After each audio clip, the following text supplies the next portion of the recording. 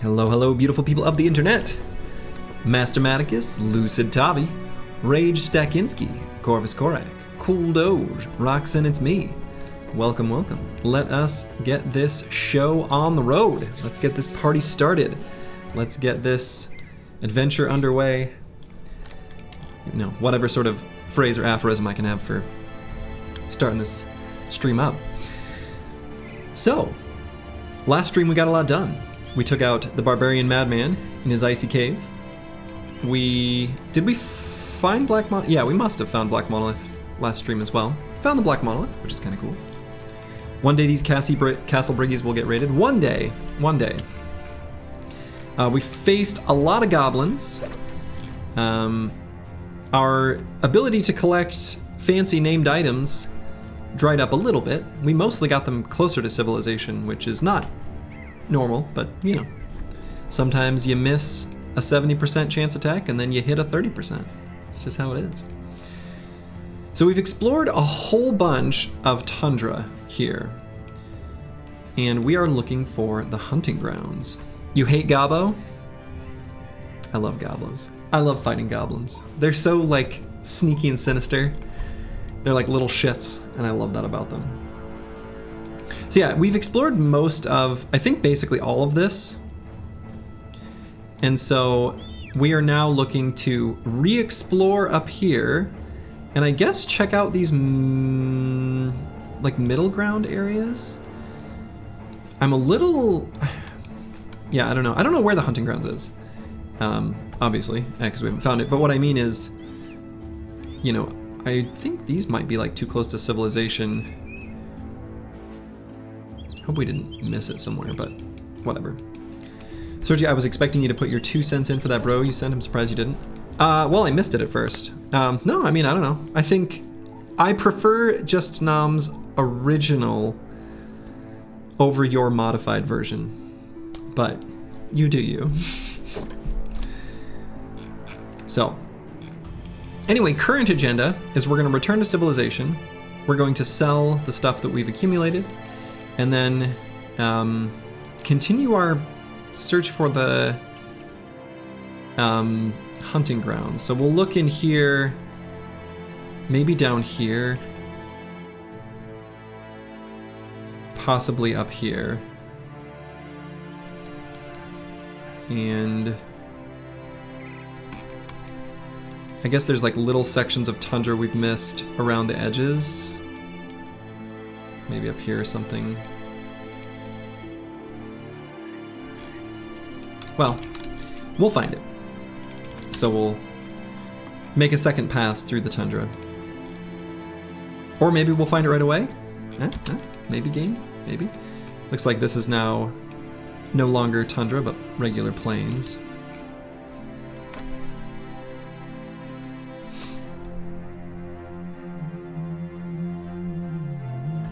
No, maybe it is still tundra.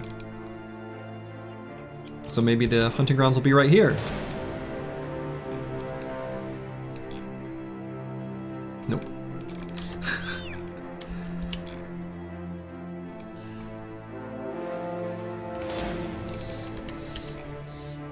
Walking in the forest at night, dangerous stuff. Sergi hates recover that much. Well, it's a pretty bad perk.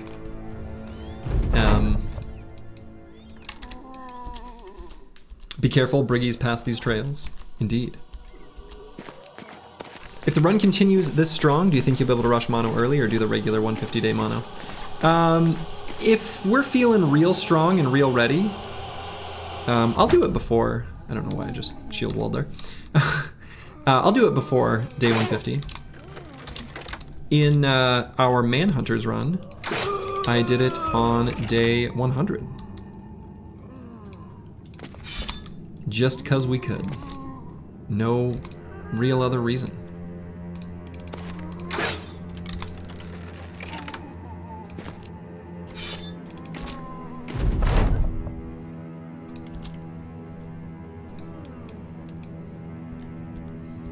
The game has a natural clock and overwhelming you in popcorn fights. Kind of true. Kind of true. That's a good way of putting it. So yeah, I mean, At some point, if we're feeling confident, then there will be no need to wait till day 150. We'll just do it before then.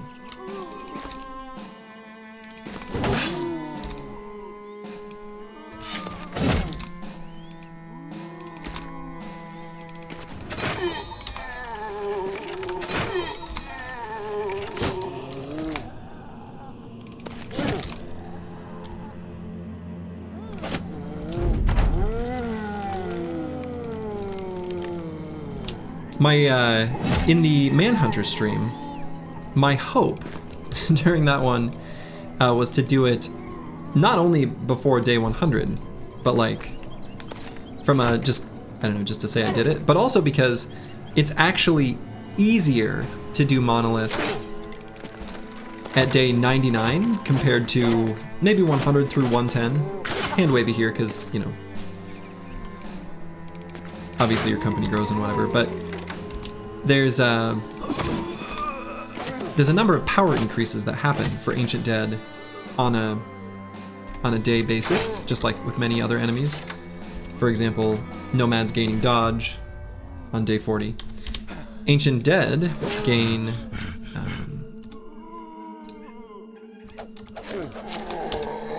polearm mastery, and it's easier to kill them before they get that.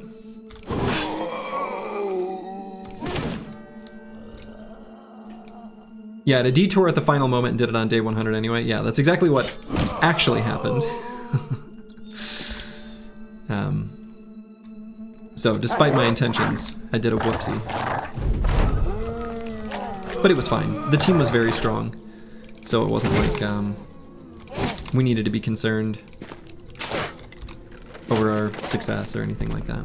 So we just did it on day 100, and it was fine. Do a day 100 to show dominance? Yes. Not because we screwed up and that's how it happened on accident, but to show dominance.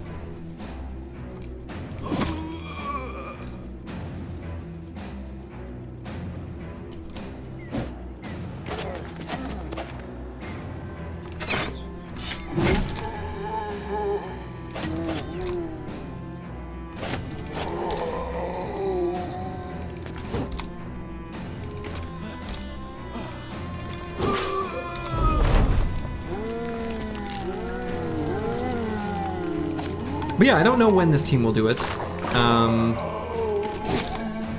The rate at which we were gaining power with Manhunters was uncharacteristically high. And so, you know, even though I think Manhunters is one of the easier origins, it was still felt really fast. Sturgy, what do you think of rye bread? I think rye bread is great.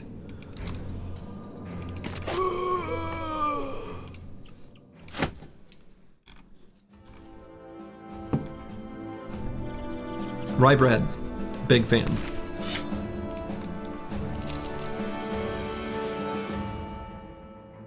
Skeletons are very unusual in that nothing happens besides specialized in polearms at days 100 and day 100. Yeah, a lot of the other enemies in the game, like Orc Berserkers, get like additional armor pen or something at day like 200, or Shrats gain extra damage at day like 250. I mean, they're day numbers that I don't even like.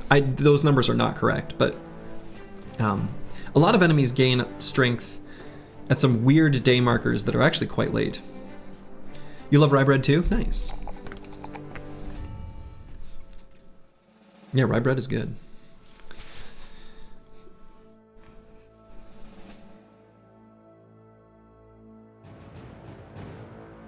So let's see, Ball and Stalin. What do I want to prioritize here? Might... I don't know. Hit points or resolve, either one is fine.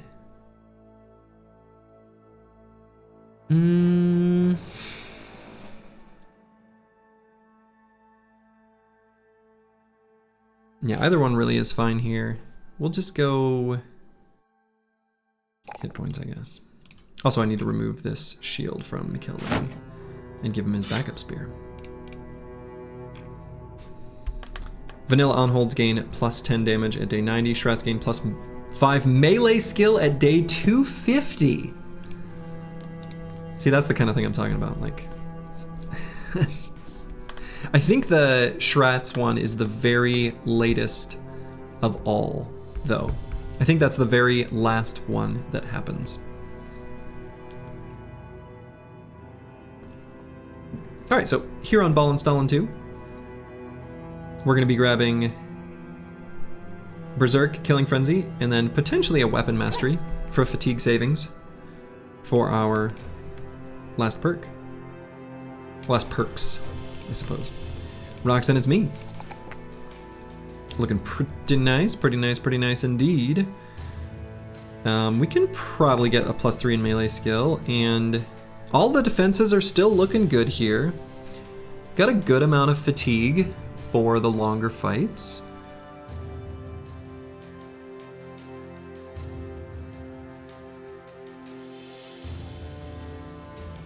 So here it's between hit points and melee defense. I'm not sure which one is best, to be honest. I feel like I could be convinced either way. I guess we'll just go melee defense. And Berserk and Killing Frenzy are going to be huge for this brother. Throwers are just little damage nozzles. At day 170, Lindworms get plus 10 melee and plus 10% damage. Ah, interesting.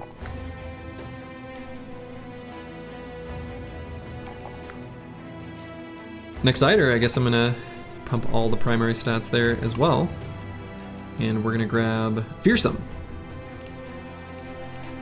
because Fearsome is very good. Galumi, our frontline gunner.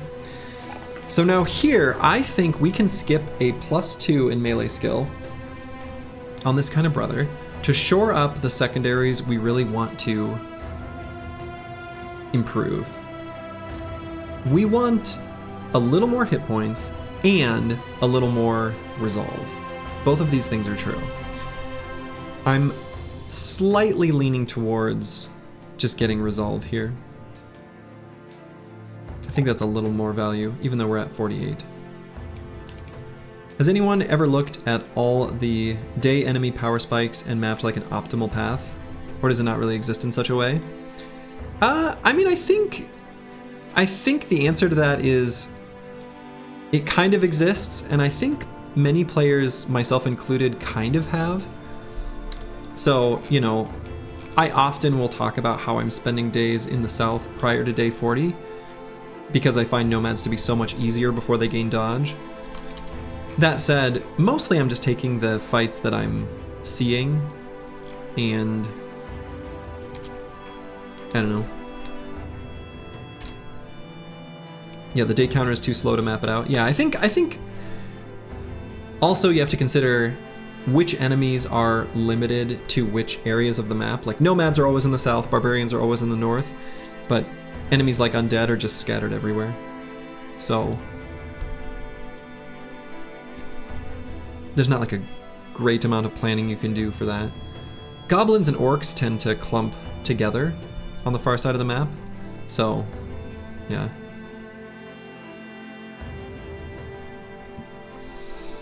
Anyway, Galumi, we're gonna make our frontline gunner. We're gonna get him a handgun here soon. In the short term, what do I want to do? I could just grab Fearsome now. That would be pretty alright. We're not really able to frontline with him until we get a few better armors. We'll just grab that.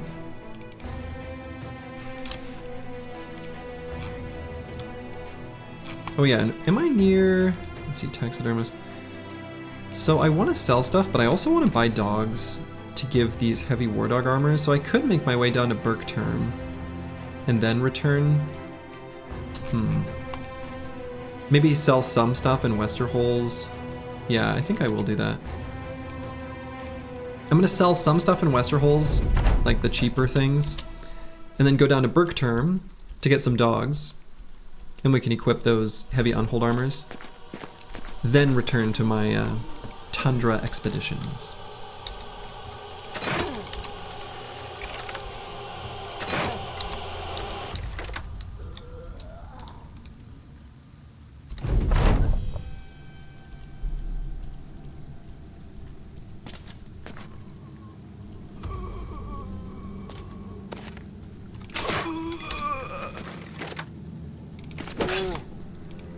Oh, here, little geists. There you are.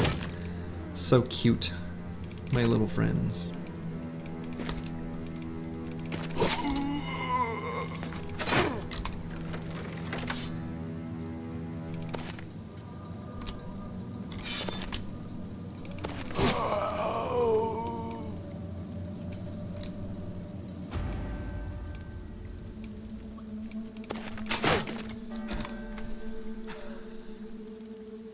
Beating down southern armies. Bloxor, although I do think those fights are fun, and they are a good way of gaining a nice power spike, I think it'd be hard-pressed to consider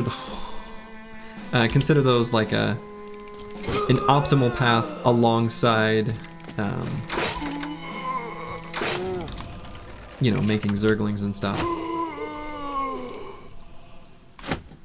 Like, they're fun, and they are good to fight, but I think that's more like a, what are you choosing to do, more than it necessarily being the most straightforward, strong path.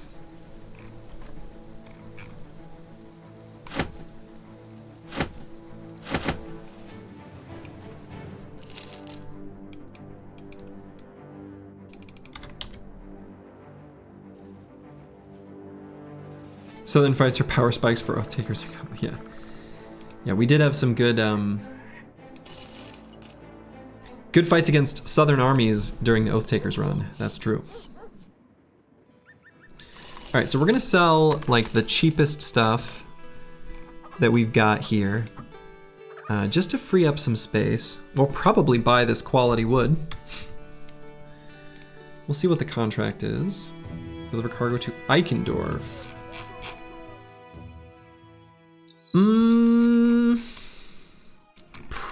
Probably won't accept that contract, because we might have something we want to do at Lugnestead instead. There's nothing else for us to craft. Yeah, so I think we're just gonna spend all our time here at the market. Sell the padded dented nasal helmets, those cheap little dibbles there. I don't know, maybe I sell everything that's below like 100. Kind of hand-wavy decision making, but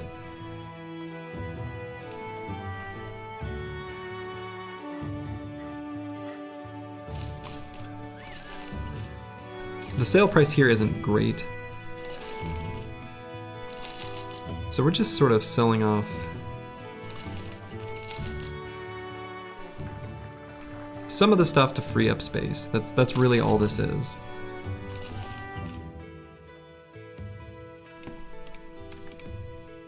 Soji, when you're done with that, bro, you really want to show it to Reddit to get a little pride, but I know they're just gonna destroy you in the comments. You just play your own game, Roxanne. It's me. You don't need their approval. You're kind of playing your own style and own thing anyway. So just keep doing your own thing. Ain't nothing wrong with that. Okay. So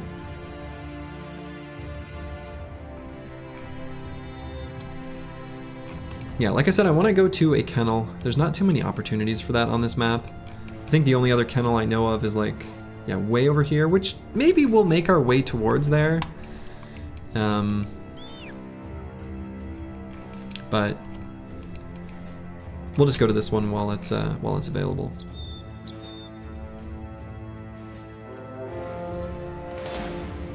Yeah, exactly. Reddit, let's see. Reddit is definitely playing the game somewhere between where I play it and Roxanne It's Me plays it. In other words, you know,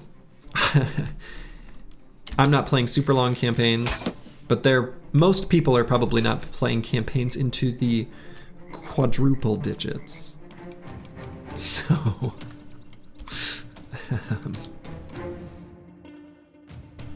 right, so the marksman shot. I guess we can just push forward then.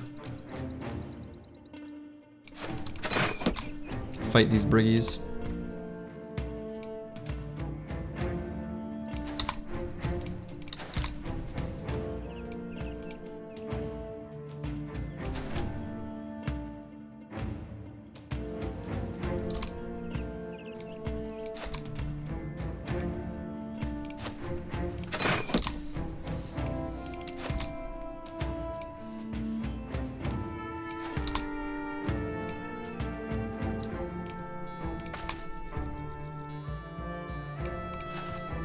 Alright, so we've created a little spot for them to shoot next turn, right into our boy there, into apples and fruits.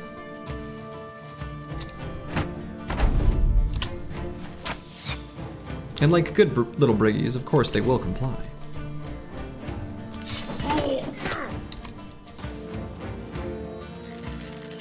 There they go. Good briggies. What do you think about Nimble Forged? I think with the right armor and brother, it can be really strong. But I also think that Nimble Forged is one of those things where it requires such a special set of circumstances that you don't really even need to think about Nimble Forge at all in this game. And that would be just fine.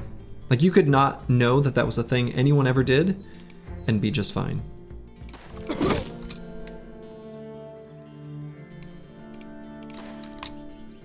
It is very fun though. Yeah, I mean, it's cool. It's cool when you get it to work out. When you've got the right gear for it and all that.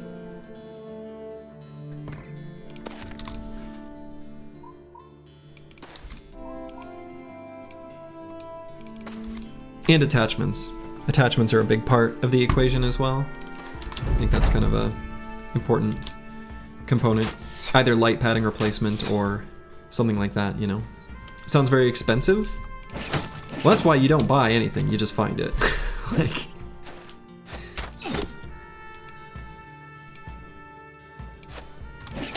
I'm very rarely buying much of anything.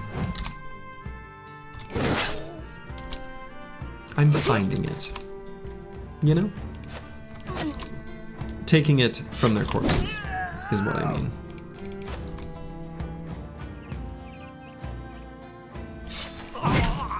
The optimal set of bros for day 1,200 is a full roster of mid to high roll swordmasters.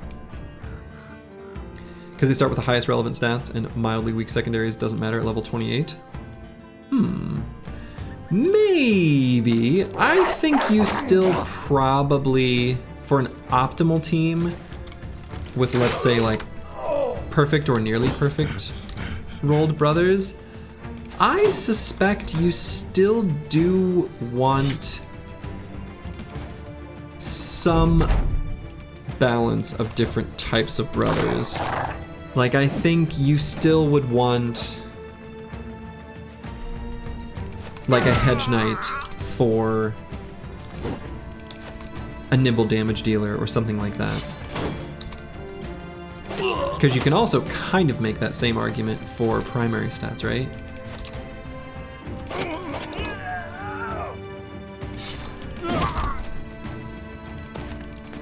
Yeah, primaries would be the easier ones to fix with veteran levels, as Xerxes says, yeah.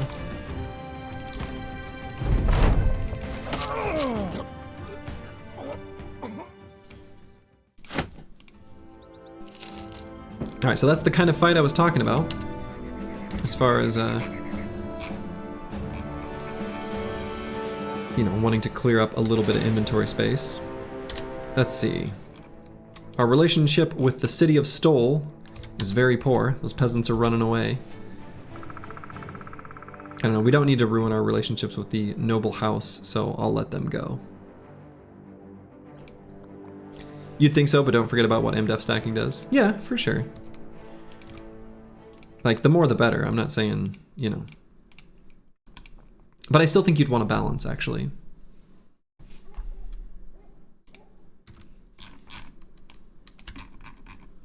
Pretty decent contract payout there, just to kill marauding greenskins, but I'm still gonna decline because I think we're gonna go straight to Lugnestead from here. Hey! The Chaucer watches apples and fruits pluck at his eyebrows, using the sheen of his weapon's blade for a mirror. Your back is looking thick and tight, apples and fruits. That's it, man. The gladiator turns around and nods. Thanks. I use it to carry this company. Good for you. Oh, the Gladiators. A little bit of bromance there. Never hurt anyone.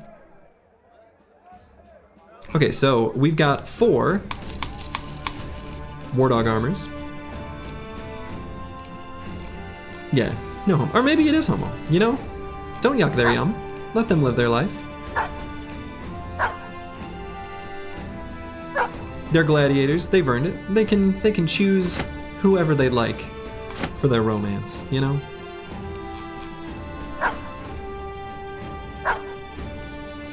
Okay, so we're gonna get our doggos fully kitted out. Where is the other one? Who did I put that on? There. Okay. Yeah. One man can say to another man that his back looks nice. Ain't nothing wrong with that.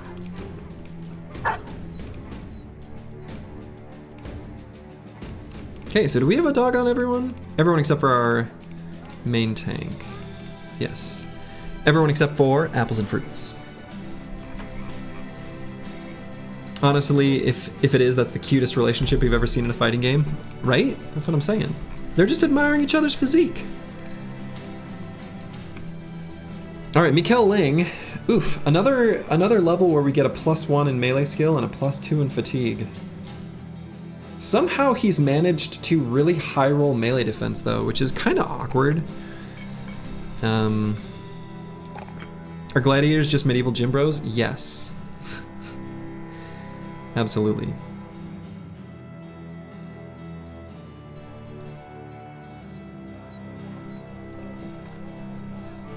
And I think I'm gonna pump up Resolve. We really need Resolve on our Spear Bros. We're kind of rolling much lower fatigue than I'd like. I think veteran levels on Mikkel Ling are gonna look like melee skill, melee defense, and fatigue, every single one. And so we're going to circle back and grab maybe Cleaver Mastery on this level? It's gonna be pretty tough to swing this cleaver too many times, in truth, but yeah, whatever. You'd wager being a gladiator takes a lot more balls than being a gym bro? I mean, sure. Does getting turbo help the content creators in any way? I believe it does. I think much like, yeah, I think it does. I don't really know. I don't pay that much attention to it, to be honest. I'm just glad folks are here enjoying. But that's a good question. I think it does. I think what Twitch doesn't pay in ads, it probably gives a cut for people who are watching with turbo. Alright, we'll go ahead and make this our Pokey Stick banner. And do I feel comfortable enough to circle back for Rally the Troops now? It's gonna put a giant arrow on his forehead, but he's got 96 hit points and nimble now, so probably we're okay with that. Yeah, YouTube Plus does, I know that one for sure. Well, only if the YouTube channel is able to monetize, which actually has pretty high requirements.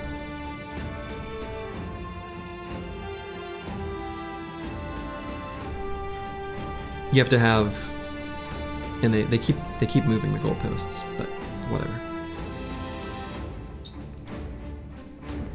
Okay, so Blackbeard here. I think we're going to be able to keep pumping up these secondaries of resolve and hit points. We could, as previously mentioned, we could take the +5s in initiative as well. I do want a little bit higher resolve for a fatigue neutral. These brothers, we want to have the highest resolve on the whole squad. And,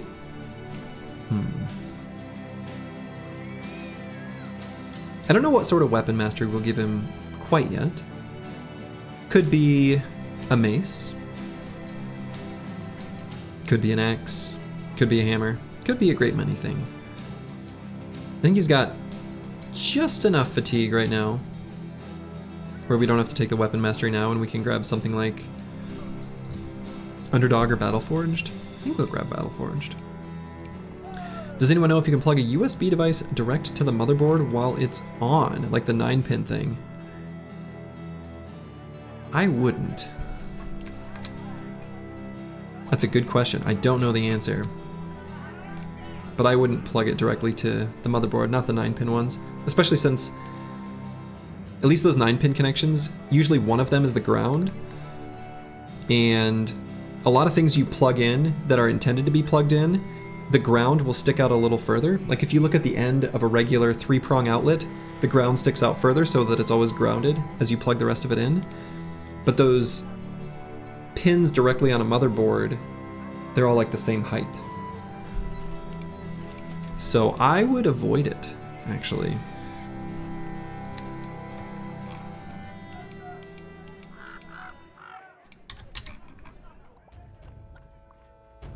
Okay, so I thought this road might lead to... Where the hell is Stohl? The city of Stohl. S-T-O-H-L. Where are you? There must be a road that I'm... Oh, unless that's, again, I suppose... No.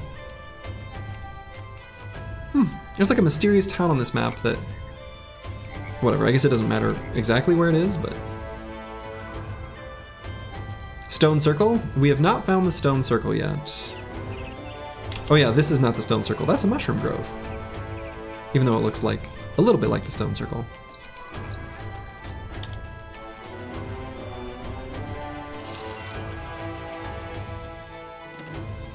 They look very similar.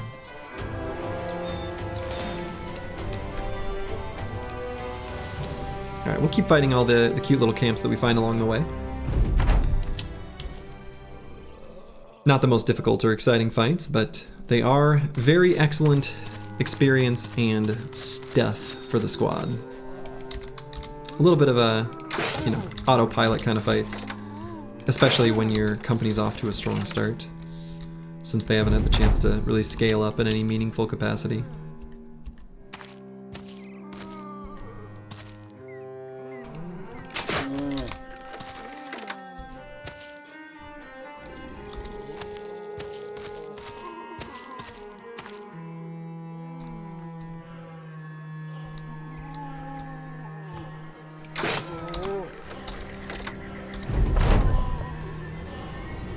So we'll get our spear boys doing their spear thing.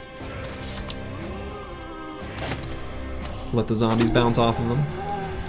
And then the rest of the squad will clean up what connects or what tries to go around.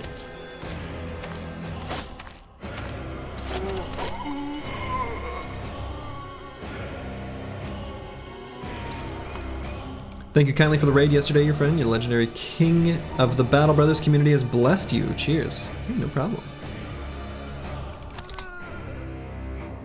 Hope you had a good stream.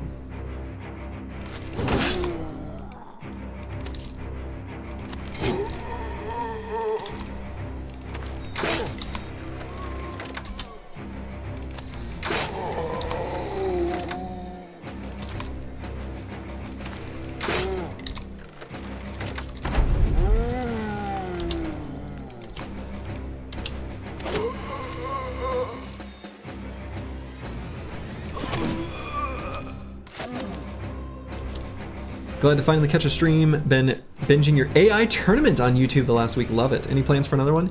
Yeah, so the way I've done it so far is between each one of my regular Winstreak series runs, at the conclusion of each one, I've been doing a battle brawl. And I think that's a good way of doing it. I don't want to get, you know, I want to be able to build up enough hype. I don't want to, you know, burn out on it or whatever. So the plan will be to do another one at the conclusion of the Gladiators run. That one's going to have a special twist. So if you're thinking about participating, it would be a good one. There'll be more applicants that I'm going to accept in this next one.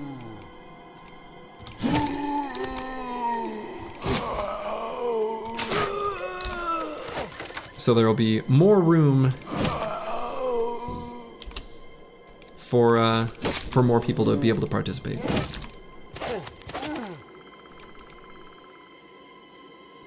Special twist, 50% of the applicants are randomly rejected. That would be the funniest absolute dick move way of doing it. Oh my god, that's so funny. You would love to participate? Are there spots left? Yes, all of them. I have not announced anything for the tournament. What I would suggest would be joining the Discord, and I will do an announcement when, you know, when the time comes. And there's a special channel in the Discord for Battle Brawl. And that's where I'll announce when signups are live.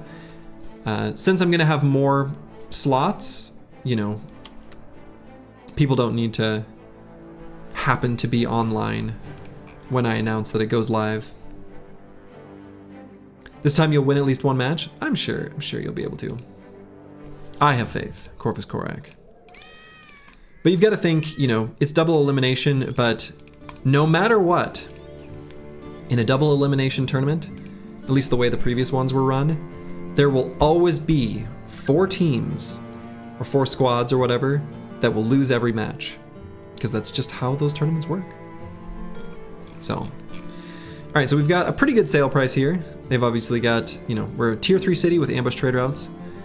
So we're gonna be selling, well, basically everything and getting filthy rich.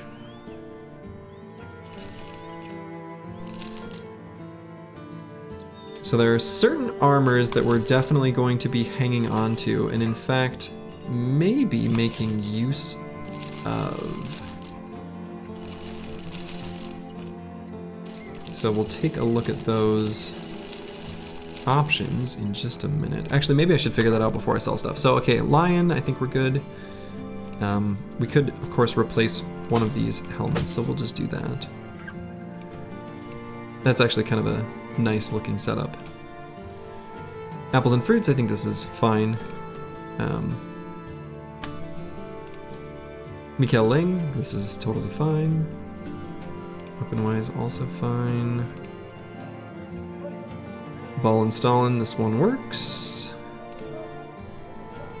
Xenothought 2, this one works fine, but actually we can equip this now, and we'll just hang on to the Gladiator harness. We actually could, on one of our throwers, put like the basic male shirt on.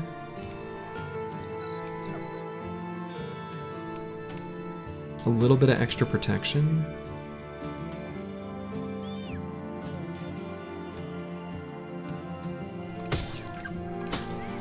Yeah, something like that would be fine.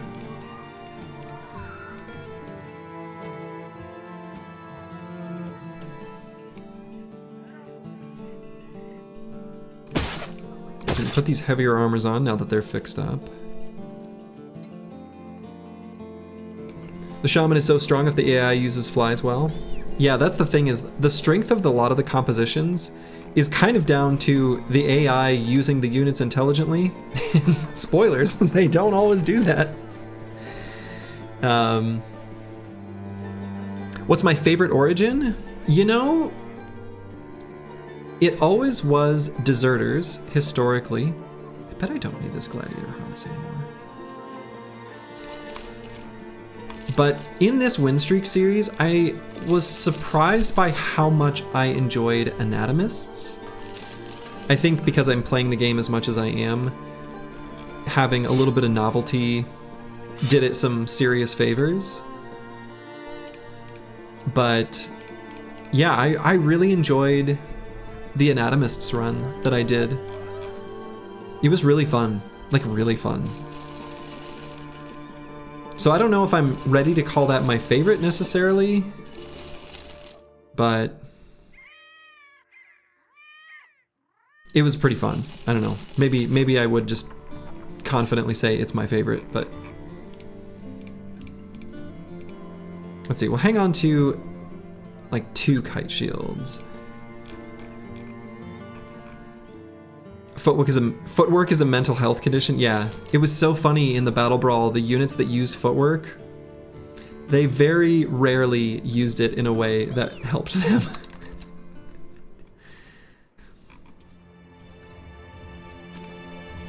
Anatomists was the most fun, like most fun to watch.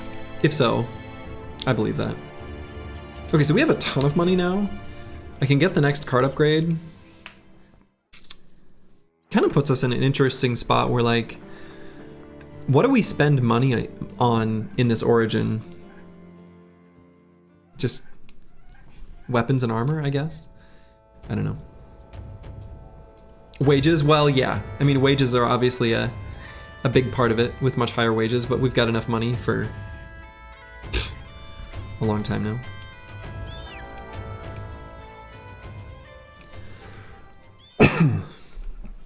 Okay, so have you done cultists yet? That one seems very interesting. I have, and that also used to be, I would have considered cultists one of my favorite origins. The cultists run this time wasn't as, it wasn't as good as some of the other ones. It was still fun, but yeah, I've done every single origin, you know, that you would see listed in order, from top until Gladiators. So there's only Gladiators and Lone Wolf left. Am I looping back around after Lone Wolf? I don't think so. TBD exactly what I'll do after Lone Wolf. I actually have not decided. It's not like I'm withholding information. I'm just not sure. Let's see, I could buy tools here now. I'm not sure. Because I'm gonna explore like this area. I think the spawning rules for hunting grounds, I suspect it's not possible for it to spawn this close to a city, but maybe here it is possible. And here I traveled through previously, so maybe it's in here. I should probably look. You've not done it yet, but it seems quite fun. The events look cool. Yeah, it's really fun to manage the cultists, for sure. Sturgy did spoil a bit. He's going to do another look at every run. Not sure how, but something with it. There will be something. Yeah. I've kept every save file for a reason. The nature of the challenge run kind of made it miss out on late game cultists. Yeah, exactly. And we got pretty unlucky with the sacrifice events. A little bit unlucky. I don't know, maybe a lot unlucky. I'd have to go back and look. And yeah, we're going to explore up here. And then over here again. So yeah, I think I'm gonna just buy a bunch of tools here.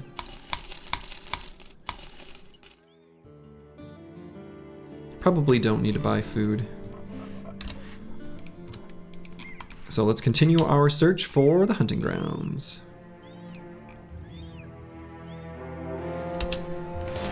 Many barbarian chosen. Should be a pretty good fight.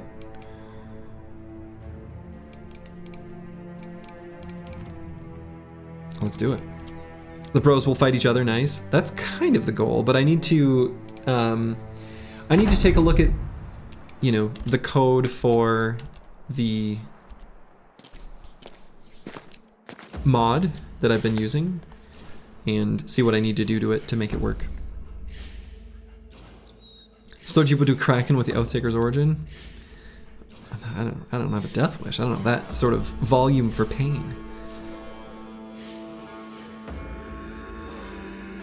Alright, so we're of course, if you've seen me fight Chosen before, you won't be surprised by the way this kind of battle goes. We're going to be making them bounce off of our spears.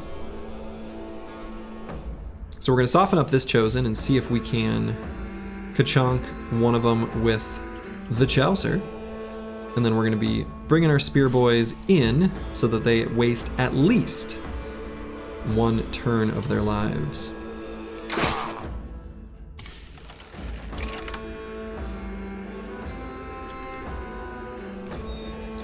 So I'll probably leave Zenithot 2 right where he's at. I could see if we can chonk down this Chosen. That would be kind of interesting, because then we could bring Mikkel Ling right up to there. Since we already hit him once, I think that makes the most sense. Okay. Oh, maybe we just won't hit him at all.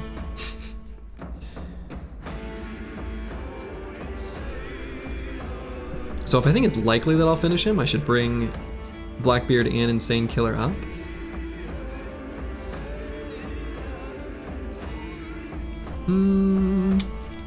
Sure.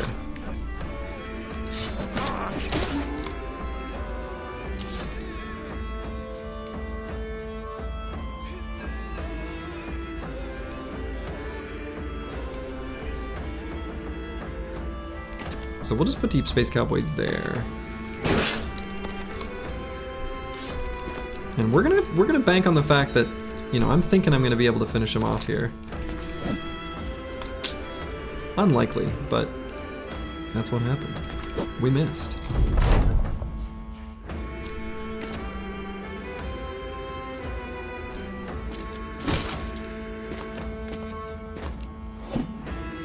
Alright, so they spent one turn just sort of wandering around like fools.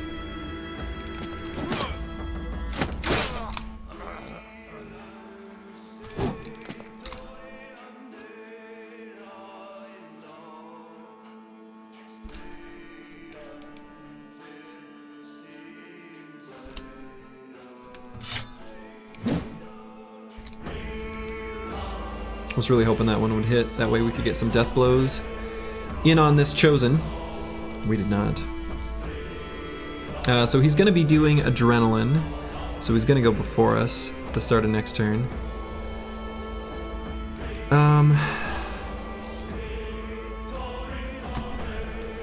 Solid Spear Walls. Yeah, often the way I'll do it is getting melee contact so that they just run into him. This time I let him run around. Was thinking I could be a bit more explosive on him. It's not how it worked out.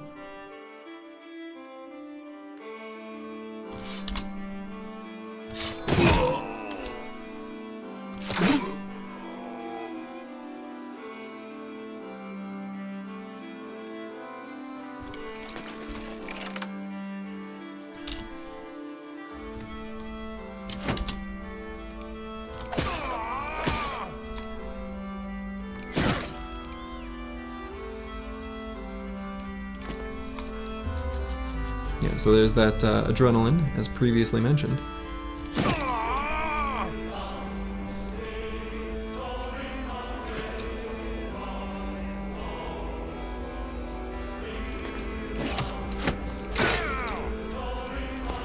Might be able to... Yeah, I was gonna say... That was a bit helpful. Thinking I could... Well, whatever. Alright, so then we're making this Chosen not be able to do anything. Works for me.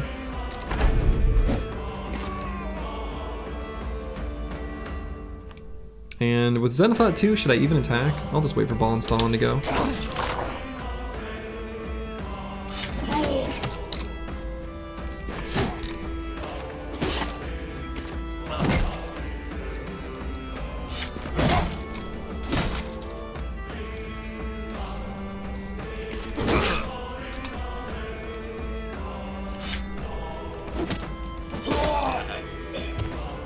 Oh shoot, ran out of ammo. Well.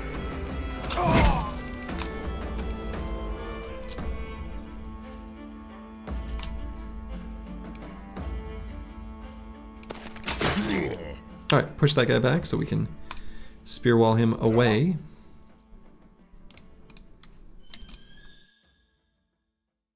Now we got pushed in the turn order. That's kind of annoying. Could just go for a stun then. Since he's gonna try to Adrenaline.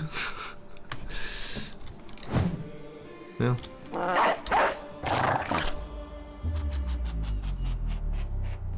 Not even gonna just try to Adrenaline. He will. He will Adrenaline.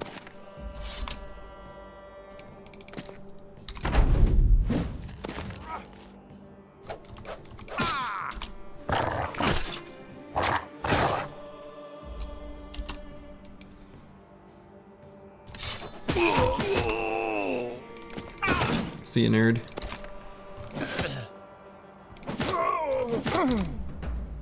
Throwers. Pretty good units.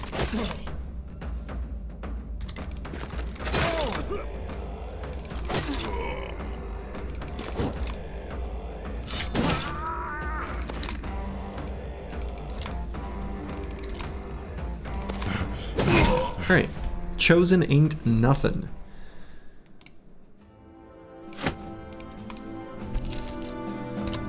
Nice loot from there. And they always have really good loot to sell. If you can fight Chosen well, you can get real rich. This victory is sponsored by Throwers. Yes, indeed. Yes, indeed. As many victories against Chosen are. Okay, so we have not explored this area since destroying the Icy Cave. So I do want to look through here. And we'll go through there. I guess circle around to kiss this little patch of fog. And then check out this area.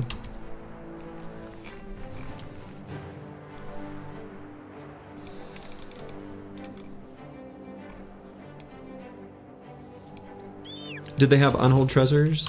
I don't think so. They have this looted valuables that kind of looks like the little unhold ball of goodies, but it is a different thing. Okay, so looks like not in here. So that's probably the same group of peasants. So okay. We'll head over here now.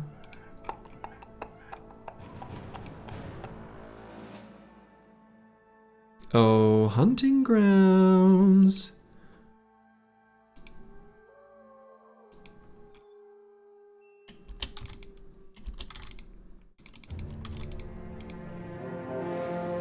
Yeah, it looks like they're not here. Not in this little section anyway. Lots of barbs though. Do you usually end the first crisis on these runs or just go straight for Monolith? We'll usually end the first crisis. Our participation in the first crisis is pretty variable. Sometimes we participate quite a lot. Sometimes we participate very little. There's been a good amount of variance in that regard.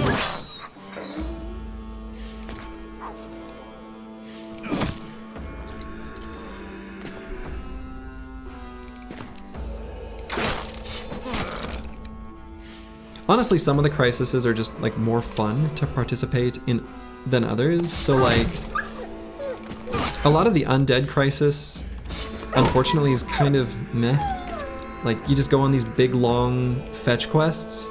They're not as interesting. But like the Holy War or Noble War, I find those fights really fun. And they're also, side benefit, very profitable. So get lanced, nerd. That's right, get lanced, nerd.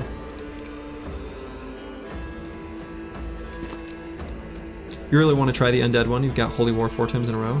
Oh wow. Yeah, it can be fun. Like all of them are fun your first time doing them. Don't get me wrong.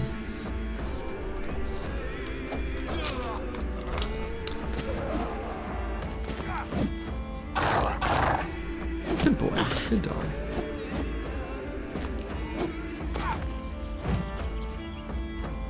They're having a lot of trouble hitting our boys. Melee defense, good stat.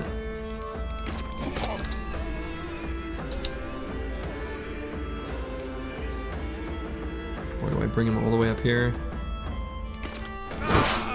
Sure. The Chaucer. Doing good work.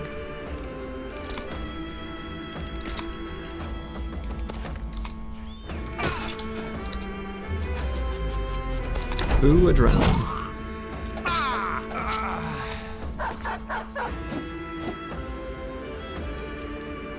That's your secret, Captain? I'm always warring against nobles. Shh. Don't tell him.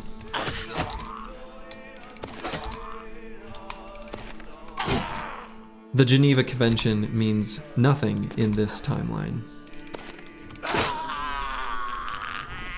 Always ready to dagger down Castle Briggies and Vizier Briggies? Absolutely. The Southern armies have ruined you in your last 2 times. You don't know what comp to build against 5 to 6 gunner lineups. You know, the secret to taking on Southern armies is to build like Southern armies. Handguns and sword lances are both really effective against them. Fearsome. Fearsome is the key. Like, if you've got fearsome gunners, Southern armies will just melt.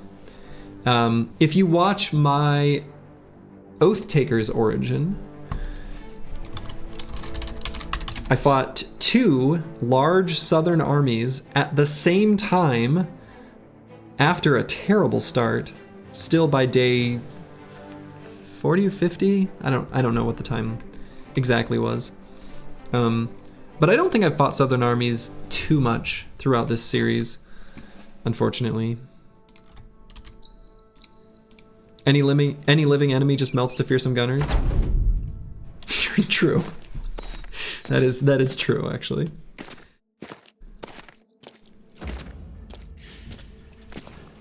How many gunners would you run? How many would you like to run?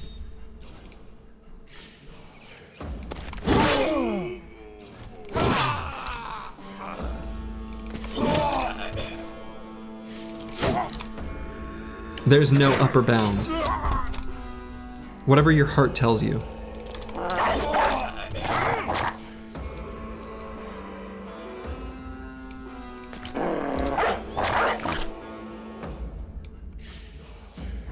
Or have enough long axes to make your front line one-tap their shields? You think that's worth? I suspect I still wouldn't bother.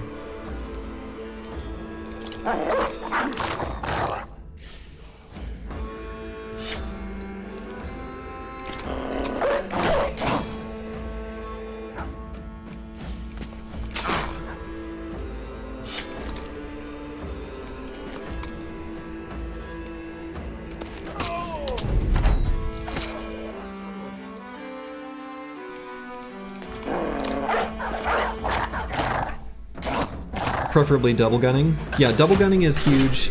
You can also just do guns with as an initiative build if you get the right brother. Same kind of idea as a Catalbro, which kind of ends up like double gunning in practice. Only you only need the one gun.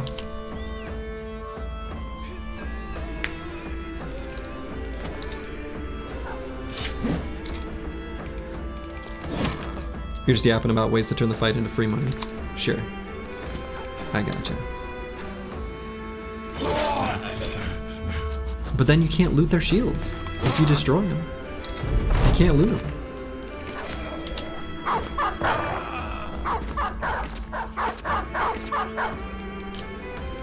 All right, we'll let the dogs finish off this thrall. Run them down. Get them, doggies. I'm confident they can do it. The guy's not wearing a shirt after all. There they go.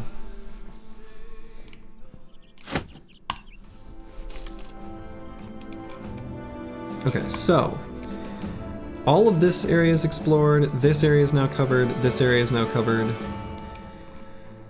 So we'll take a look in here, and then this far area up here. And then we'll see where we're at. Hopefully we'll find the hunting grounds here right now.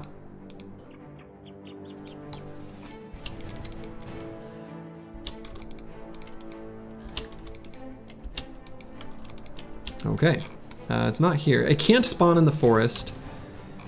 This one is always on just regular tundra.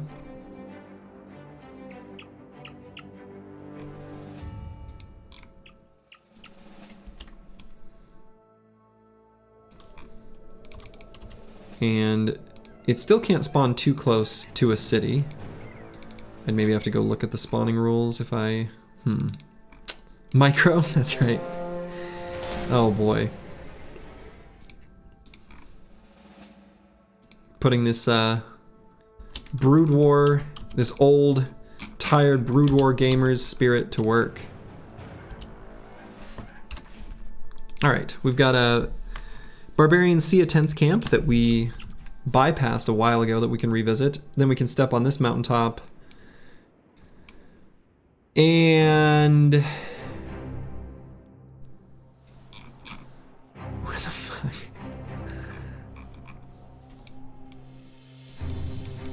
Well, we'll see. We'll see.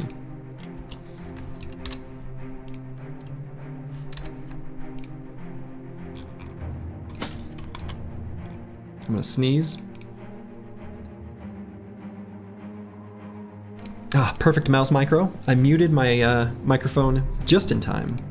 Just in time. The stutter step double gun micro, that's right.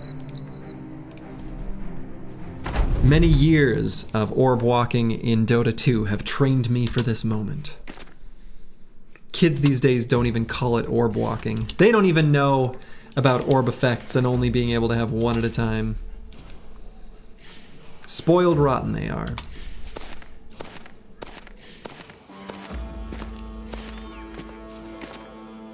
Okay.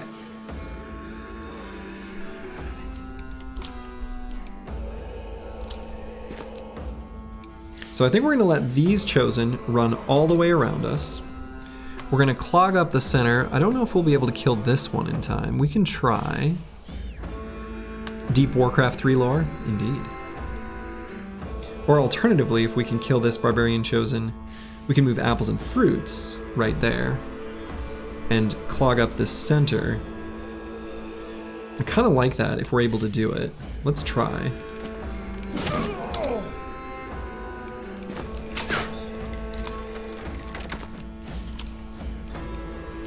So now we're back at the top of the order.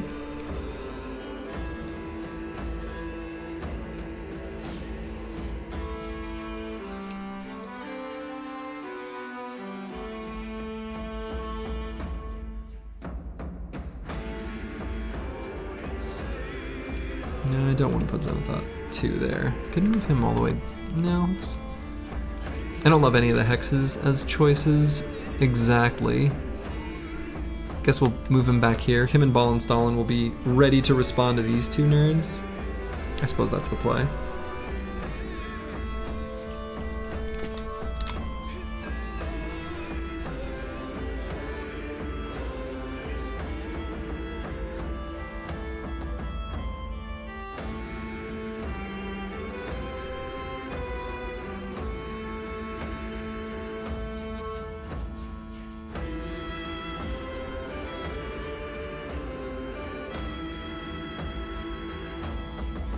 So I'm actually going to attack Earth Exciter and back up.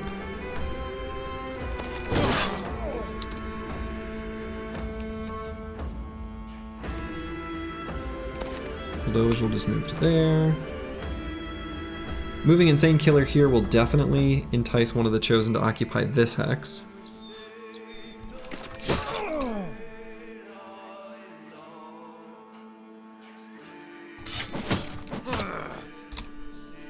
Did not get nearly as much done there as I would have wanted. Really wanted to be able to at least kill that guy so that we could move apples and fruits in the hex where he used to occupy. Of course, we could still shield wall and clog up that hex there. Of course, that leaves these two then available to them instead of just this one. So I don't love that. Oh, we don't have enough fatigue to do that anyway.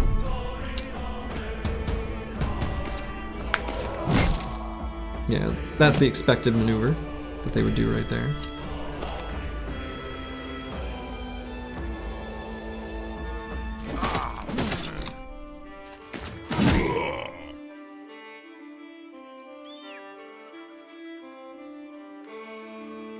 So I think this should be able to kill that Reaver. No, hit him in the head when we didn't want him to. Dang.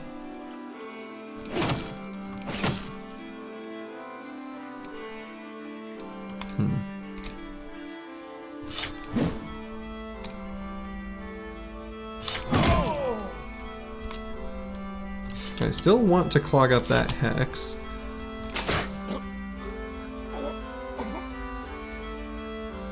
So we're gonna have, fortunately they might, one of these nerds might take it, but that's kind of just the way it is. Broadcast Bergie forgetting that one hex on the banner means 3 rotates. Well, I mean, I did know that. Alright, so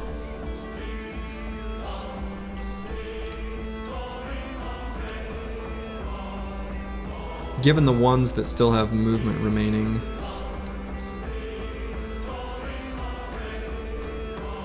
I guess I could go here. Stops them all from being able to go there. Oh, except for this one. Oh, but we moved before him. Oh, so I just need to stop these two. Oh, I guess I can stay where I'm at then. Okay. I can just stay right where I am.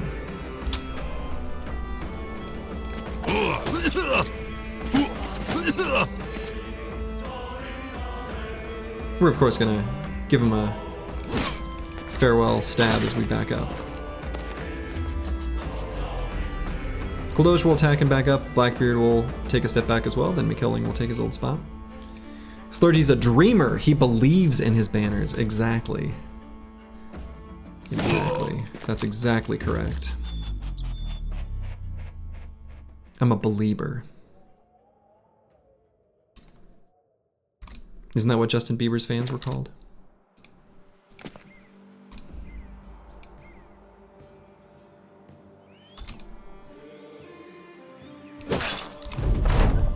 Or called themselves, maybe? Alright, if we can ever hit this Chosen with Ball and Stalin 2, we will be able to death blow.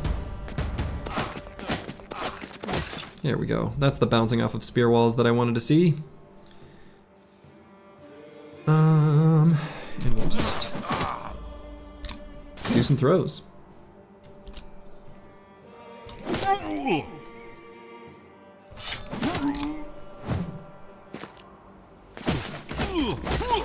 Bouncy Chosen? Exactly.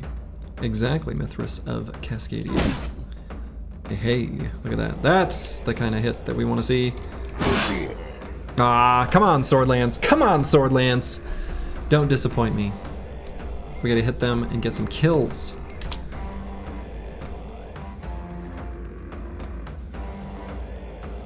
I suppose with Blackbeard here, we're just gonna do a good old-fashioned reach weapon attack. Spear Bros will keep making him bounce.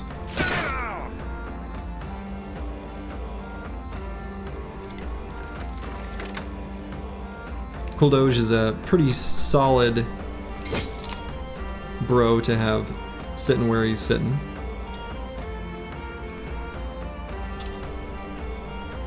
Sword Lance from Alibaba.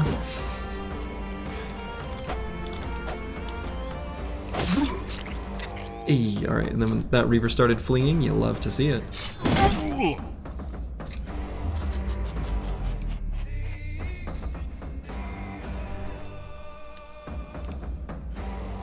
come back up here.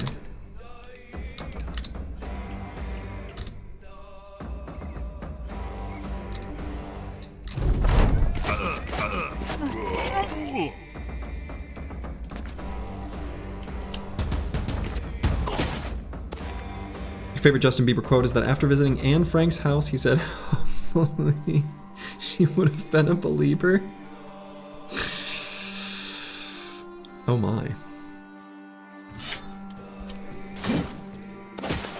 One can only hope.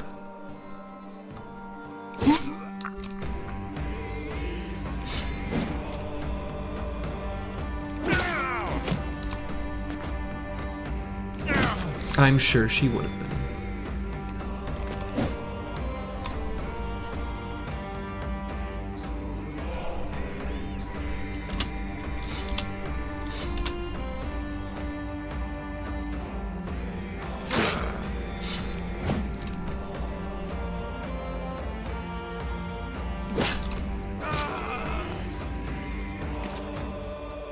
So pretty disappointed in the team's ability to hit that Chosen here. Oh, an Exciter. An Exciter did. Alright, good for him. And the Chaucer, ooh, whose weapon is now in breaking range, so I guess we gotta swap.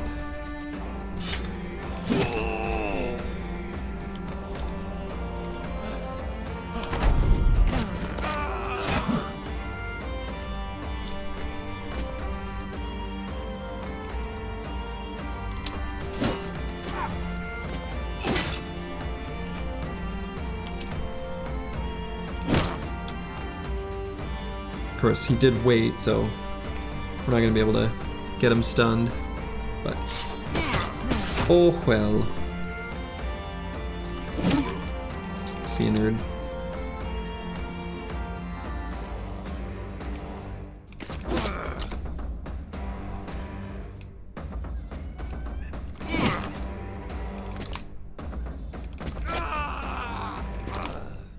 Not too many of these little barbarians left.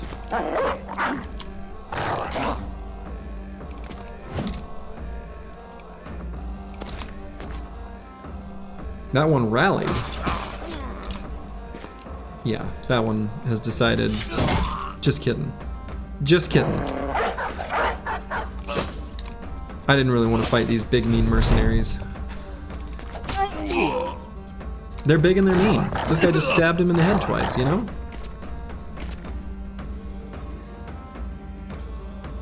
Pops adrenaline, rushes into spear wall, dies, refuses to elaborate. You know,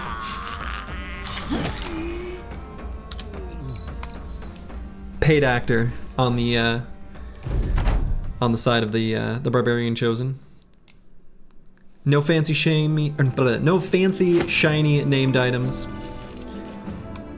but 'tis what it is. Okay, so let's take a peek on this mountain and then on this mountain. Did I already step on this one? Not sure.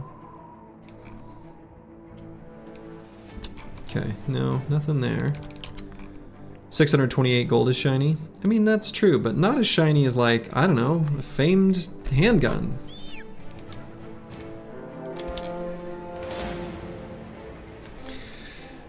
Okay, unless...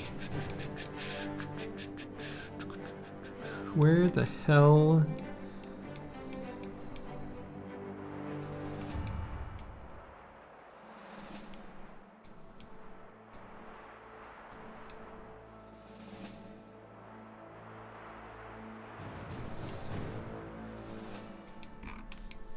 So it could be way down here in this corner. I suppose it could be up here, right at the edge. South of Borderdale? Where the hell's Borderdale? Borderdale?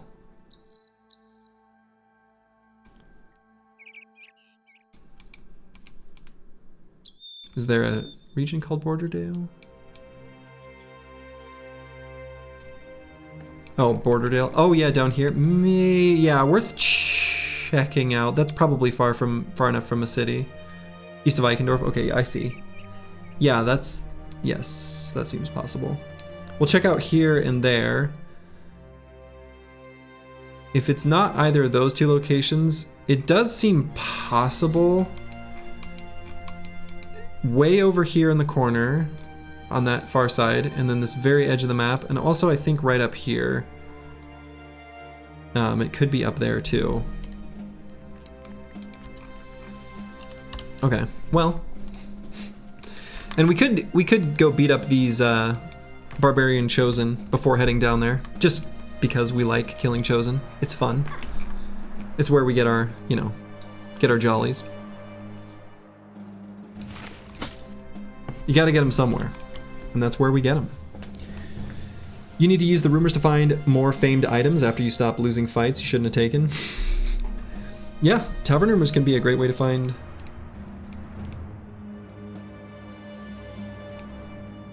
named items. All right, so we've only got one armor that's chonked. I think I'm...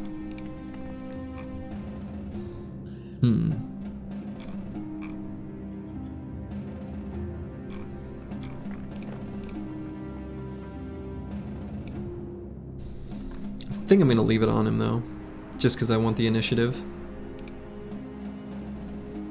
Hunting shirtless Briggy chosen for sport?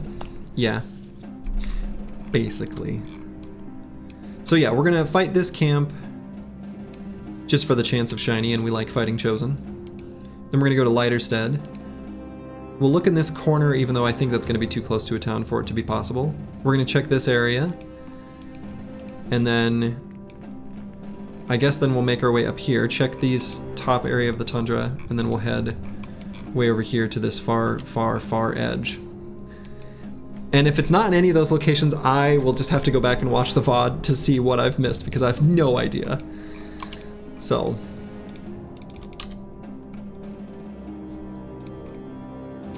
It very well could be like an area that I already explored that I thought I checked again after defeating the icy cave, but didn't. That's the most likely, but we'll see. What are you looking for, Sludgy Hunting Grounds? Yeah. Never fear, your computer is just fine. You'll post a picture of what you're working on in the Discord later. Uh-oh. Well, I wasn't afraid before, but now that you say my computer is fine, then it makes me worry it's not fine. Okay, so we can shove apples and fruits here, unless one of those chosen goes there, but I don't think they can. Yeah, they can't. So we can put apples and fruits all the way up there. So if we do that, we can scooch Deep Space Cowboy to here. Mikaeling can move up 2 hexes to there.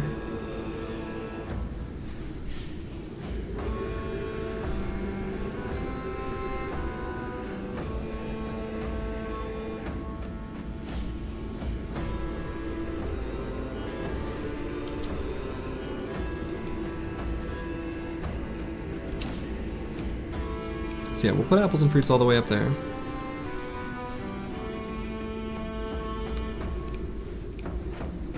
You have to be mindful of what shield we have out. Let's actually pull out this one at the start. So now we're at the second half of the round after our waiting. So if we put Deep Space Cowboy there, then we can put the Chaucer here.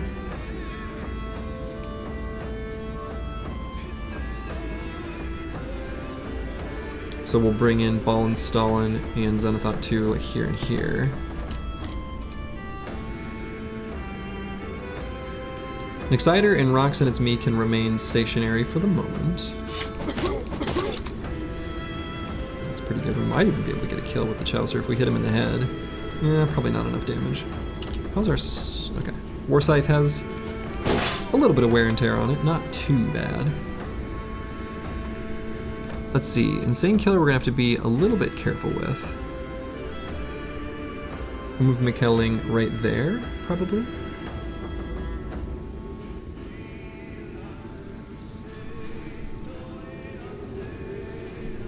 And we can intentionally plug up this area then with the other fatigue neutrals here all clumped up on the bottom part of our formation. That seems pretty okay. Otherwise, they're going to try desperately to flank.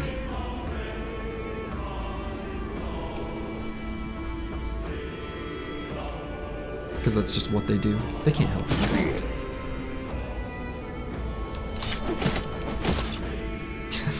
It's not who I aimed for, but sure. Okay. Alright. I hit the Barbarian Chosen just like you asked.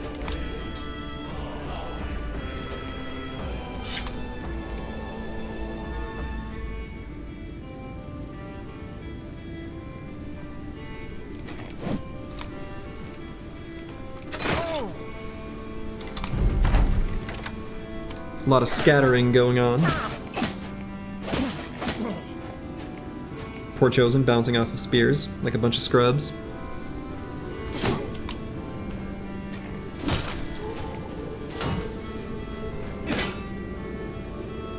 Okay, Cool Doge had a resolve check there.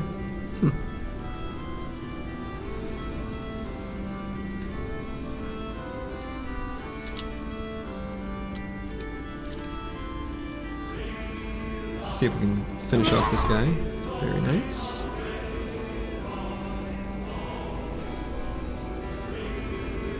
So that lets us move Mikaeling up if we wanted. 1 hex. We probably do. We can push Deep Space Cowboy up as well. We're gonna let the Chaucer take this hex first, so let's try to soften up those Chosen a bit for him. It's not gonna get a... 3 fearsome procs. So, not gonna get a kill or anything, but still pretty good.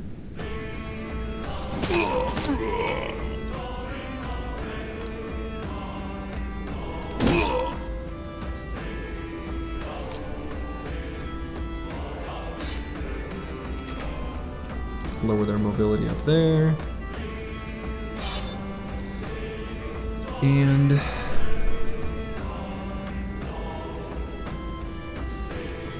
I guess let's go here, that way the Insane Killer can step down and attack that Chosen.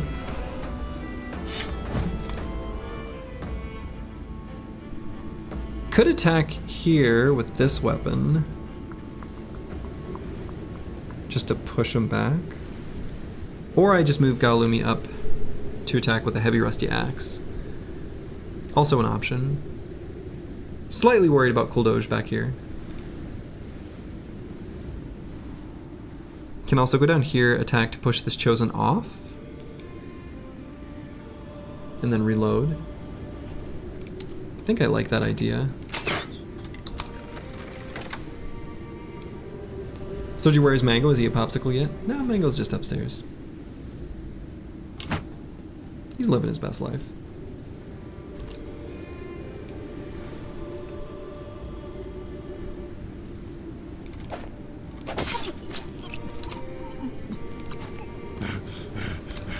Oh, I already attacked. Duh. Yeah, let's get a Dogi down.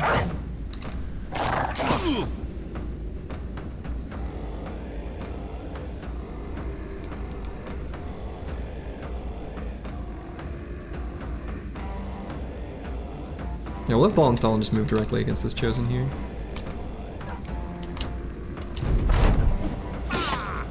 Alright, definitely gonna need to act in a way that protects Kuldoj. So pushing this Chosen back, maybe with an attack from the gun and then occupying the hex where he used to be. Yeah, especially now we desperately need to do that. He's still got 9, but I don't love that. Don't love it at all. And now we can't push him back because this guy occupied that hex. My god! Chosen, back off. You big meanies. We'll wait and see if there's a opportunity to net one that we want to, with like Nixider or Roxanne It's Me. Or alternatively, we just kill this one, but... Okay.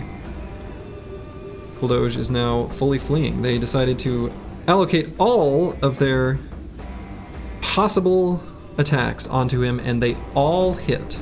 Every single one. Well, well, well. That's not what you want.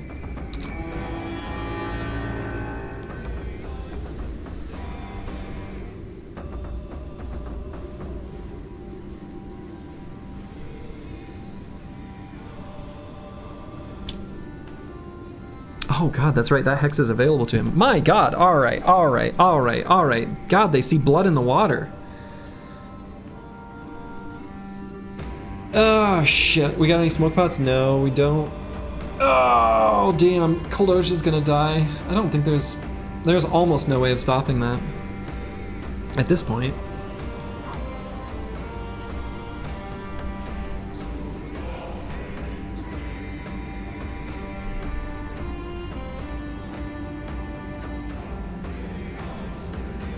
This is personal?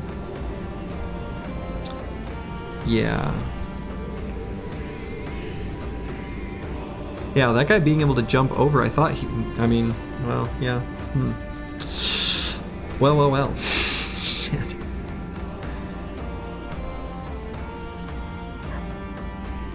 Well, we'll see what Blackbeard...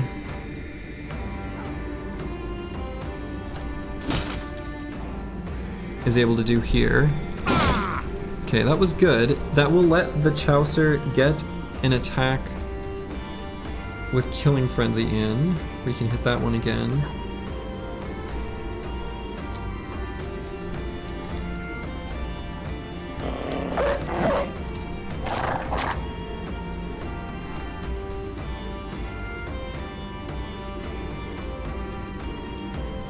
Yeah, let's get Deep Space Cowboy on this guy to occupy him so he can't move and attack.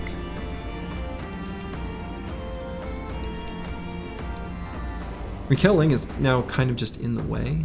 Ugh. This is the stuff you get whenever you're fighting Chosens, just completely down on some of your bros. Yeah, happens sometimes. Alright, so then let's attack this one. Damn. But we will... no, I don't know. Yikes.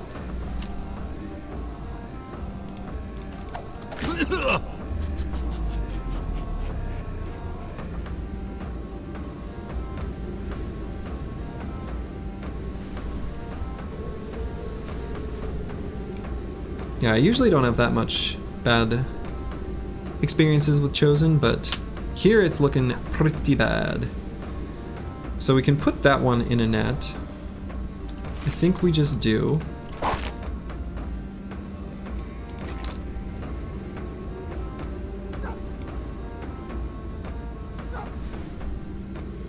What's our hit chance there? 22 still? Yeah, pretty low.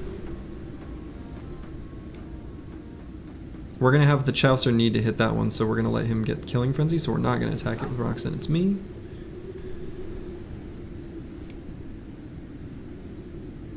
Do still have our Spiked Impaler, but we don't really have a good way of pushing that guy.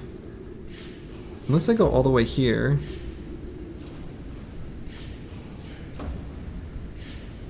And then just try to hit this guy way over there.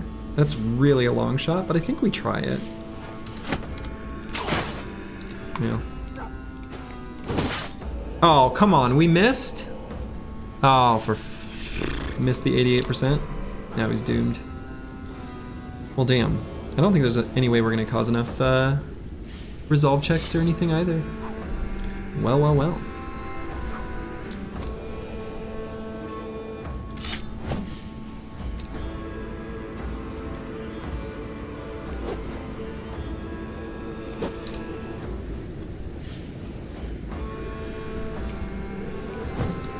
Goodbye, Cool Doge.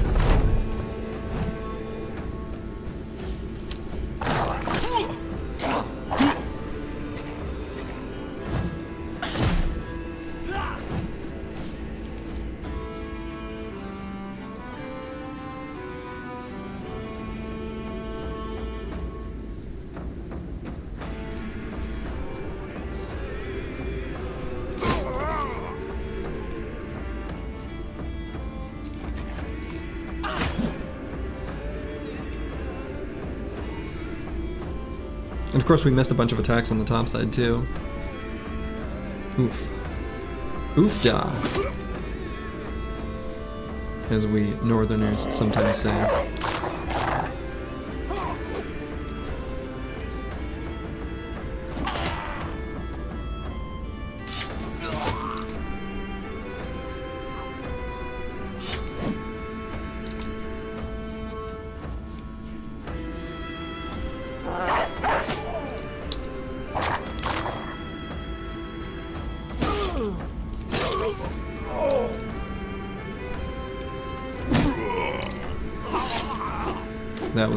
That was the one I expected to finish him.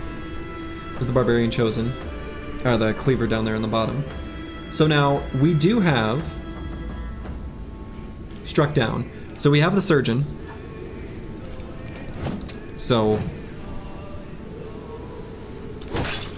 he'll come back with an injury.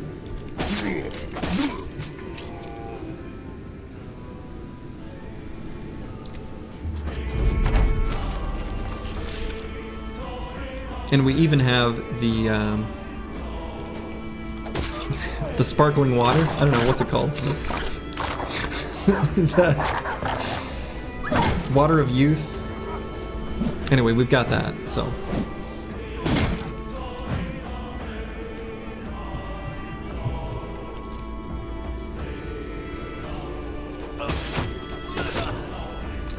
Can of sparkling water, that's it.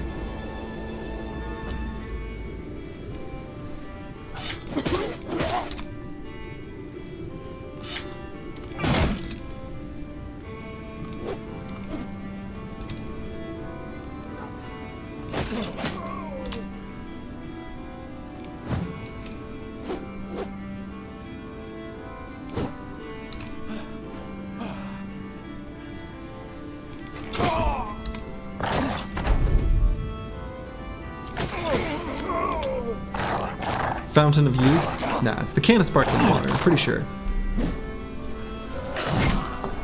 I'm pleased with how many have managed to miss the Chaucer. because he's kind of in a bit of a tricky spot himself.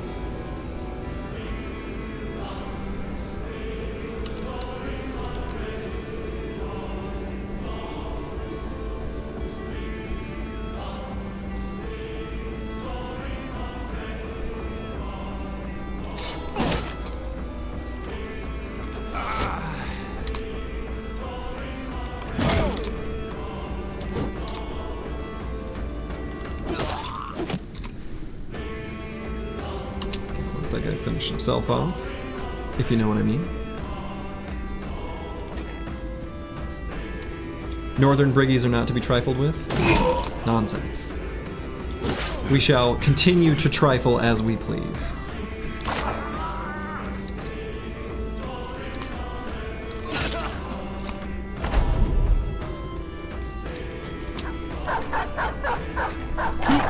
Merely one bro that fell, who will get back up. He'll be just fine.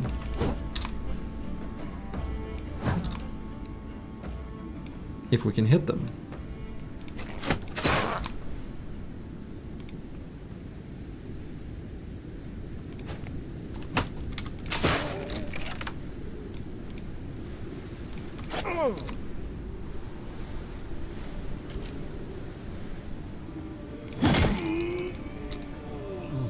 You can only heal so much injury with LaCroix water.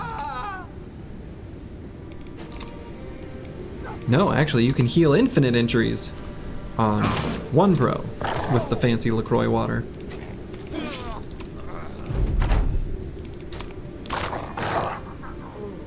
Alright. Cool Doge has come back with a weakened heart. We did get a very fancy, shiny helmet from this camp. It's okay. You know, forged helmets that are below 300 in value, or 300 durability are like, yeah, fine. The nice thing is we've got a nice max fat roll of -14. So that's pretty good. That's pretty good. All right. Managed to fill up the inventory. So let's take a look at Cool Doge down here. Weakened heart. Now this is a pretty Chadley brother. He's got 31 melee defense at level 9, and he's actually got dodge with some pretty insane value. So looking at this brother, you know what I say? Slurp, slurp, slurp. I see no problem here. Everyone's just fine. So we no longer have the water skin. Full heal. Cool Doge is feeling good as new. I see no problem here. Nothing happened. Yeah. Now, of course, weakened heart is one of those injuries that's bad, but not horrifically bad. You could have made a case for not giving him that, you know? But he's got a new hat.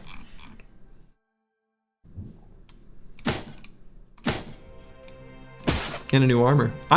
He looks just fine to me. I don't see a problem. Yeah, his injury was just being thirsty. Captain, I could use a little bit of that water you found. And now he's just fine. Crack open a fresh beverage. I see no problem.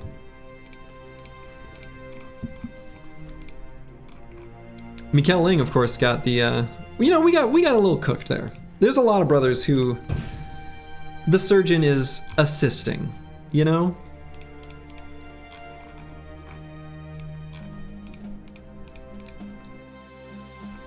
You know, we got hit a little bit, but that's okay. We're kind of non-combat right now, right? You know, we're just looking for the hunting grounds. Hey, and then of course we get the opportunity to have a little for funsies archery to give some permanent stats on Nexiter and Galumi. You love to see it. He still has that bandage on his arm. Yeah, he does still have the bandage on his arm, which is funny. If you look like at his picture, I wonder if that'll just stay there. Like if the injury never clears, if he's just always gonna carry this bandage. Like what event in the code procs that to get removed, you know what I mean? Alright, so it is nighttime. We're gonna sell stuff in Lighterstead because of course we filled up the inventory already. I guess we could get the cart upgrade. Like another one. We'll go ahead and check this corner. I don't think that the hunting grounds can spawn this close to a city. Probably. Yeah, okay. Getting another card upgrade or spending 10k on a set of Oattaker armor. Well, to get a set of Oattaker armor, we would have to fire someone, so we will not be doing that, actually. Because you're limited to 12 bros, right? So if I were to try to click this button, it won't let me, right? So we're not going to be able to pilfer armor off of someone without firing someone, and I don't plan on firing anyone.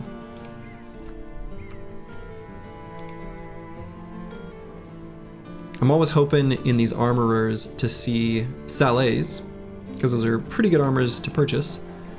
Not finding any. Escort caravan to Lugnestead.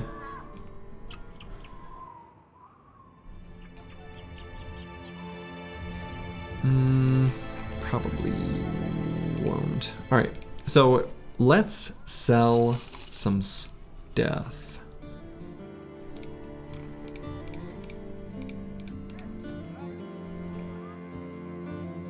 Weaponsmith shiny. Yeah. But they last we knew they had ambush trade routes and we didn't do anything to get rid of it, so it's probably still there. Sometimes those things will go away on their own. But okay, and I don't think we need these heavy rusty axes for any reason.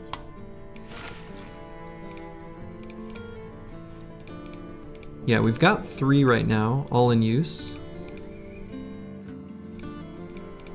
So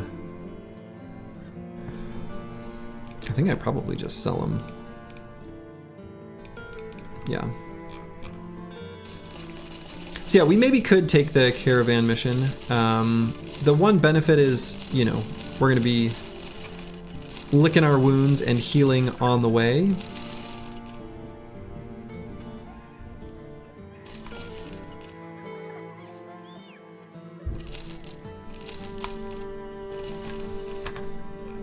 So that part's nice, at least.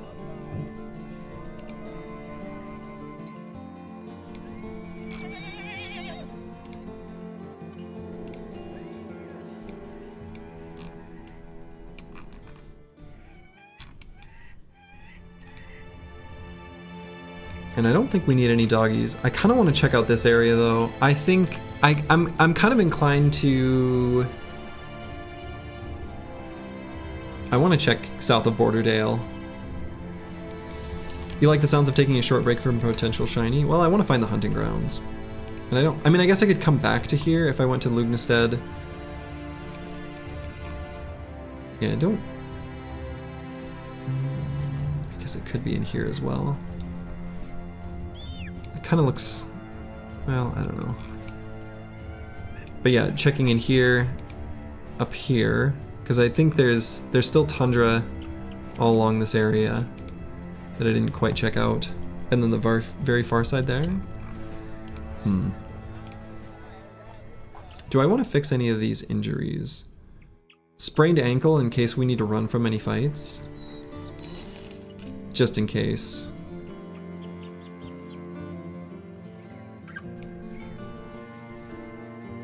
These other injuries I think actually are fine in the short term, but I guess what else am I spending my money on?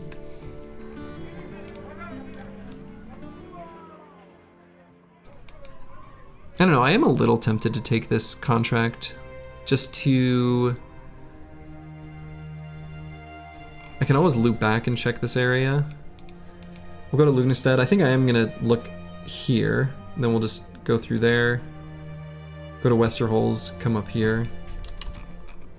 Smoke bombs? Yeah, well, we're gonna buy some smoke bombs. We're gonna buy some smoke bombs.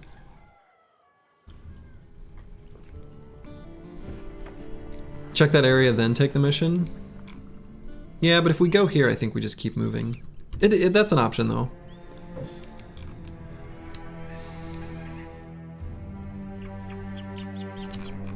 Well, let's just take it. I think it's okay. I don't know if this is going to pass through Widetel, where we'll be able to... If the caravan passes directly through a city like this, you can still go to it. Sometimes that's worth doing. Sometimes there's nothing there for you. I don't know, ammo here is like an okay price.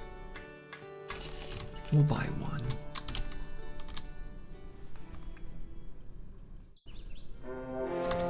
Goblin Raiders, they'll probably be afraid of us. They're not afraid of us. 9 little Goblin Raiders? Really? That's insulting. I'm offended that they think this is worth their while.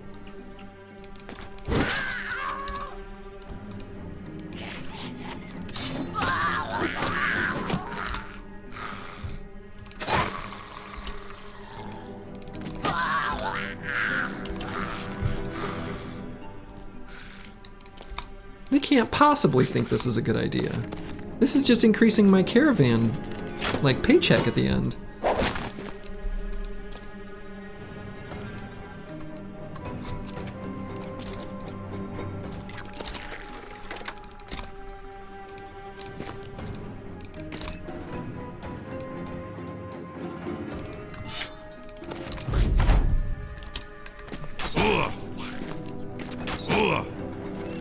Do they realize their arrows are doing nothing?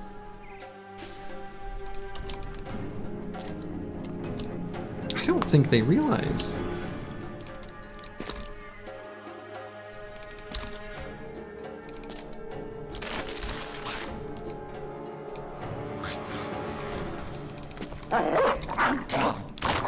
The arrows only make him stronger? Exactly. For he is bare. The arrows, they only make him stronger.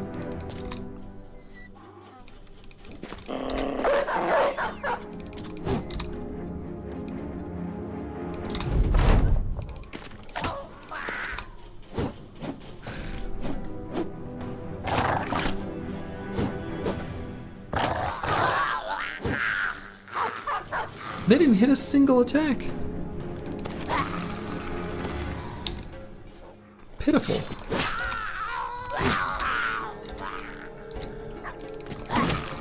Pitiful. Pitiful little goblins. But they increased the contract payout, so that was nice of them.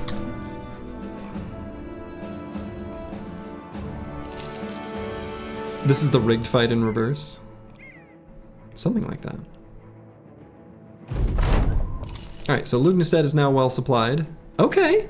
And the ambushed trade routes expired, so maybe there will be something here. There's not. Well, I say that. There is a Warhammer. Although, my primary mechanism for wanting to acquire something like that is, you know, by just taking it off a sergeant. Yeah, there's also a Rondel dagger. Yeah, there's a two-handed hammer too, which, I don't know, I could make one of my fatigue neutrals use a two-handed hammer. I guess that would be fine. So I'm gonna buy this Warhammer, for starters.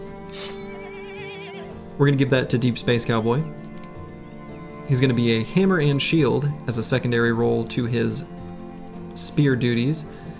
It's a little awkward here for his slots, where we'd like him to be able to contribute to daggering down enemies that we want to dagger down, but his pockets are too useful. Would you wish you could steal the sergeant sash from a noble house? Oh, that would be cool. That would be very cool. Alright, so we're definitely going to buy the Rondel. and we're going to give that to Zenithot 2.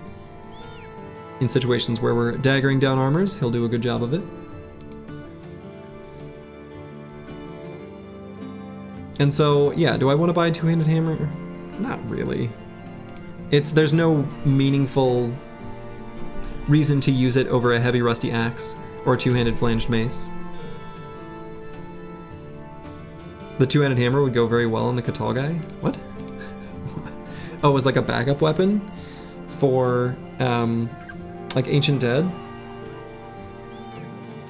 I can just give him a heavy rusty axe later when the time comes.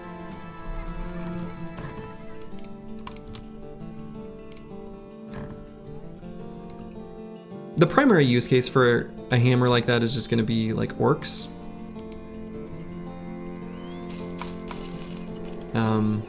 But like,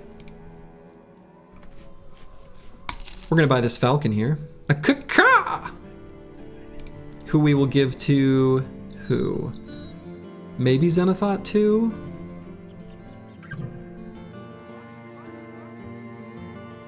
He's the fastest. Do we want to give it to the fastest bro right at the start? Sure.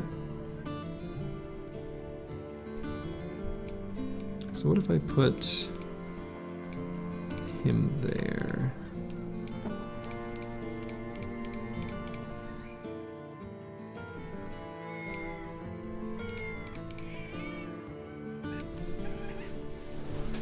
For Scalabriggies and Orc Warriors, I mean, even the Scalabriggies, it's kind of whatever.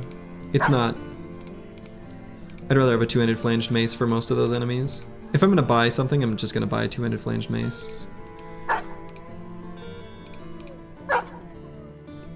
You're proud to be the caca bearer? Yeah. Someone's got to pilot that caca, you know? It's a very important role.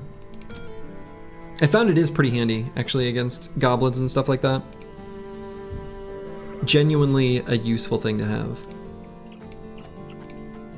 Helps you plan out your turn.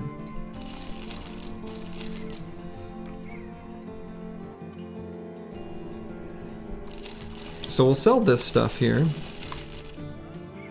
don't think we need these daggers anymore. We'll go ahead and over-purchase tools a little bit. Purchase ammo. Purchase just a little bit of food.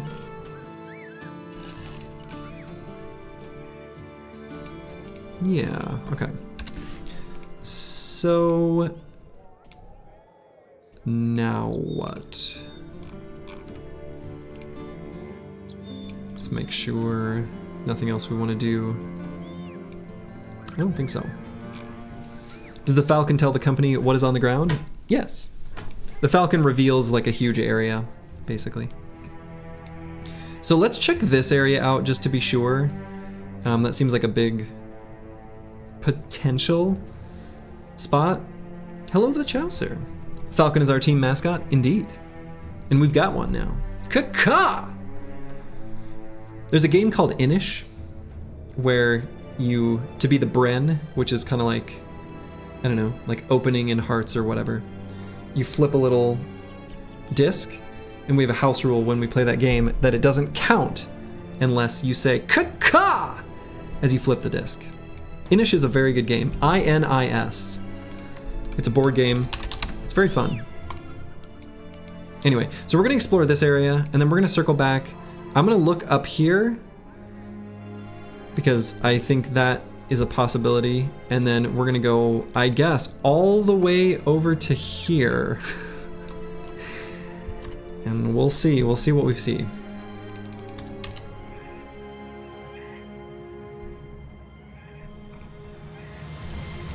You've never held a jellyfish and gotten a topographical map of the depths? Exactly, right? I stepped on a sea urchin once. Wouldn't recommend it. Very unpleasant. Alright, it looks like Hunting Grounds is not going to be here, right? It's not here. 17 direwolves. If they were closer... Which direction are they going? That way? I'd love to fight them, because I'd love to craft some attachments with their hides, but feel like they're just a little too far away. That's okay. We can fight this Monument to Hopelessness. Wow. That's an emo name. You were stung by a stingray, and yes, peeing on it does help? Oh god. That sounds terrible. Alright, so we'll go to the Monument of Hopelessness. Hopefully they'll have a shiny for us. We'll find out. Why would you pee on the stingray? Why wouldn't you?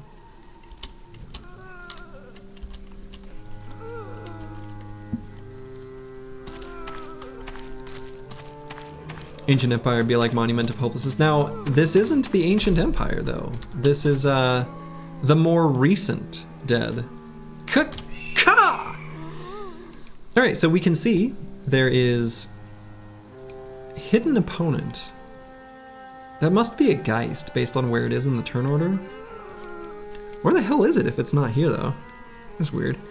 Anyway, 4 question mark Geists. A single fallen hero with a flail.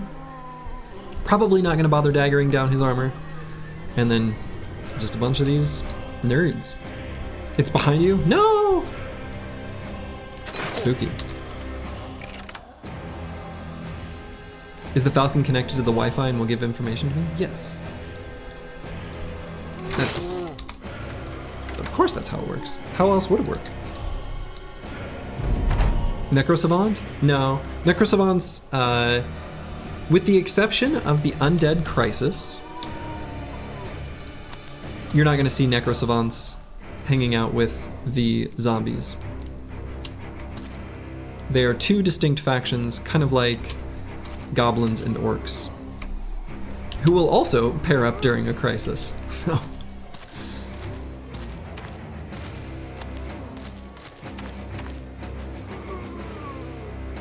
yeah, no worries, I got you. Alright, so we'll have McKelling go there, Deep Space Cowboy go there, so maybe we'll put the Chalicer like here? Seems alright. Crisis bringing the factions together except the Noble Crisis. Yeah, humans are gonna bicker. It's what we do. We're very good at it.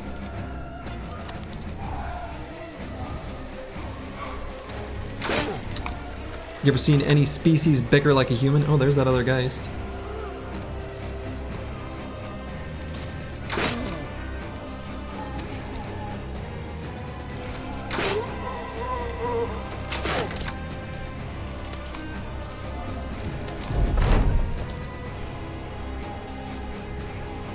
Whoa, here they come.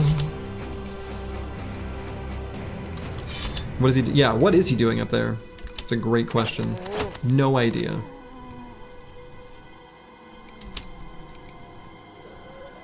Tis curious.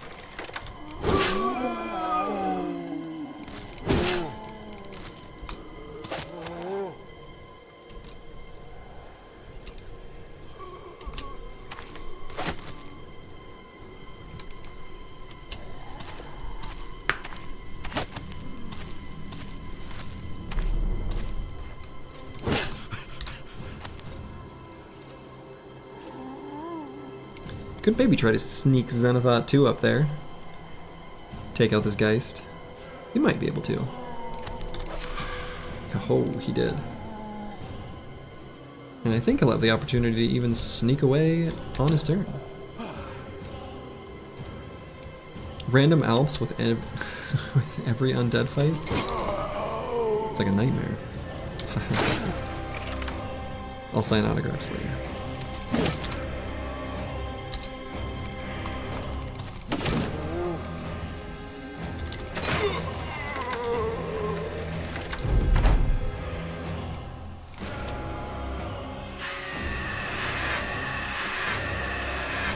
Good.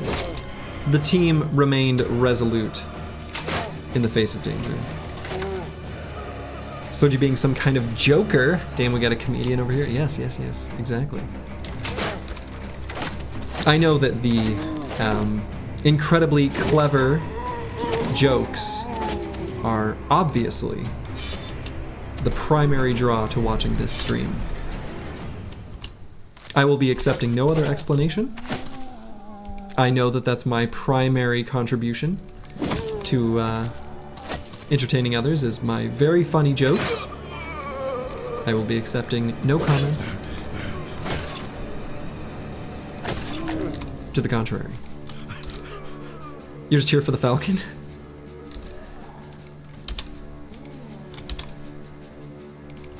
No, we're still waiting for my jokes to take roost.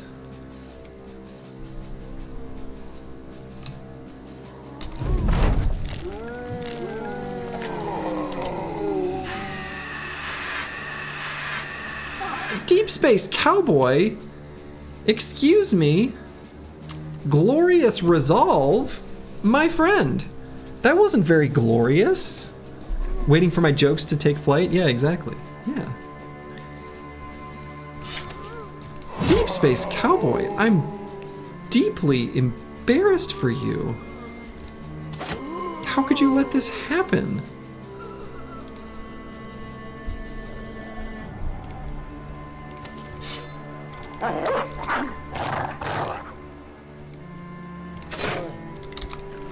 Now I have to, my beautiful little safe ball that you were protecting. I have to exit that safe ball. It's dangerous out there. I didn't want to do that.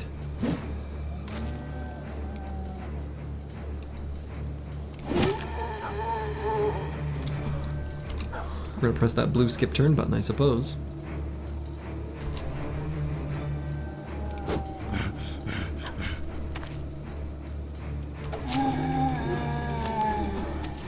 Time to retire that coward? I mean, right? Deeply embarrassing. There's no excuse.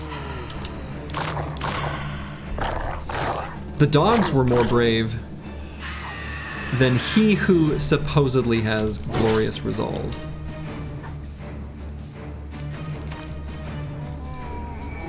Now, apples and fruits, our tank is getting a little spooked. What's going on, team?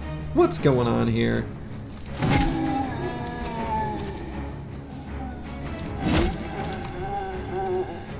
The rest of the squad is all remaining resolute.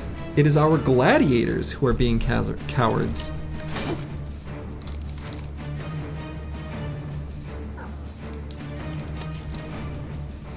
Unbelievable. Which crisis did we get? It has not been announced yet. It's still too early. So we don't know quite yet. It probably won't be too long before we find out.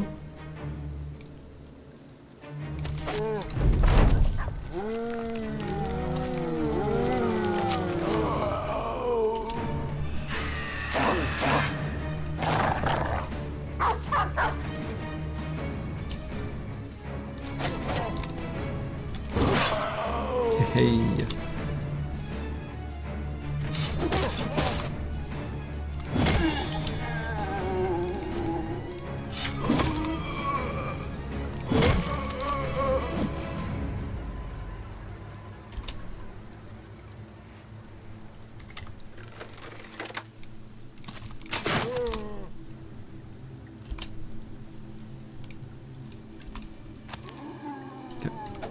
Kind of where I figured he would go. But the Chaucer took him right out.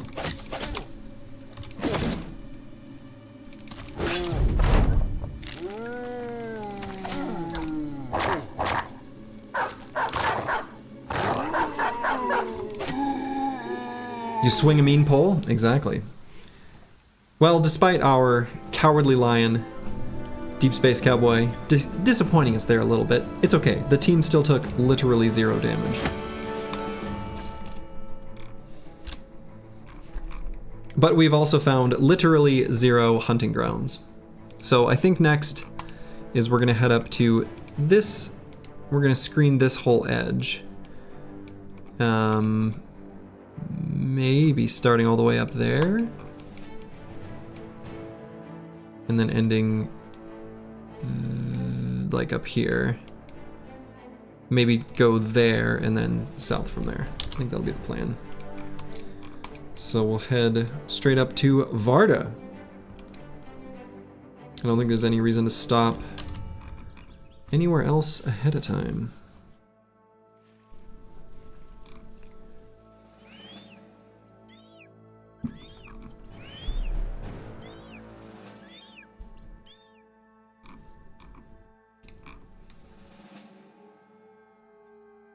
Can maybe stop at Varda before we go on our little expedition, pick up a little food. If we're gonna go that far to the edge of the map, I suppose we should buy some food.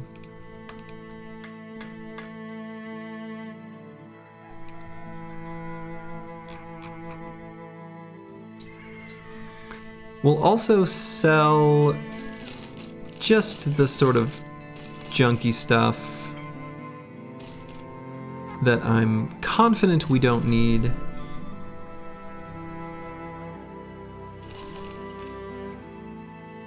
And won't make use of. Buy just a little bit of ground grains. Probably don't even need to do that. Okay, so we're gonna sweep the very northern part of the tundra now. And maybe it's up here. I don't know if it can spawn in these like little middle-y ground areas like up here too.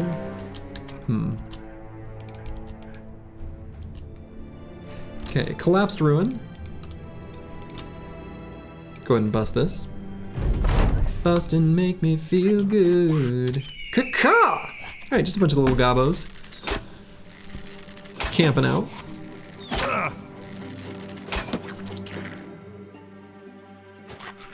If we knew these were goblins ahead of time, we may have brought out some kite shields, but we'll be alright.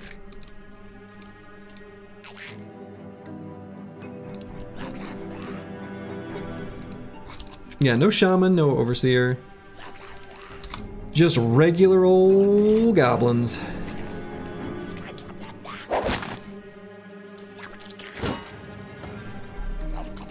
Skirmishers and ambushers.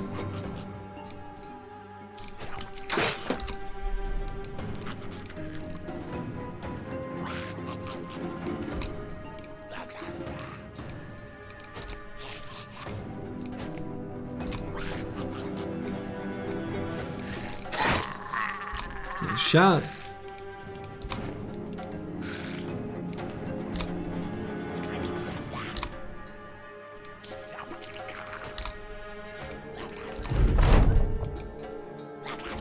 Bola and crossbow torture. Nah, shouldn't be too bad. As long as you keep your biggest clump of units, especially if they've got a ranged unit or your banner, where you've got shields in front, or anticipation, either or, you can minimize their damage.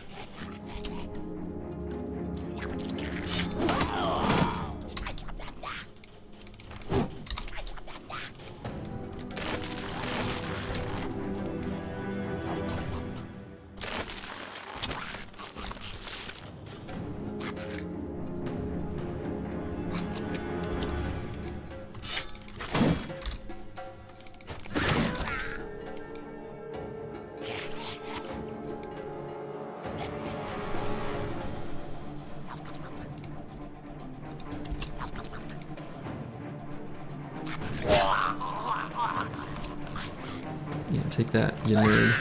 And that.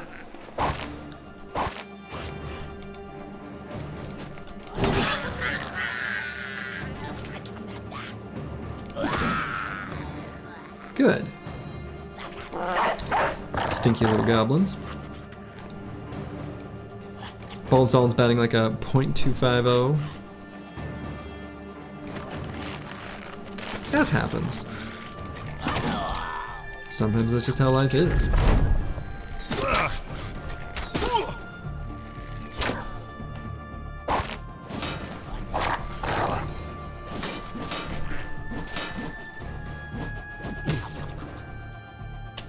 But yeah, at some point, I do plan on... There's a series of guides that I've been letting cook, as the kids say. And one of them is going to be on enemy ranged unit mechanics, which is particularly useful when facing goblins.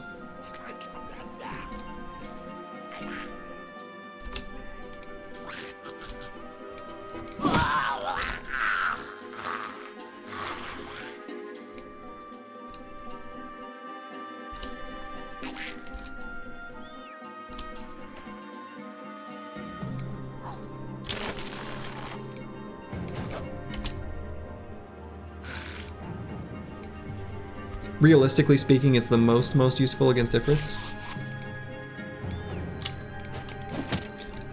I mean, the most useful advice I have against Ifrits is just don't fight Ifrits. Fighting Ifrits sucks. There we go. See, ball installing. Got a connection there. Oh, hey, it's goblins. Your favorite type of pieces of shit briglets. Yes. They're little slimy jerks.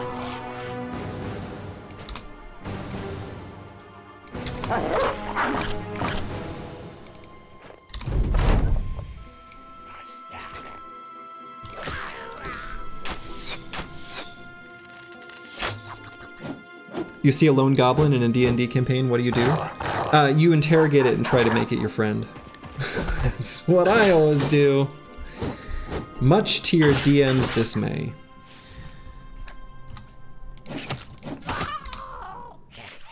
What they thought was just a simple stat sheet for a throwaway character that they quickly made up a name for on the spot is now the main character of your campaign, and you desire to make them king of the goblins forevermore, to reclaim their forever home, and you've changed the arc of history forever.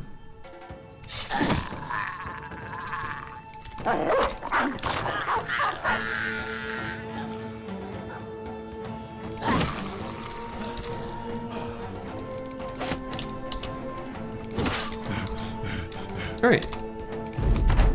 We're of course gonna finish these goblins off. Your players have made good friends with a goblin tinkerer named Flintlock Whizbang, who makes them shiny toys. See, that's what I'm talking about.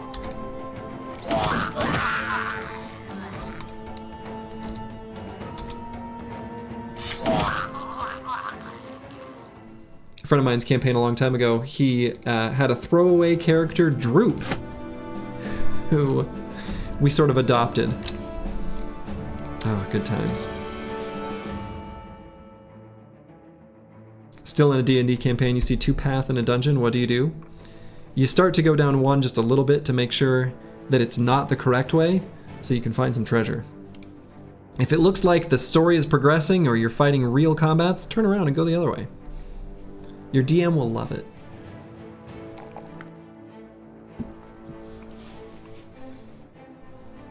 Okay, so here I might grab some range defense on our banner. Even if I don't take anticipation, that's still useful. Wrong, the correct answer was split the party. Oh, true. True. You're right. The answer was split the party. Your DM will love that even more.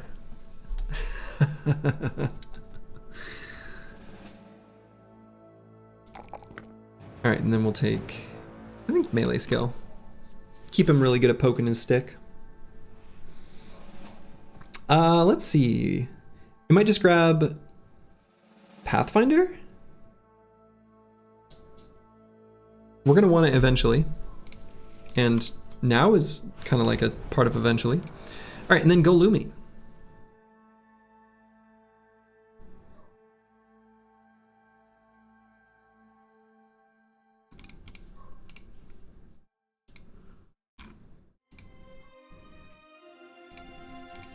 Built while listening to Radio Slurgy in the Discord. Oh. Cool.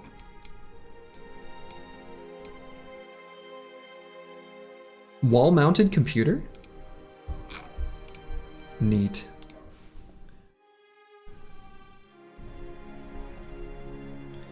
Okay, so frontline gunner.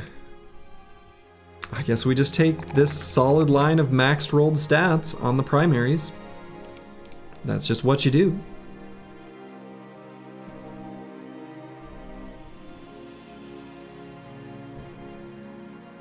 Yeah, I like that color. Random dude lurking in chat. I'm not a big fan of white or off-white walls. I've got, can you even see it behind me? Yeah, you can. It's kind of like a sage green. And that's that. My whole office is that color. It was not that color originally. I painted it. 28 melee defense with cocky. Yeah, cocky making his defenses lower really sucks. But is what it is. So, office, you mean gamer cave? Well, yeah. Office, studio. My original word was always studio, because I've got some acoustic panels up and all sorts of things like that for my musical creations, but...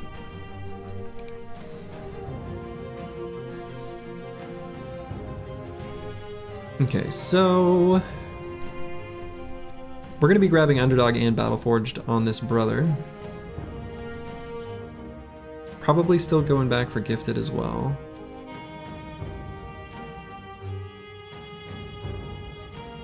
Just go Battleforged.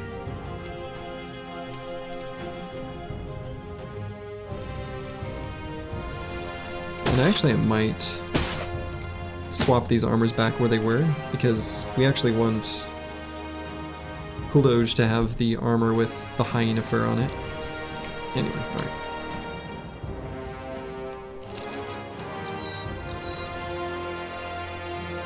We can take a look at what this... What? While Deep Space Cowboy and the Chaucer train, Apples and Fruits comes in between them, lecturing on how to do it properly, while at the same time not watching where he's going. A wayward wooden spoon crosses paths with his face, and a moment later the idiot is unconscious? Bear gets a concussion? I thought these Gladiator events were just for fun and flavor.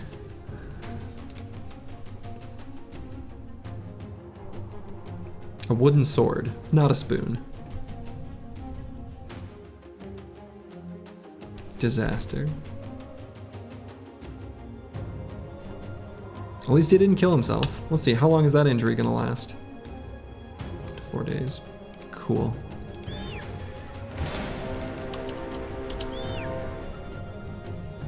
Alright.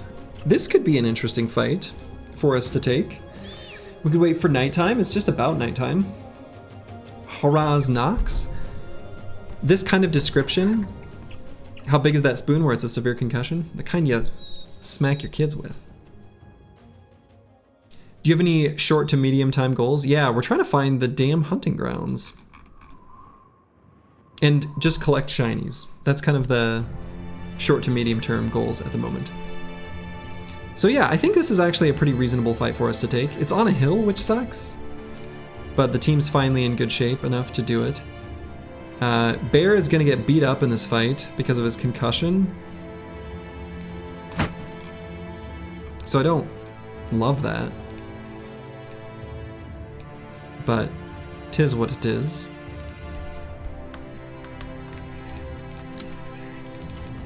But I think we can do this. It's just about nighttime, so we can check this area, come back. Maybe fight these wolf riders? Okay. Okay. So the hunting grounds was up here the whole time. Okay. Well, we found it. All right. I can't complain. I guess I should probably not fight that goblin city, and instead we just do this fight instead.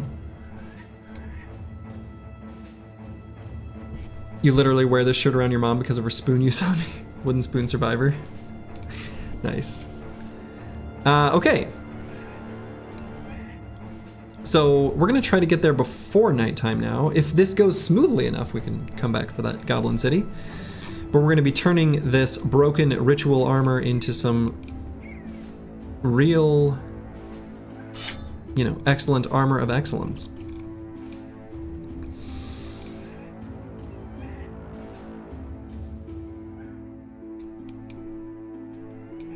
So we're gonna clump up into a little ball.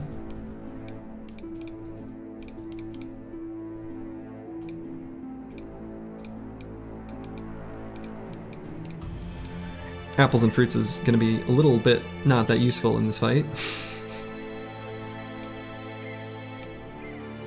Let's see. Yeah, this is all fine.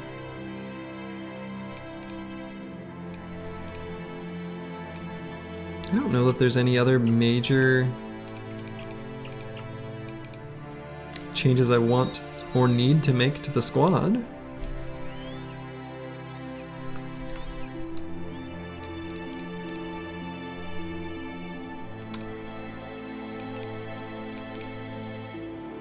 Let's just do this. The hunting grounds. Let's destroy this thing. All right, where are you gonna go at the start, Mr. Ijiro? Right there. Okay.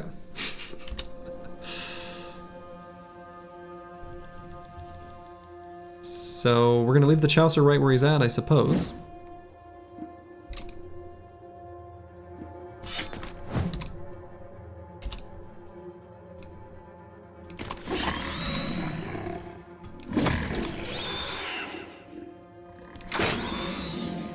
Could have given Galumi a reach weapon.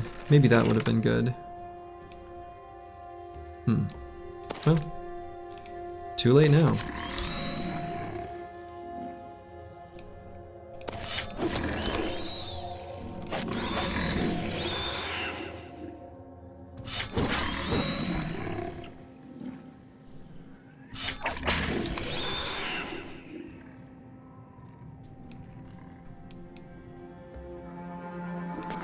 After 2 hours of backstory, your DM tells you need to head to the village of X. What should you do? Oh, you go to that village of X. You just spend more time haggling with the local shopkeeper and other such activities instead of progressing the story.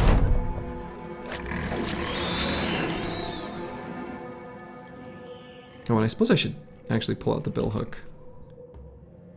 It's slightly higher damage.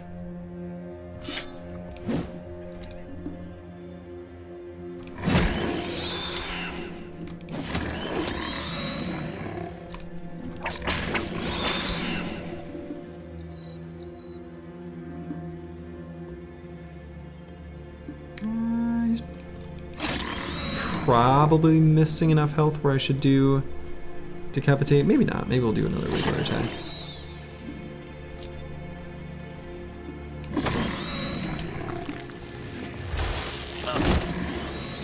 Nope, he's done his disappearing act. The Ijirok is here, have no fear. He's just a little bit invisible at the moment. You see?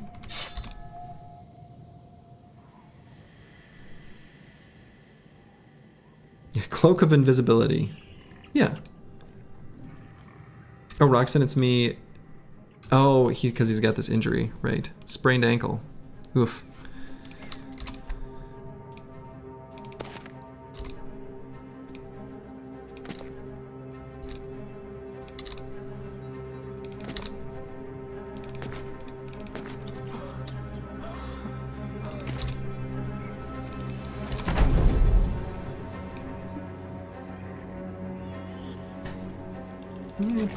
Probably move.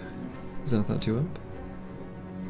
Is this the manifestation of the trickster god Brigfoot himself in the room with us right now? It is. Or is it? Because we can't see him.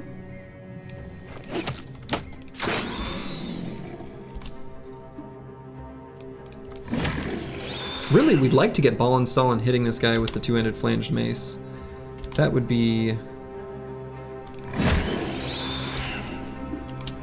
very good if we could manage to do that.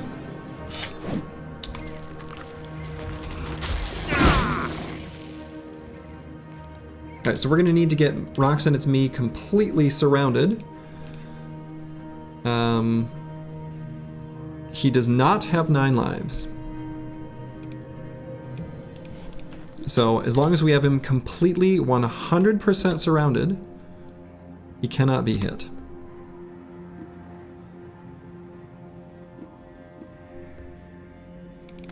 So I think we should still be able to manage that.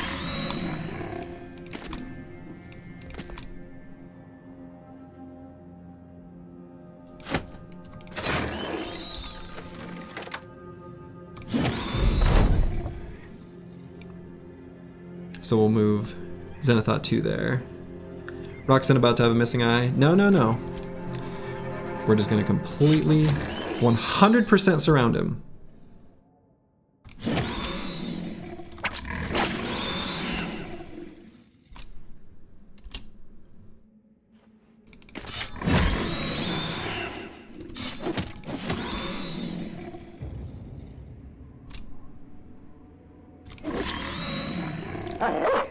Get him, doggy.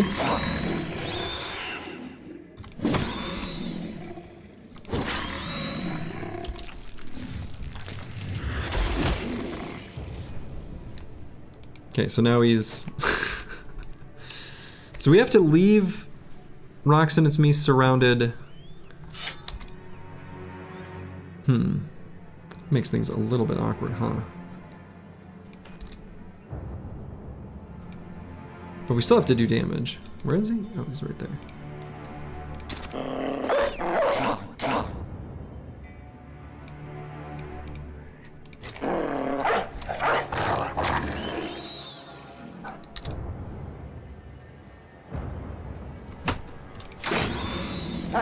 The dogs might be able to do this.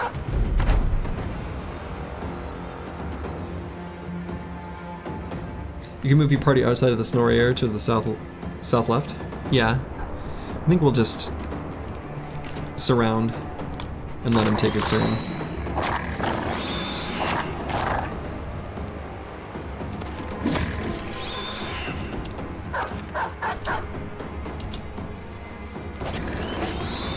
He's very close to just dying.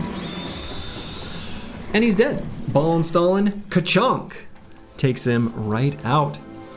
And that's it for the Ijirok. Easy clap, wasn't even hard. Yeah. And so, we lose the broken ritual armor and gain the helmet of the Ijirok and the armor of the Ijirok. These two pieces of armor each heal the wearer 10 hit points per turn. For us, besides just being a really good forged armor, that is of particular importance for surviving in the Black Monolith on our primary tank, who's going to be Apples and Fruits, because it is through this armor that he can stand in the miasma, no problem. Slurgian Lone Wolf, you have to read the legendaries. You do just as a send-off to them. I think that is a great idea, Roxanne and to me. I like that idea very much. They also bring the wearer to full HP after a fight is finished. Yeah. Yep. Which is really nice. So if you've got them equipped, you'll always leave the battle with full hit points. So it's their way of making it so you don't have to micromanage passing them around because it doesn't do anything. But otherwise, you know, heals them in full after the fight's over. Okay, so we're probably going to just put the helmet of the Ijirok onto Apples and Fruits. I like how it is obviously basically the same modified model of the horned plate helmet, but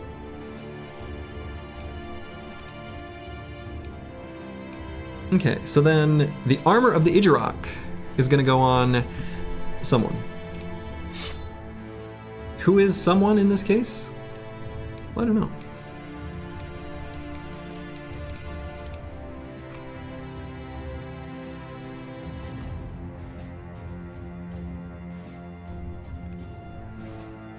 So we're gonna have to rearrange the squad a little bit.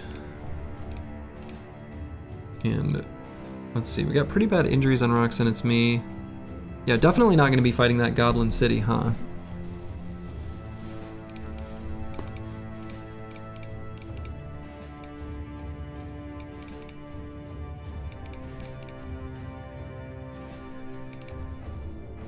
So we're going to hand out the armor of the Ijirok, but to whom? Who will be given the honor of wearing this armor?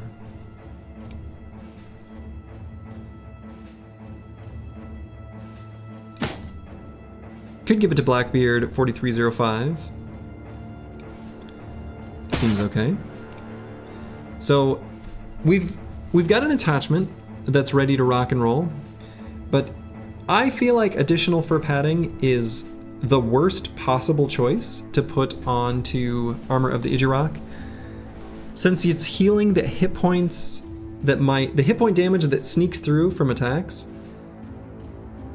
It's okay letting that spill through a little earlier. Additional fur padding's an incredible attachment, but not quite what you want on the Armor of the Idurok, so I'm not going to put it on there. Ideally, onto the Armor of the Idurok, we put, like, just bone plating or something.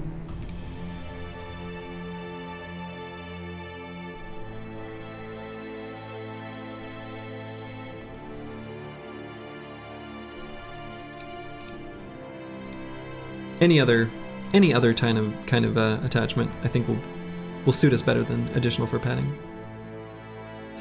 There's a door in a dungeon. What do you do? Check for traps.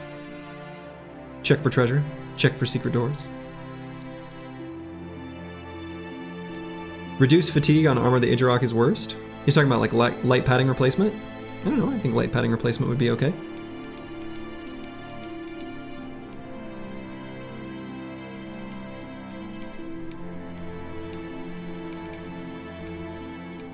I think there's situations where that would be just fine, actually.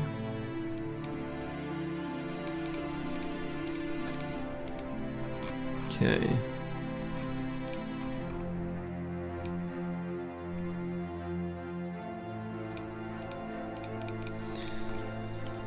So where to now? Now that we've found our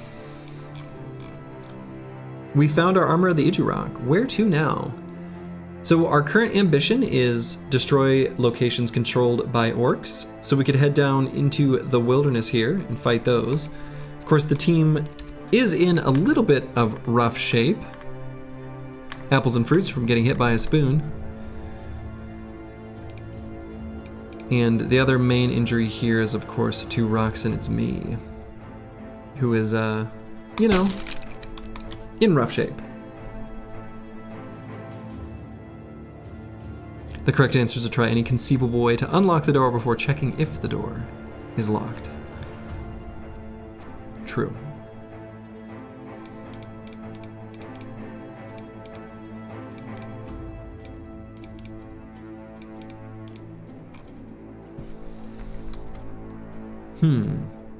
We've got enough food, we've got enough supplies otherwise. I guess we stay down here. Well, let's just travel all the way to the edge of the map, and maybe we can find the Goblin City somewhere up here and get the countdown started for destroying goblin locations. We're of course going to be doing Goblin City in this run because we hate goblins and we want them to die. And then we can make a pass through the wilderness all the way down to the south, because there's a few things we want to purchase from the south.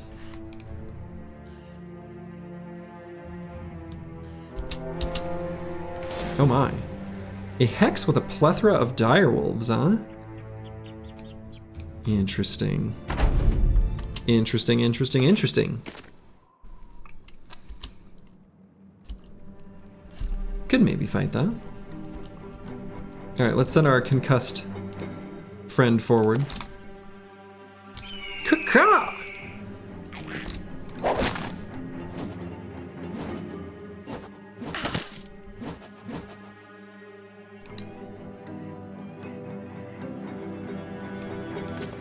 You're at the end of a session. What do you ask your DM?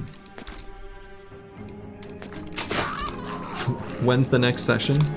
When can we get a group of adults together to actually play this game again? Is such a thing possible?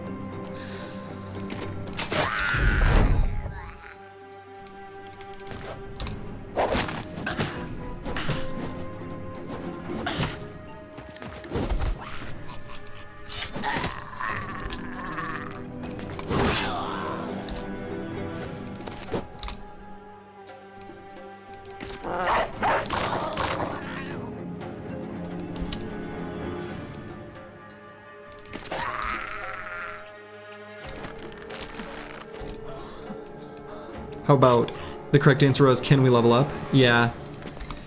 That's what I was thinking in my head, but, you know, a lot of, most of my D&Ds, we've been doing, shoot, what's it called? I talked about this last time, like a previous point. We do like, milestones. So that is a valid question for our session. How about nobody organize it and this is the last session until you get with those friends like a year later and someone brings it up? That can also happen.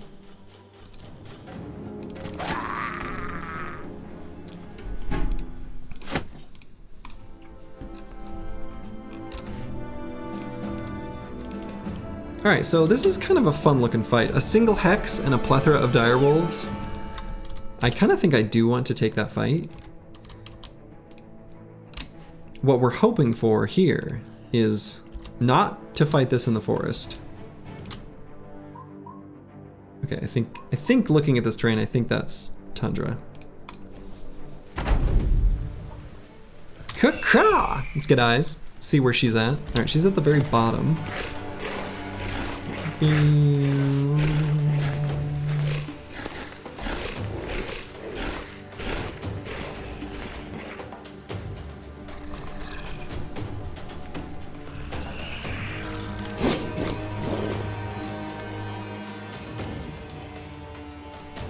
These are mostly frenzied direwolves that I'm seeing here.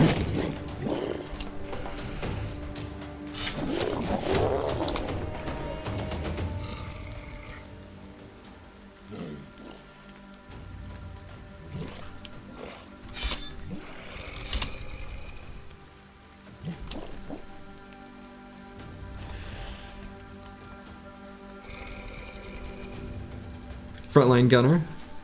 He's gonna be a frontline gunner. Frontline gunner in training. It's maybe more accurate for that, bro.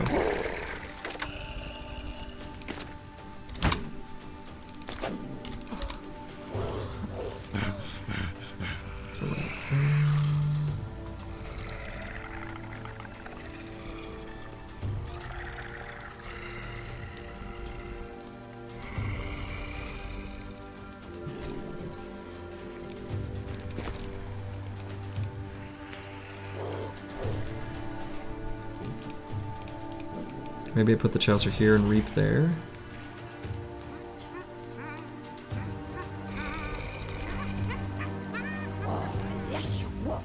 I'm wondering if there's enough damage to finish off this direwolf with a single attack. It'll be close.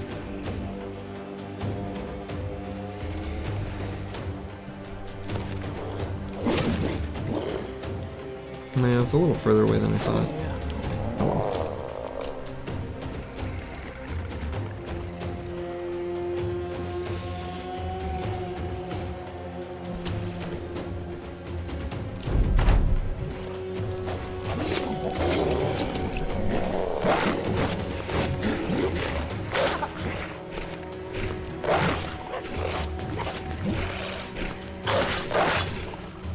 I don't really love where Ball and Stalin is sitting right now. Alright, her charm failed. So that's good.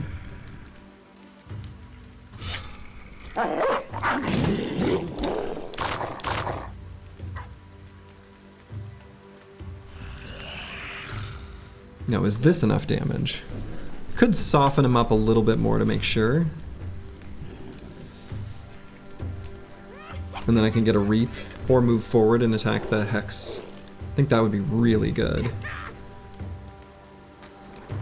What is the meaning of this?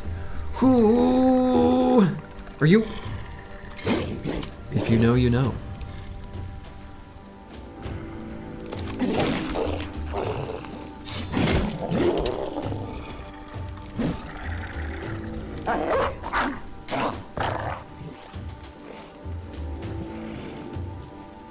Gula!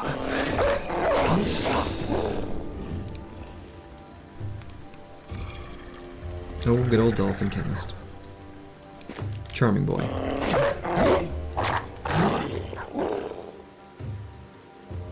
Alright, we're gonna hope that the Chaucer can clear these out and Galumi can follow up with an attack.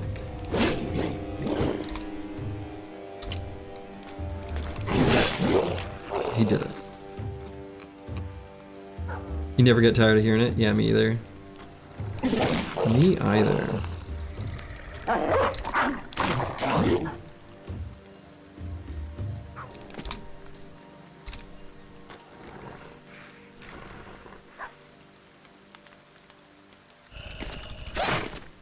Admiral Tully. With cynicism and disbelief, or perhaps cinnamon and toast crunch, I mean, you never know.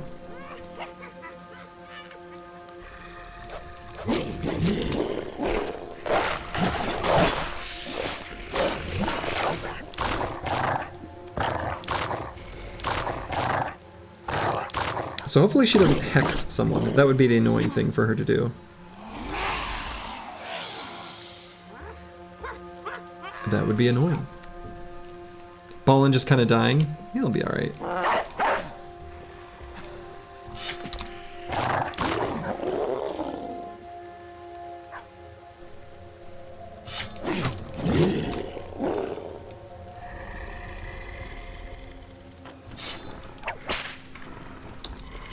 Could not disarm. The Chaucer, please be kind.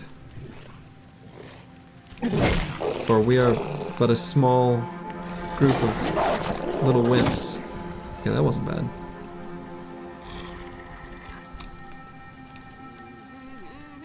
So our banner does have 9 lives. So that was just fine. Oh yeah, I guess I could update the exclamation mark builds command with a little more details.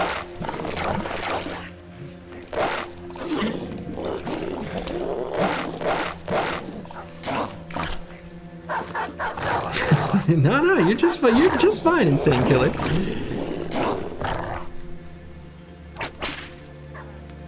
No problems here.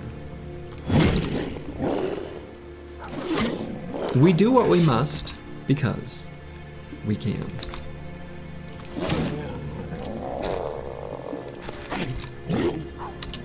And we want these direwolf pelts. You know?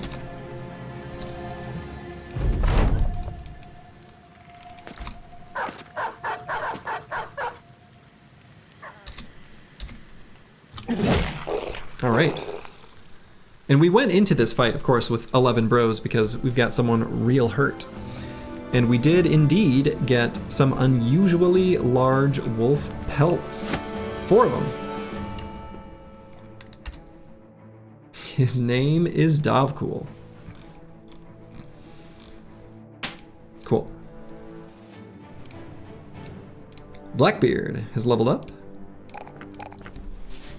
Blackbeard, who has never even come close to knowing what death could possibly be like. Rolled a +2 in every single one of his secondary stats. We could, of course, choose initiative for a little bit of melee and range defense. Range def it is. We could. We can also get a tiny bit of both through this. Not a ton. Basically like 2/3. You take the range defense out of spite? Nah, I mean this bro is not going to get shot at range too much. We don't expect that to happen. If anything, an arrow might scatter to him, but he would not be positioned to be in, you know, line to be a primary target. Might just take 2 of a secondary, but screw it, we'll take 4 initiative. It adds to his melee defense. So now here on this level, we can take Underdog, would be a decent choice. We could pick a weapon mastery and then just stick with it. That would also be a potential thing we could do. Also, Slurgy or Chaucer, the legendary command, needs to be updated. Ah, indeed it does. It does and does, it does. The grotesque tree should be marked as complete. Hunting grounds marked as complete. Icy cave marked as complete. Boy. Good call.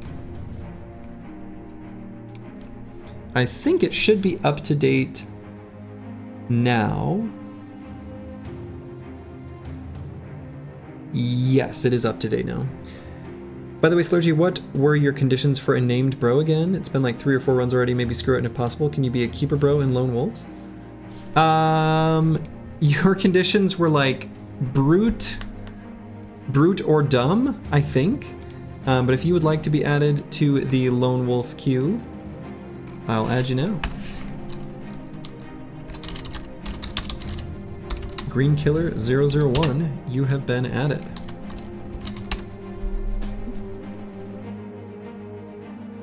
Oh, did I get rid of the... I thought I gave it a alias. Did that not stick? There we go. That's the Lone Wolf queue. Alright. So anyway, back to business with Blackbeard. I guess we'll grab Underdog now. Final perks will probably just be Fort Mind and a Weapon Mastery.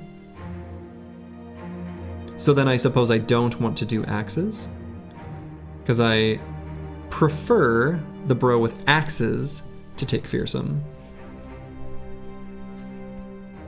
I think the conditions were maybe a bit much. You wanted to be huge and brute. Yeah. Yeah, the conditionals are tough. Even for this run, for Gladiators, Dark Paladin, a long time ago, said the first assassin. We didn't even see a single assassin in the South. So, unfortunately, Dark Paladin didn't get a bro in this run. But that's just how it is. Okay, let's keep marching ever southward. That's the life of being picky, yeah. Yeah, that is just the way it is sometimes.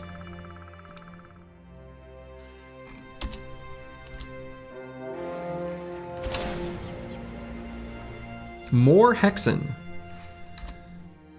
Hexen with direwolves again?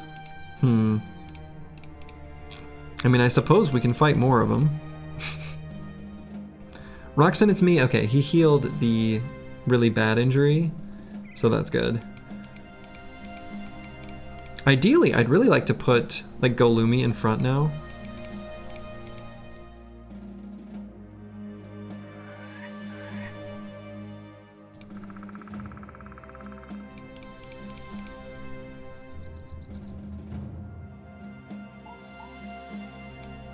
More boobas is never bad. Well, right up until it is. Our hit points are a little bit low, so we're not going to be able to as comfortably 9 lives our way out of the Hex ability. But I want direwolf pelts. Time to go to blanky mode. Bye-bye. Good night to you, Bloaxor. Caw! Alright, so in this case, the Hex is way up at the top.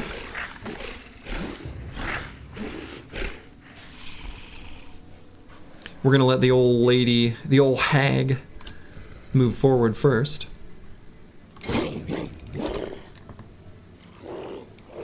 And then we'll see what we need to do.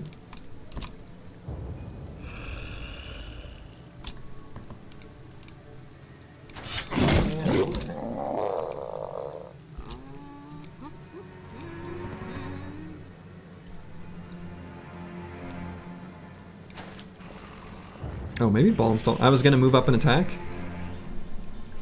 I actually think I should not do that.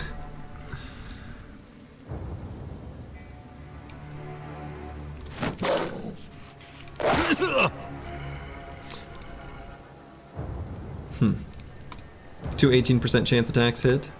Higher than they have any right to be, but...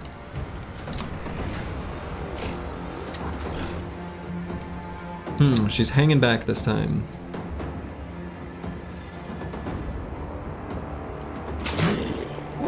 You're first on the lone wolf list. LOL, what are the odds you're a beggar slash cripple? Reasonably high. Reasonably high odds of being such a bro.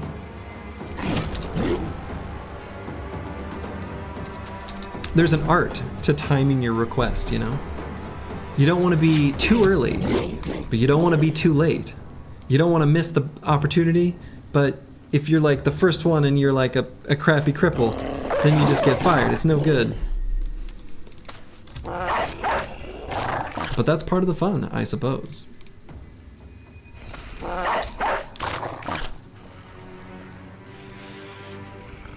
The fun is, of course, mostly had by me.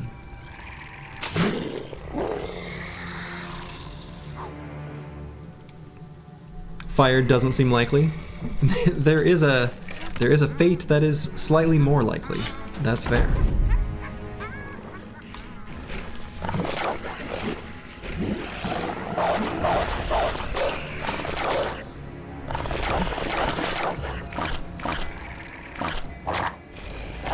You are indeed on the list, Nixlarfs. That's right.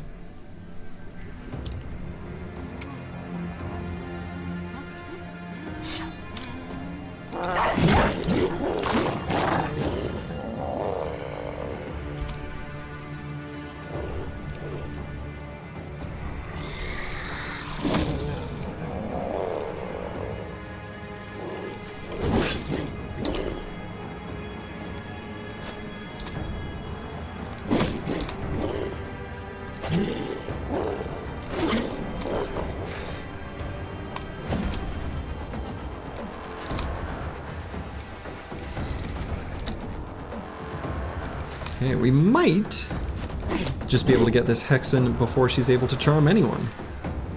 How nice would that be?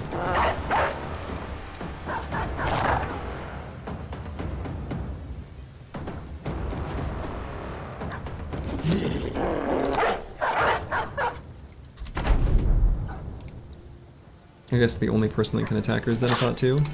Well, he still gave her one little quick stab. You think your timing is pretty good? I think so too. I think so too.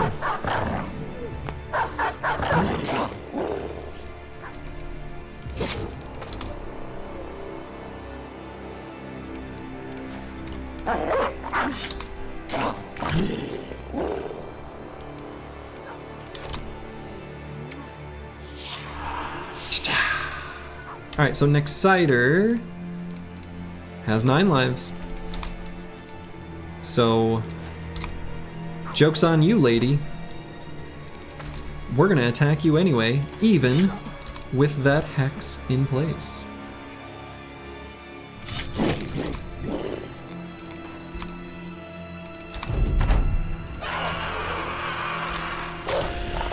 Didn't even proc 9 lives.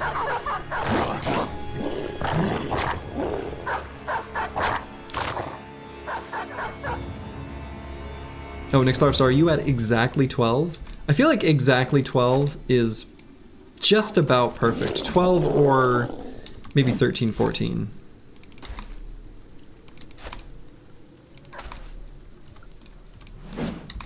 Unless I unveil plans to do surprise no loss.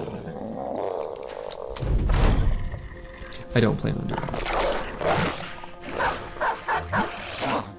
Your strat is to wait till the start of a run to join the queue, so your second wave. That's a good way of doing it too.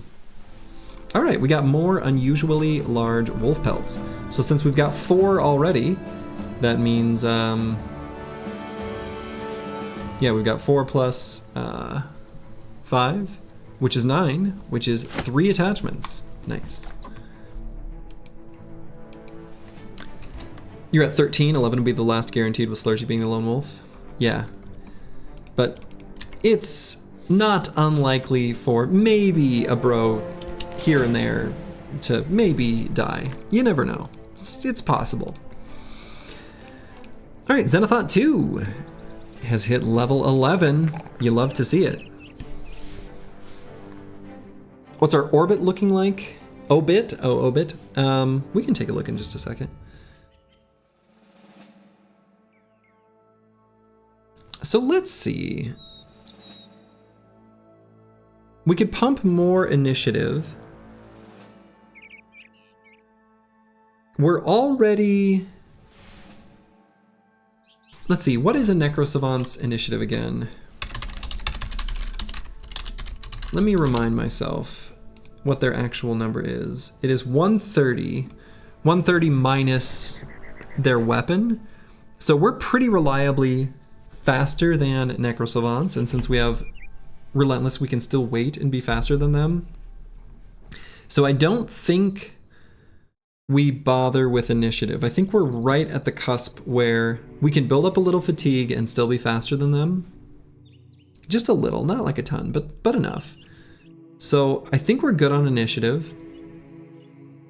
What I'm planning, I think, is just to get resolve. 45 is a smidge low.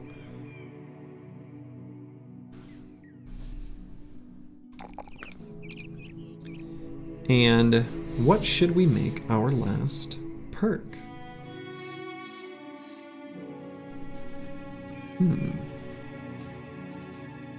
You like the start of Anatomist where on the starting bro, one of the starting bros insta-died? Yeah, that was depressing. That run was still one of my favorites though.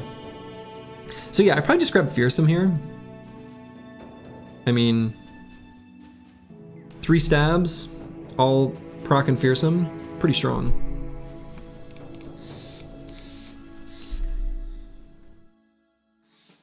Make enemy flee is good strategy.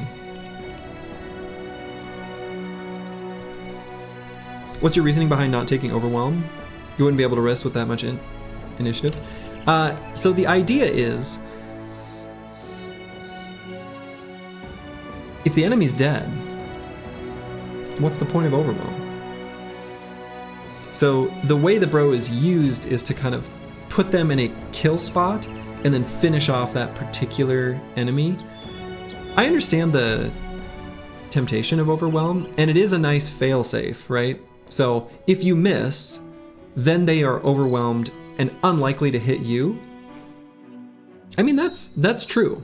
So it's not like it's a terrible perk, but ideally, this bro is not positioned where they're gonna take too many attacks from too many enemies. And so even if we don't end up getting a kill and don't take Overwhelm, it will hopefully just be that one enemy attacking you. And he's got good enough defenses, otherwise he'll be okay.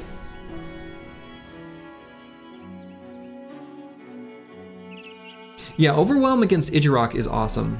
Overwhelm against Idjarok is awesome. Alright, so we've got a camp, an orc camp, that we can hopefully beat up.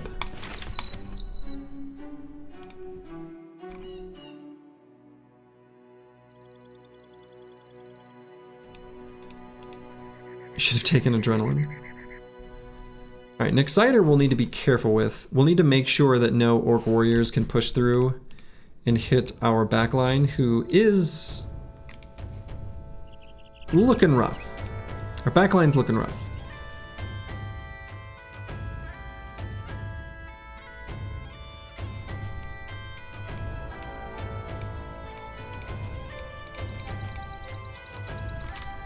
Okay.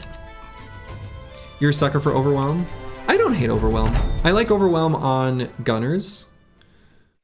Caw-caw! That's where I like Overwhelm the most, for sure. I like being able to blast it into an area of units. Makes sense though, dead enemies can't hit. Yeah, dead enemies can't hit you.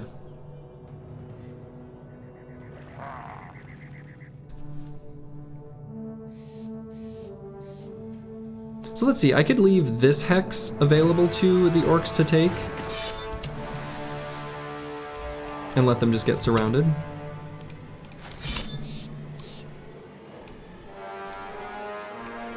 So we can sneak Ball and Stalin in here, move apples and fruits down, get Xenothought 2 where that hex is, then I can keep the back row nice and safely nestled together. I think that seems good. Galumi can stay here.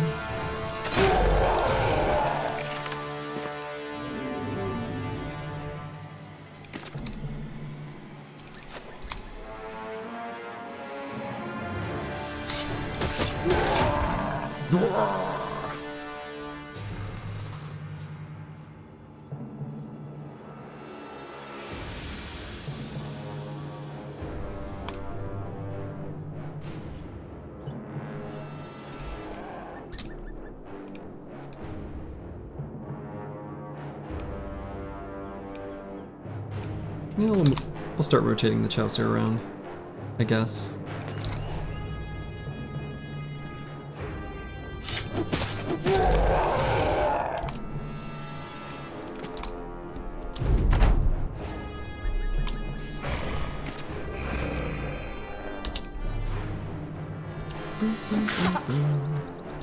Rude.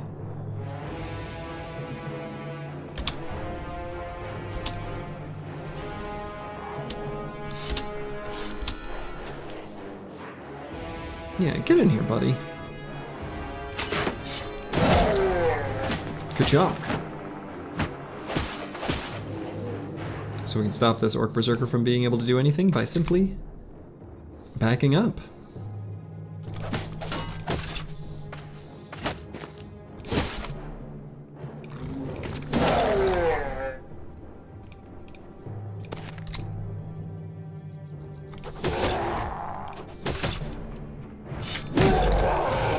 See you later, Mr. Orc Warrior.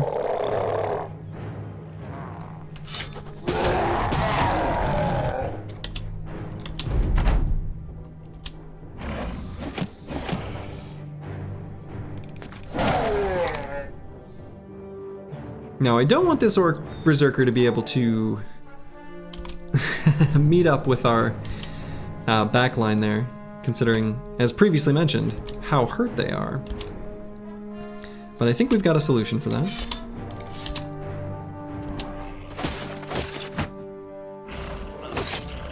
Okay, ow. If we simply put apples and fruits here.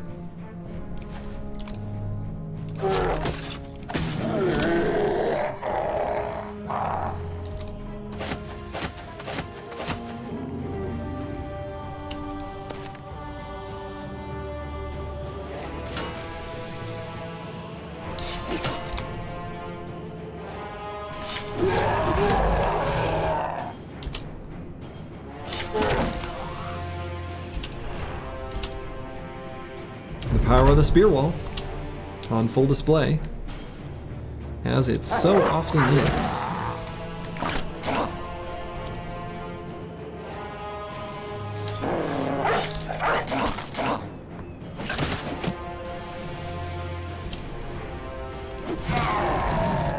That's right, run away.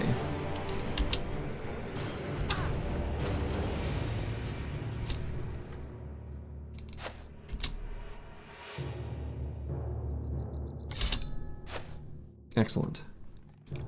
That is exactly what I wanted to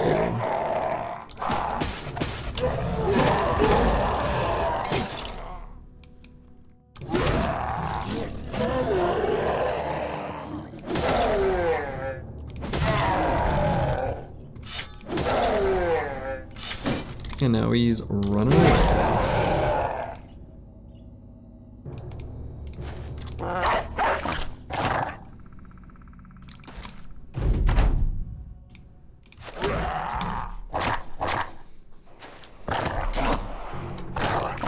These orcs are cowards. I say, cowards.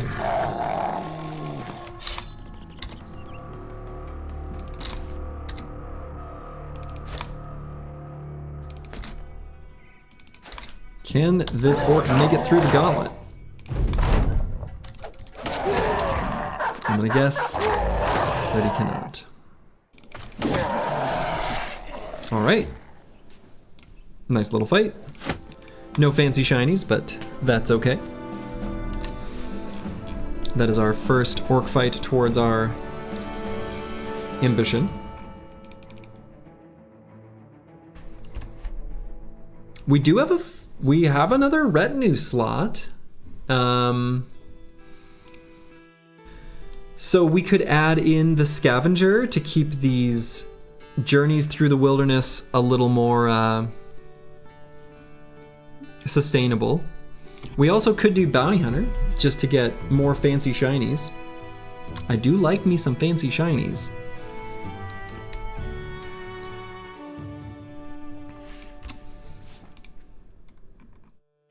I'm kind of thinking about the Bounty Hunter. Scavenger would be better in like short-term power progression, you know, viewed through that axis, but I think from a long-term, let's get a bunch of shiny things to deck out the squad in, the Bounty Hunter is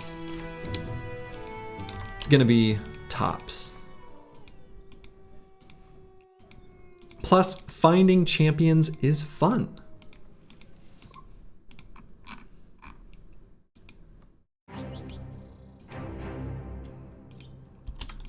Alright. Don't know if I should be wandering through this forest really, but a little orc cave. Guess we can do that. Cool Doge has leveled up from that last fight. Probably just grab more hit points here. Seems pretty nice. Until you find a Swordmaster champion. Nah, you just throw a net on him and then you throw javelins at him. It takes a little while in-game time before Swordmasters can even be a part of any compositions, so they're a pretty rare enemy outside of the arena, unless you're doing super long campaigns. Even then, they're pretty rare. So, final perks for this brother are probably just going to be Fort Mind and a Weapon Mastery.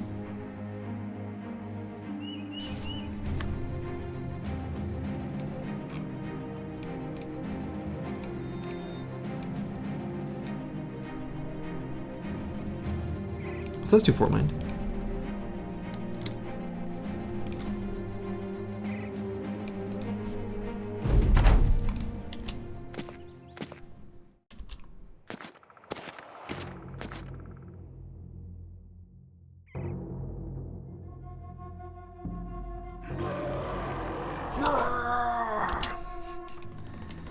Orcs are so angy. So angy. Mad at their dads.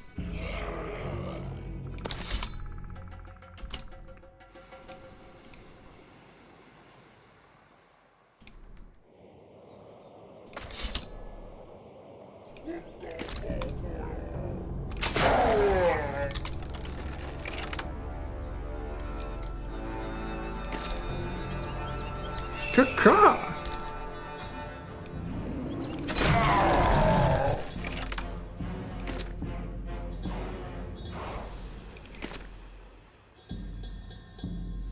We shouldn't even have Insane Killer on that hex.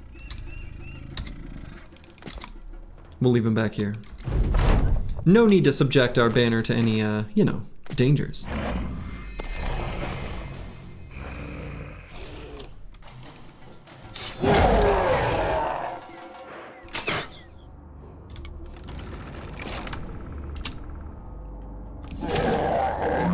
See you later, nerd.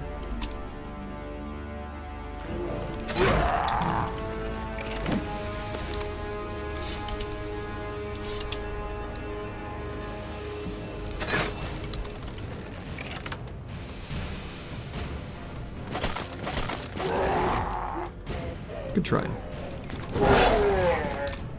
The Chaucer giving these orcs a big ol' reaping.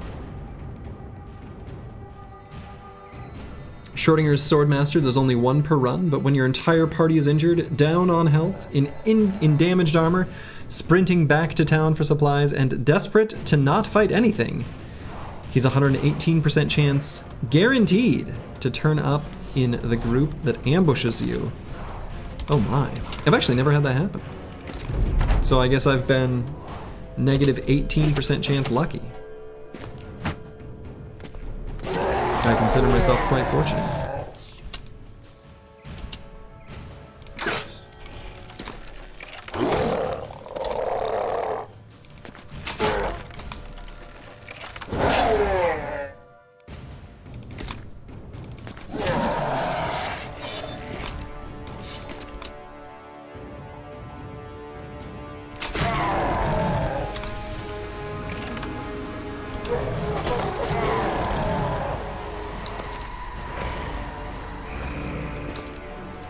Where's that guy going? He's got grand ambitions of a flank.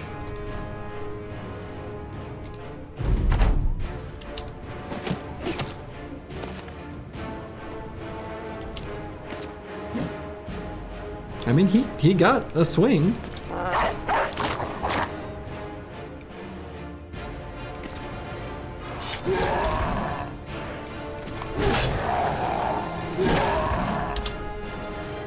But the Chaucer, giving him the old lance, says no.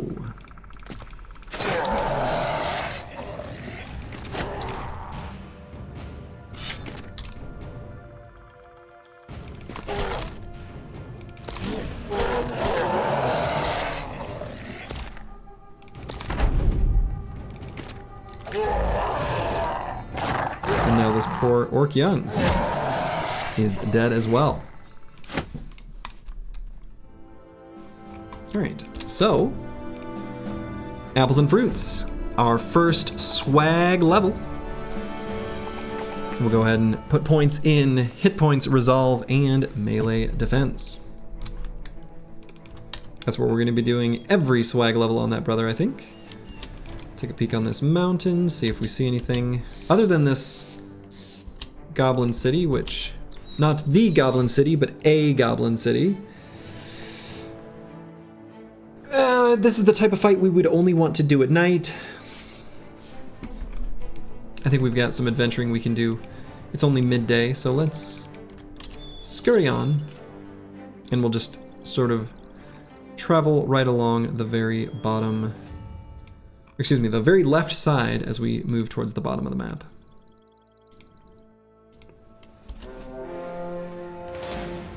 Okay, this is a pretty decent fight for us. Yeah, it should be a really nice one. Should be able to get there before nightfall, I think.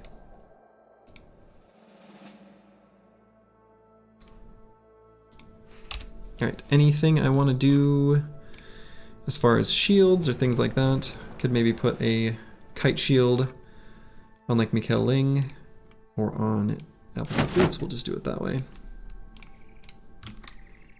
Alright, we're gonna fight this, but first, the sparkling water has, well, needs to sparkle one final time. I'll be back in just one moment.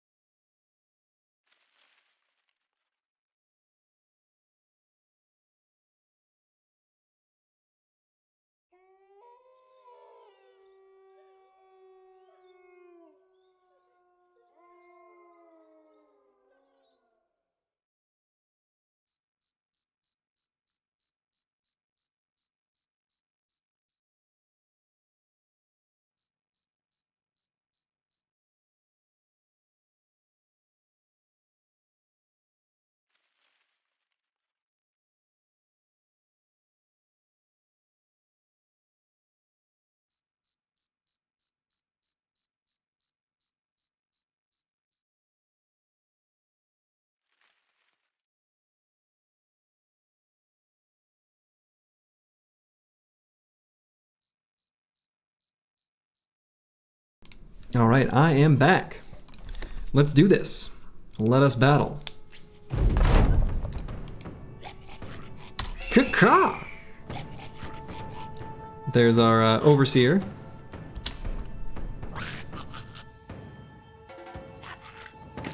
Looks to me like we've got a fire hazard back here. A brazier right near a tree stump. No, no, no. They shall be punished.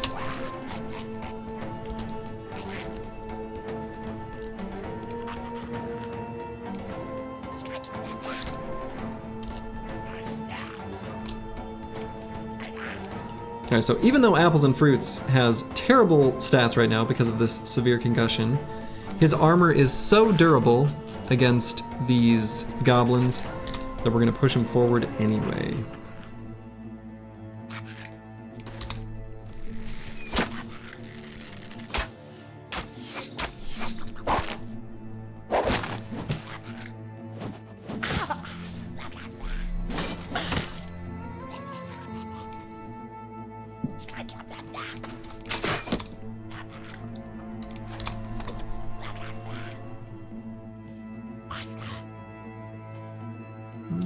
Yeah, we could probably put Insane Tail there.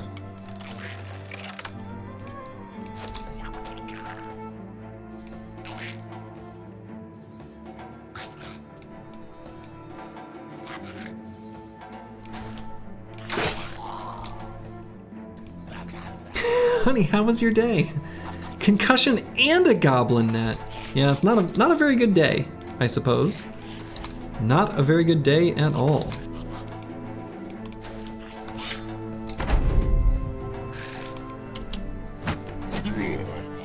And punctured. That's alright. He's got the helmet of the Idjarok. He will simply shrug it off and heal. That only made him stronger, you know?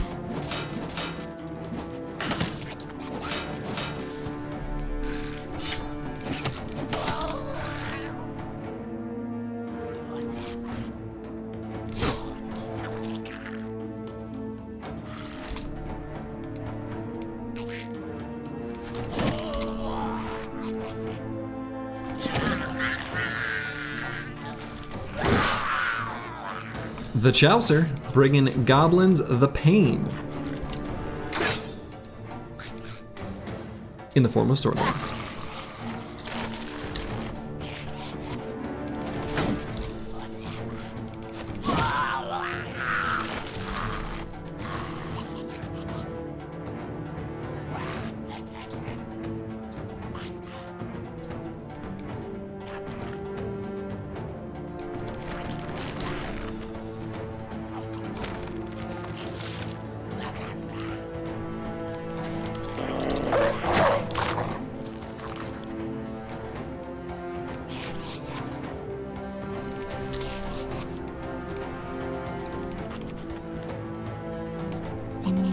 Put Zenithot 2 all the way up there. And immediately gets surrounded. Okay, well,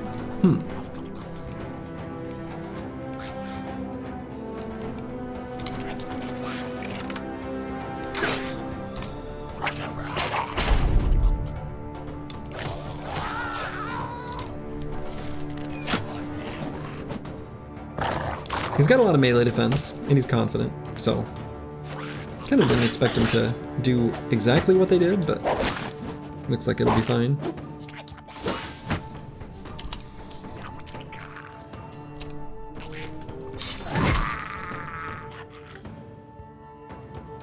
We'd probably put a dog down, but not on this particular round.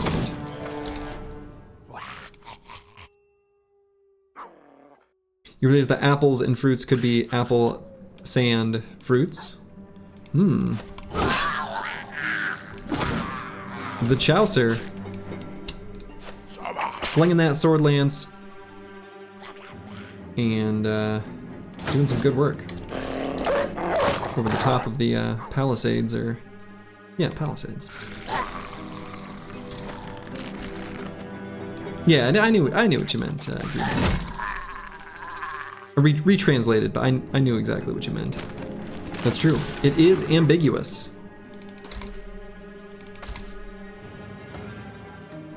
Apples and fruits Their name could be a great many things. Nice wall you're hiding behind. Pardon me while I use it against you. Yeah, exactly. Exactly.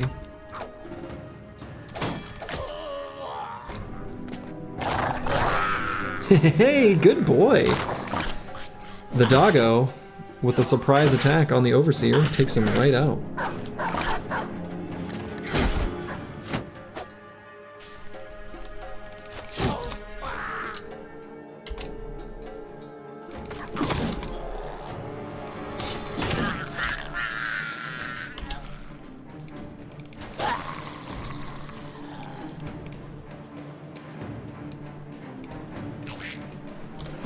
We'll just hit the blue skip turn button. So far, that hasn't really been relevant in any fight. Not really, anyway. Which, of course, isn't that much of a surprise to me. But it's been a little bit useful in a couple fights. You're a professional chat reader, I realize that. You automatically correct any typos or mistakes in your head. I love it. It's like with ChatGPT, you can always understand what I'm trying to say. Well, unlike ChatGPT, I'm a real, full, homegrown human right here on planet Earth.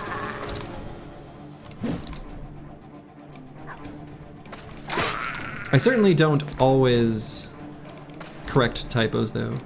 Sometimes if I'm reading someone's statement, and I'm still parsing the meaning as I'm, you know, scanning the words, in those cases I will sometimes not correct things in time. Unfortunately, no shiny from this camp. Boo.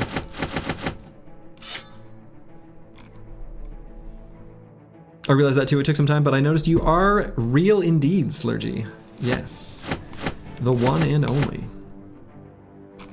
Actually, someone stole my name, Slurgy. If you see videos of a TF2 Slurgy, a Team Fortress 2 Slurgy, he stole his name from me, and he even said so in an AMA that he did on Reddit several years ago.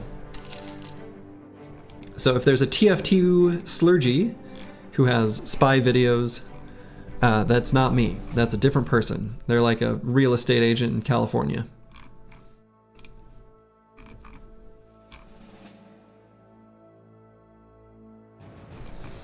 Okay, so we've got the, yeah, there it is, the Spiked Impaler. So we've got a crossbow upgrade we can hand out to Nixider. You've appointed Green Killer 001 as your caveman grammar translator. If you don't, get me, ask them.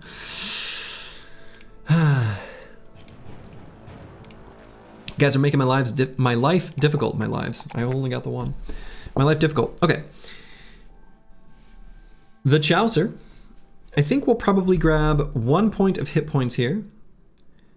Since this is now divisible by 4, Colossus will grant us 2 extra hit points. So we'll go from 83 to 85.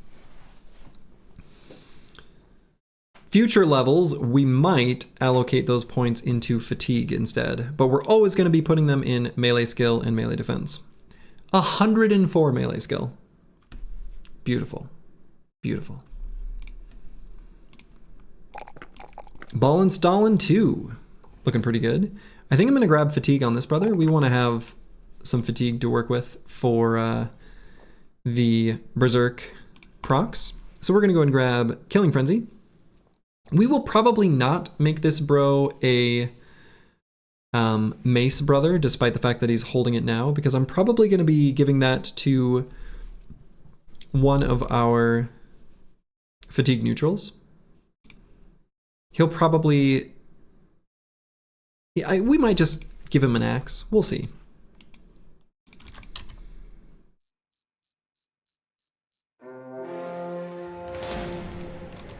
Many orcs here. See, I don't want to fight them both at the same time. All right. So let's just go to this den. I could get the card upgrade now. So if I did that with 3,000 crowns, we would have 3 days of wages. 4. I can do math. which would be sufficient to get down to Al-Anwar. You're still scared and confused by the fact that he had only 54% hit chance against a simple goblin. You haven't encountered him that often and realize this, but damn, it literally means you have 10 hit chance. Yeah, goblins have really high stats. Now, I think in that case, it was a goblin who was like confident shield walling, you know. But yeah, goblins have really good stats. How's it going today, Slurgy? Good. Your kitchen knives pissed you off yesterday, so today you're whetstoning every knife in the kitchen? Nice. I pretty much just use one. I have one chef's knife that I take very good care of, that I use for almost everything.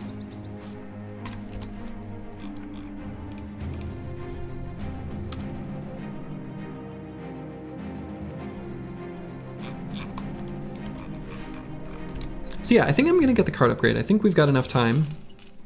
3,000 crowns will get us 4 days, you know, 4 days of wages out of that. We can get a little more loot from some of these camps. Let's see, I guess I could fight both of these at the same time. Wasn't gonna be my original intention, but I guess it's fine. Oh, never mind. They turned at the last second. You have a meat knife and a vegetable knife and a fillet knife. And a couple other smaller steak knives you like to keep sharp. Okay, that's fair.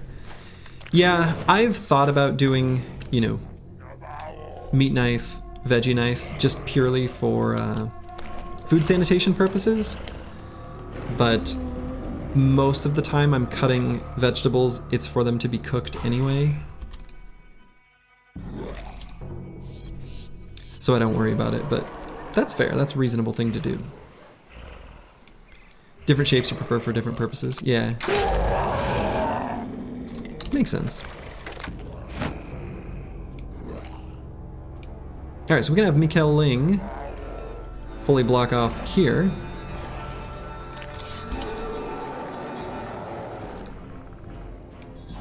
So you found it, he did steal your name? That is exactly the... Yes, 10 years ago. Wow, I'm old.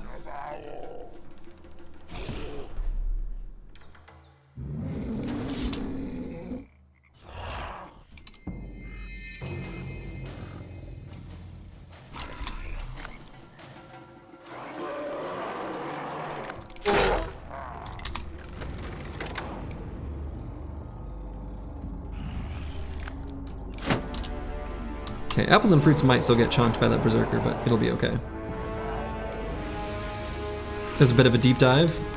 Well done. Good find.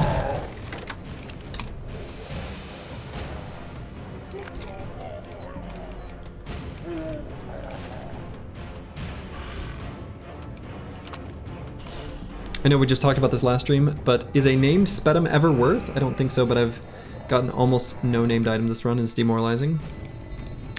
They're like okay. But the problem with the named Spedum, honestly, is mostly just that it requires a comically good brother to make use of it. If you want to see a little bit of a reference point for that in action, I did have a named Spedum that I used in the Manhunters run.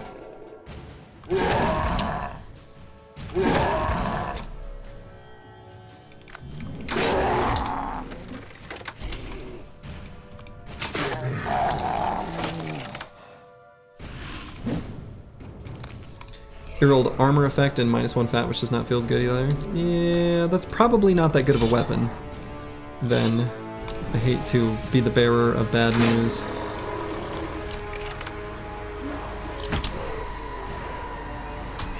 Caw!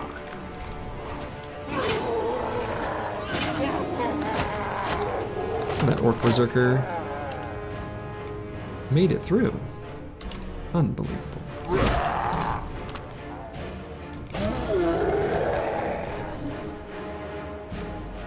Yeah, if nothing else, it's money. In some runs, you just don't get the named items because it's not always gonna happen. Nothing more complicated to it than that.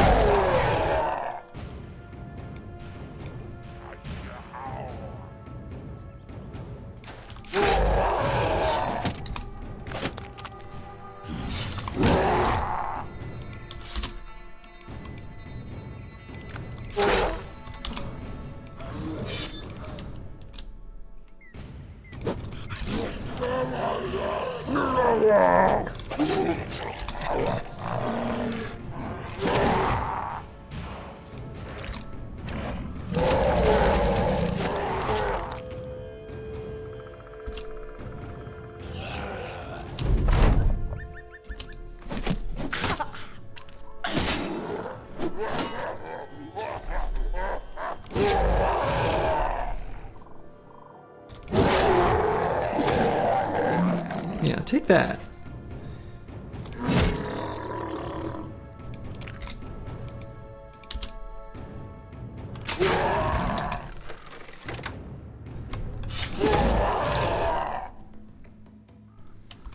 Goblin crossbows showing how handy they can be at pushing enemies away.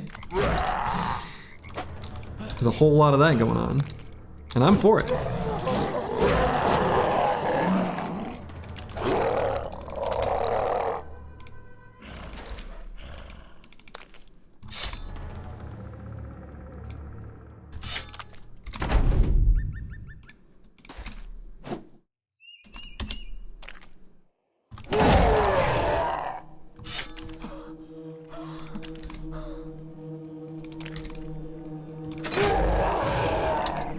Fleeing? Get back here.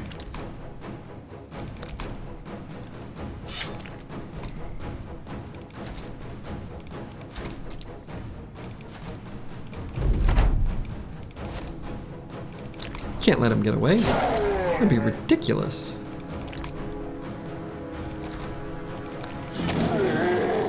Much better. I'll probably let that last orc young flee the battlefield, though. He's way out there.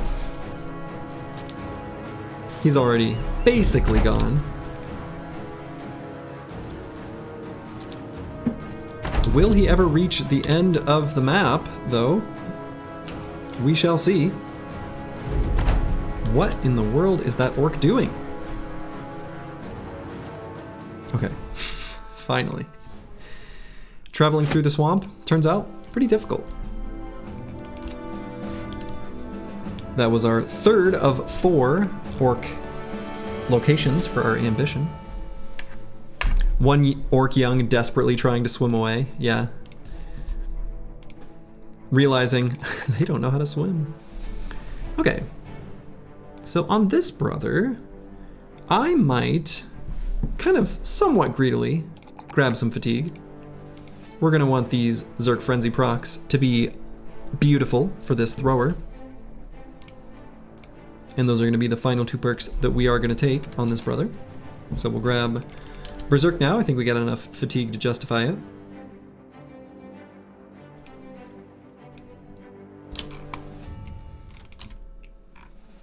Head on down past Moose Ridge. That's fun.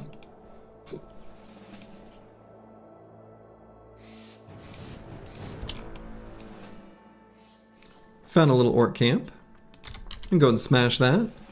Just a bunch of younglings there. From that fight, we will complete our ambition, which will give us the Orc Trinket or Orc Trophy. A little item that prevents you from being stunned when enemies smash into you. Enemies like orcs. So it's a handy one to have. Okay, so this armor's fixed up again. We can equip that.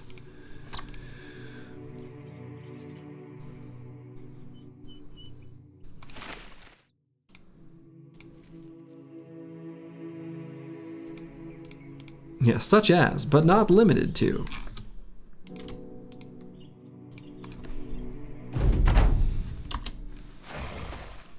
There's also, you know, lindworms. And quite a few other enemies, actually.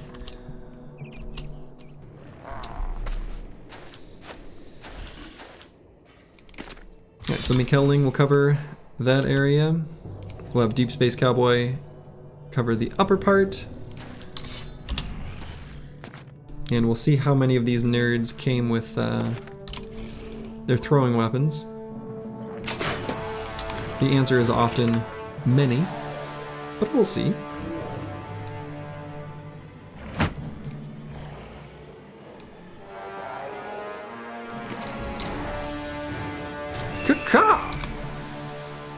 Make sure we can see the whole battlefield.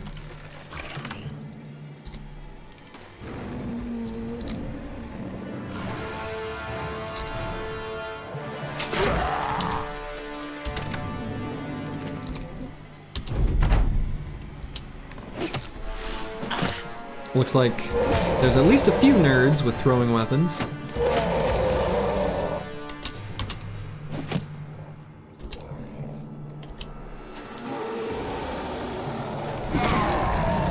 I suspect there will still be more.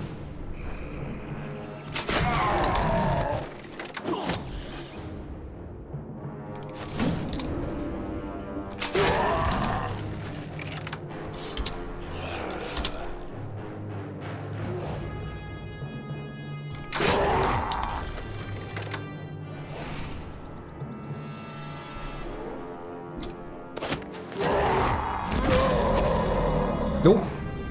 Speaking of orc charges causing a stun, there we go.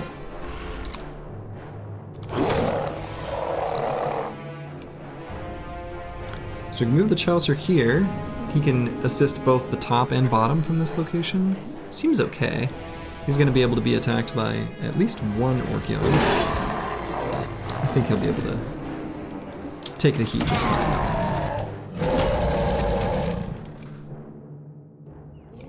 So we can just move here now.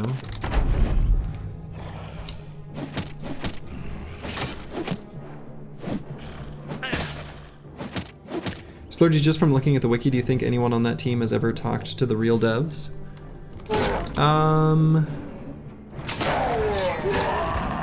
I kind of doubt it. Well, I don't know, define talk to. Because the devs are pretty active on their Discord. Where did that guy go? Or did he? Oh, he went there. Okay. The devs are pretty active on their Discord, mostly for discussions involving Menace, the next game they're working on.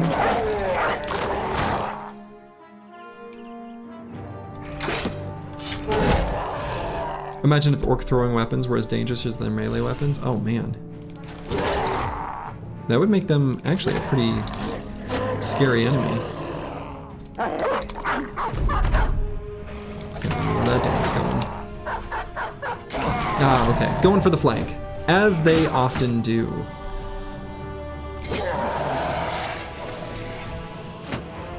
Dogs sometimes are just a little too brave for their own good.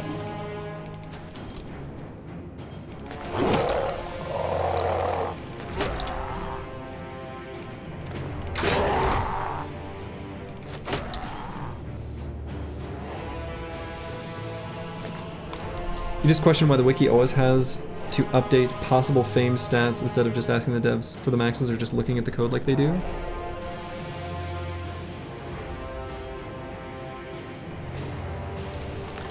I don't actually know what you mean by that, Roxanne, it's me.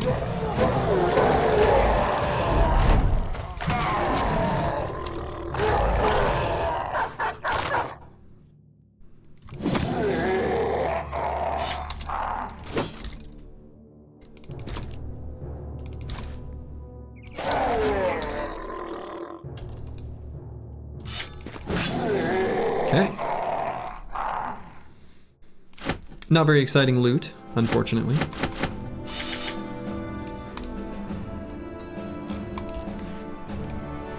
But we did gain some nice experience and levels. Mikkel Ling! Oh, another +2 in fatigue, are you kidding me? And another +1 in melee skill? Damn. Yeah, his level ups have not been giving us exactly what we want as much as we want it.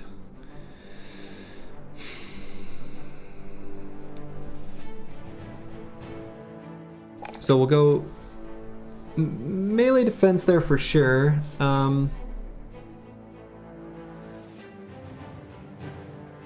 Jeffrey, no numbers. Welcome, welcome. So we'll grab hit points here. So then, do I still grab Berserk? I might not. Even if he's cleaving, is he really... I don't think I'd bother with Berserk. Yeah, leveled up, boss. I think I go with something different. What is that something? I'm not sure. Maybe better would be to pivot, not give him this champion's beheader, but find a like just military cleaver or something to give him. Quick hands? Yeah. Nah, because I think in most situations he's either using the spear or the cleaver, and in the situations where he swaps weapons,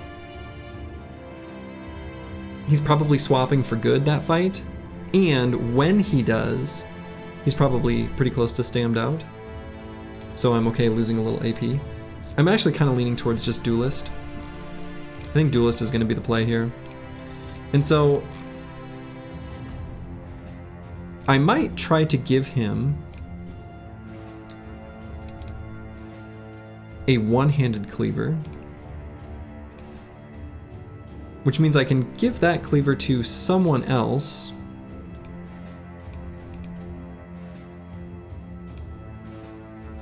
What's the learning curve of this game like? What's the best way to answer this question?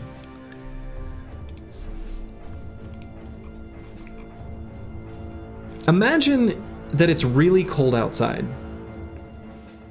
Deep, like frigid, you know, bone-chillingly cold.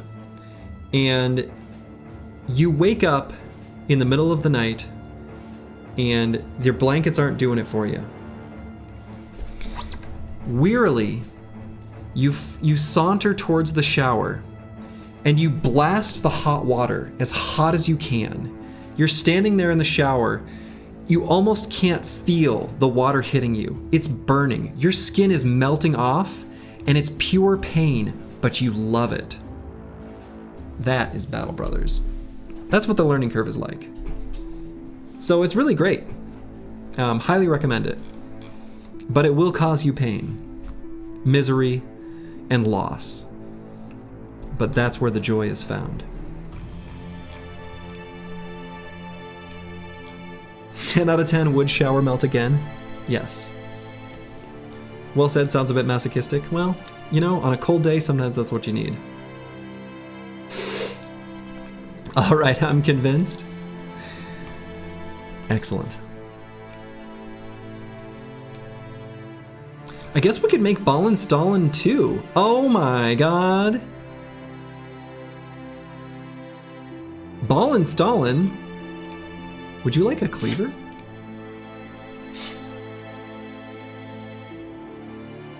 Perfect.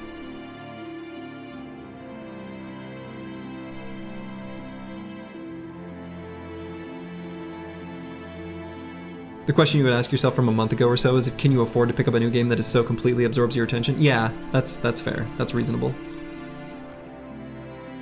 Alright, we can plop a head chopper on him in the meantime. There's a Steam sale too. How often does it go on sale? I don't even know.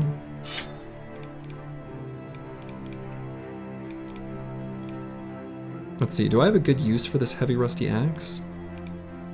Might not. Golumi I might give like a jagged pike instead of this dagger. Winter sale, March sale, and summer, I think. What I would do is I would look up SteamDB stats for Battle Brothers. I don't think they put it on sale very much. And if so, it's very little. I would just highly recommend getting it, but I understand, you know, whatever your financial situation is. I hate that Slurgy can make me look through the wiki to prove something and you can just destroy your own argument.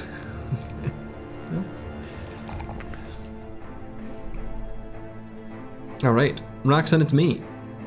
Gonna end up with a pretty healthy amount of hit points for being a backline boy with no Colossus, but that's okay. We're gonna grab Killing Frenzy, and that's gonna be build complete on this brother. Gonna be an excellent thrower for the rest of the campaign.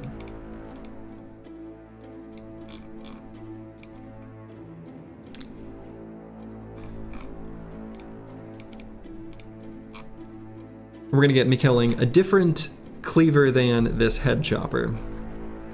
because it's going to need something that's a little easier to swing than an orc cleaver. Unless we get a famed orc cleaver. Tell everyone it was the gladiators who were here. Excellent, okay. So we got the orc trophy. I'm actually going to put that on Mikkel Ling. We could put it on Deep Space Cowboy, but I think he's less likely to get stunned because of the shield. And if he does get surrounded, he's going to survive. Mikkel Ling probably would just die. Hello, Blackfire. Black Battle Brothers goes on sale often. There's usually an increase in Twitch streamers when it's on sale. Oh, well, there you go. Shows what I know. Nothing. All right, team's looking real good.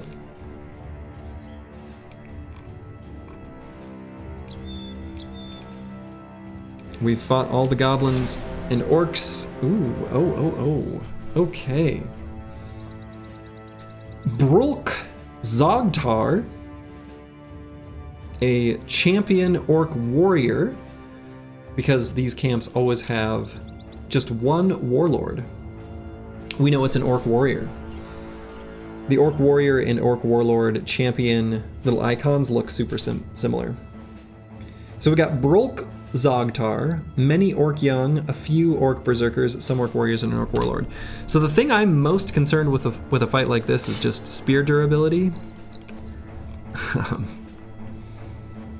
don't know, maybe most concerned is underselling how dangerous they are. It's one of the things I'm concerned with. Very doable. It's a dangerous fight, for sure. A dangerous fight, for sure.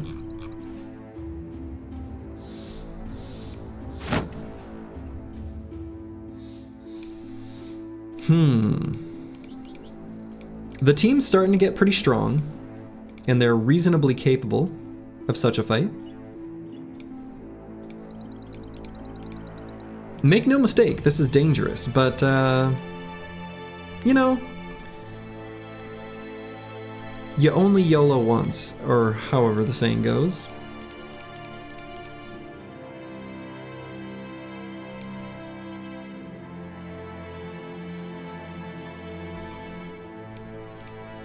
I wish we had a smoke pot. That'd make me feel a little bit more, you know, comfy cozy.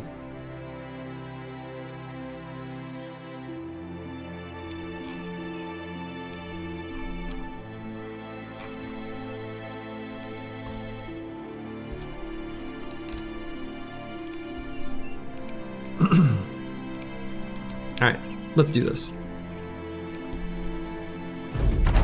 We'll start out with a little ka-ka! All right, so this is our warlord, Bolvog Shrub. Not a very intimidating name. Where's our champion? Here. Brulk Zogtar. Looks like that is a named orc shield. Meh.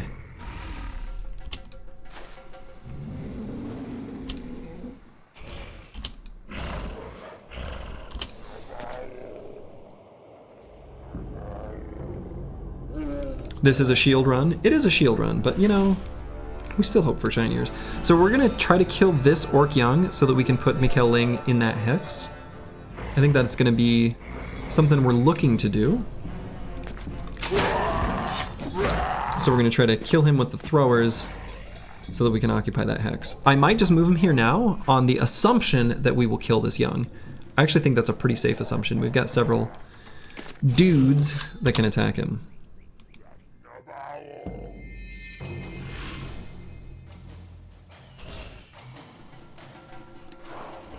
Let's see where that shrub boy moves to. All right, so there's our champion.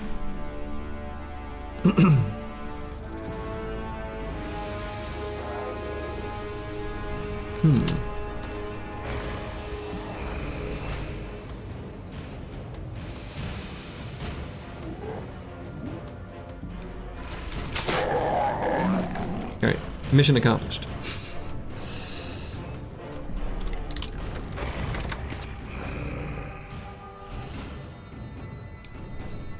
So if I put apples and fruits here, he still has this concussion. I guess I kind of didn't think about that.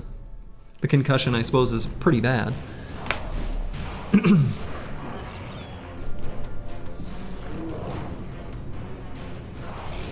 Can either put him here, or potentially put him here.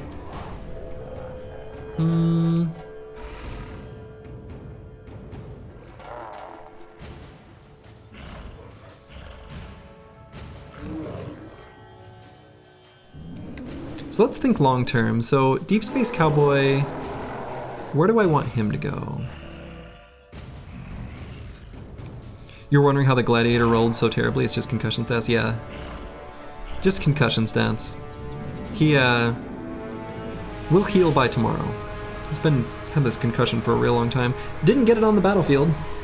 Got it from standing between his fellow gladiators in training. Could put him there, but I guess another option would be to put him like here. Let him get surrounded on the flank. Occupy this warrior champion. I maybe like that a little bit better. So then that means I have to move Deep Space Cowboy there.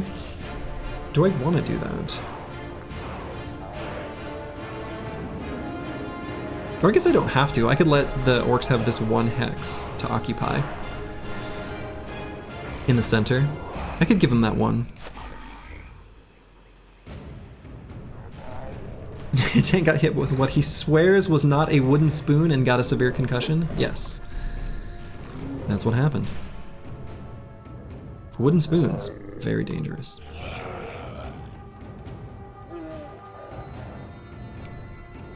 So we'll move Xenothot 2 up here, Ball Install in here, and Cool Doge like there.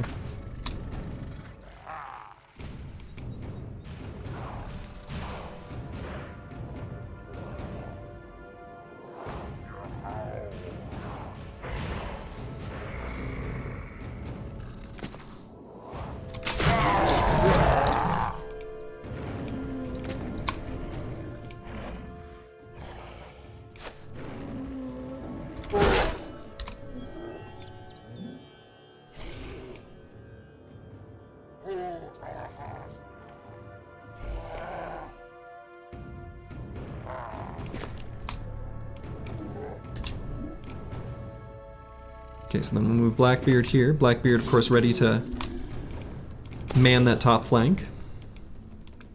Mallet reskin mod when, Slurgy? Oh my god. That sounds fun. Your mom hit you with one of those, they can be dangerous in the right hands. Oh, they absolutely can.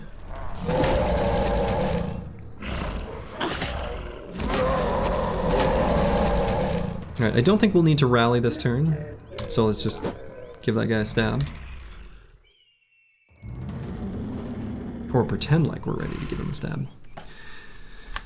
Could swap to throwing axes to throw at this orc warrior, chunk his armor down a little bit. That's probably the play.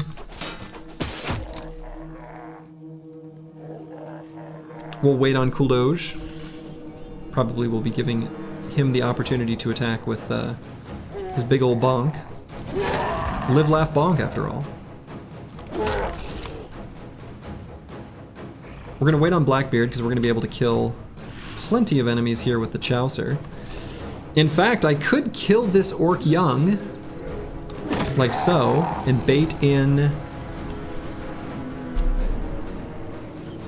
that guy. That seems great, actually. Let's get the Warlord right into this hex. He's not going to be able to resist moving in range of someone holding a ranged weapon. What a fool. What a fool.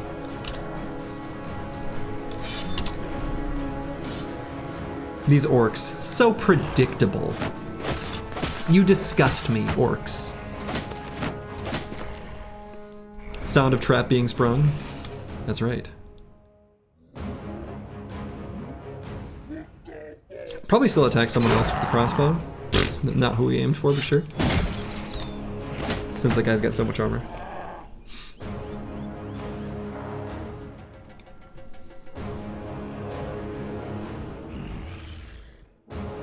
I am a little worried about the fact that the warrior champion down here was trying to get through the spear wall kind of makes me tempted to have apples and fruits engage him, like on the far flank here. I don't love doing that with him having a concussion, but he's still really durable.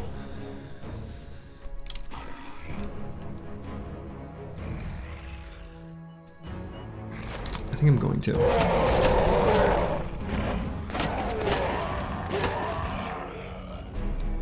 So then Cool Doge, I'll just have...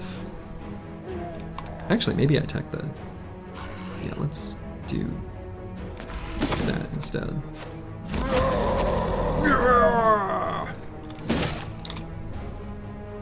And we'll focus fire on Bolvog Shrub.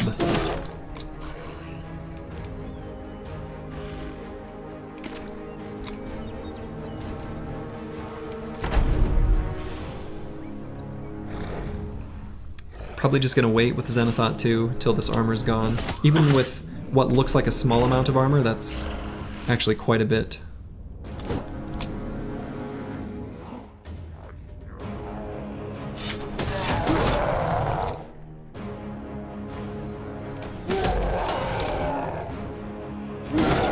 Now it's not.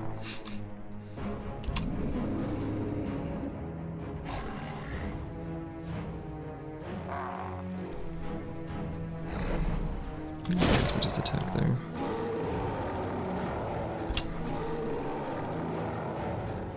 Probably attack this Berserker with Blackbeard, and maybe I just keep going on. I don't know. On this guy, take him down as fast as possible. How's our spear doing? Doing okay. We could swap to a new one. I don't think we really need to. How's this one doing? A little worse. We'll swap this one.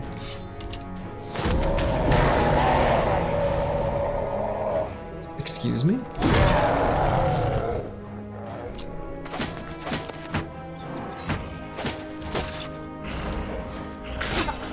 It's not where I expected him to push through.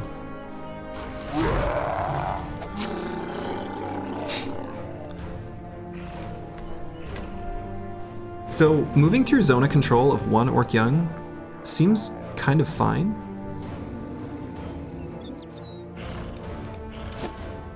So we'll just back up. It's like it never happened.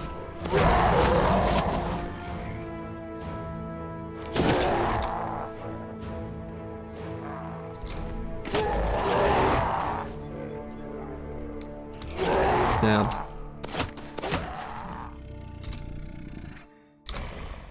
And the spear walls keep holding on. He's eaten a lot of javelins though, which is too bad. Alright, so that Berserker is back on the banner, which I don't love. But I suppose that's just the way it is. Could throw a net on him just to slow him down for next round. That's probably a good idea.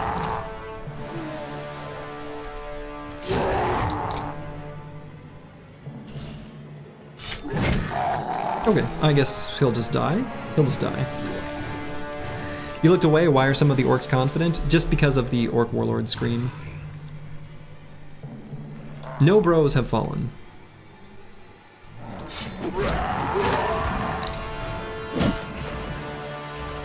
Shield push? Can't do that.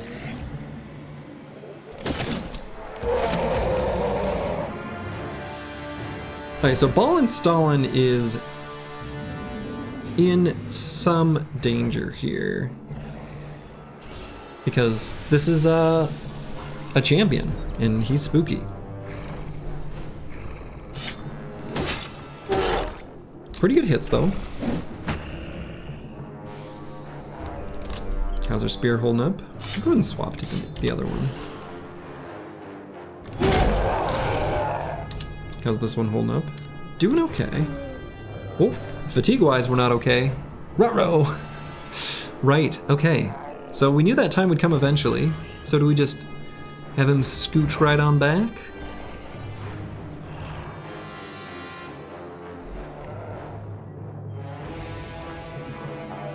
Then we move Cool Doge forward. I think that'll be fine.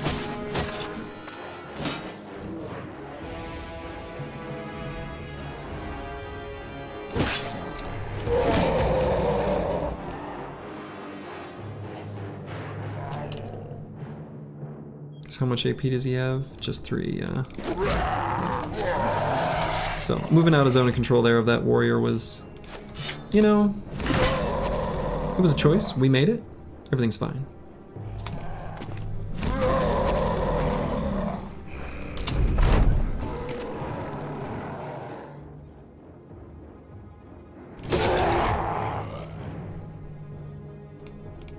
So if we back Blackbeard up, we can make sure this Berserker doesn't get an attack. I think that'll be prudent.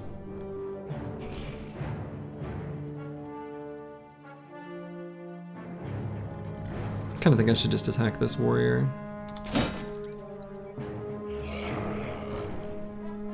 What kind of shield he got on there? Can't do that. What? Mr. Orc Warrior? I'm trying to make you die.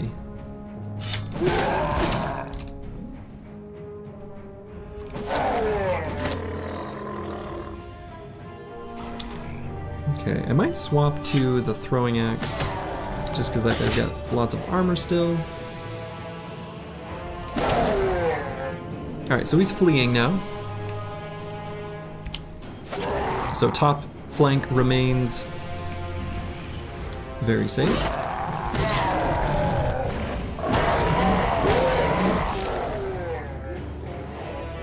Okay, that's fine. They can attack him all they want.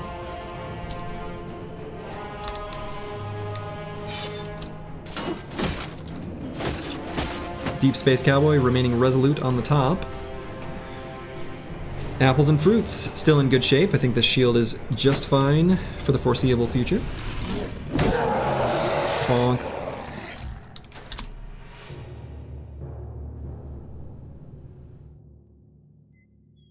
So go Lumi, let's move over here and attack that champion. We can move Deep Space Cowboy down 1 hex, just to kind of get him in line with the rest of the boys.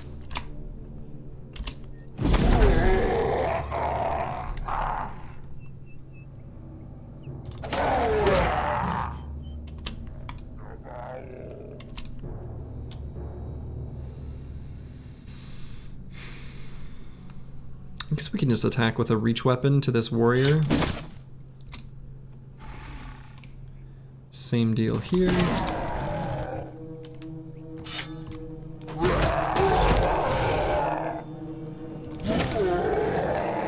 The Chaucer's primed and ready for another attack, but we're gonna wait till the last half of the round to cash in on that.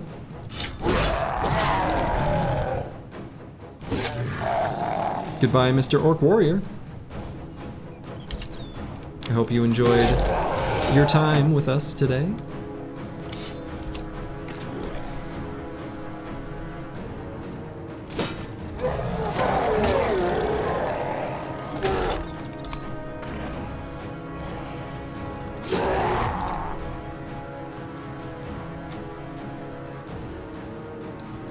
Can put a dog down and attack.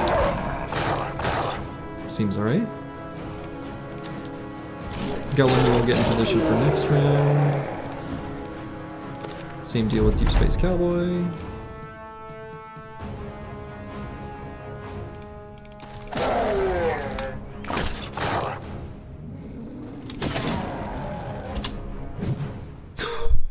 Okay.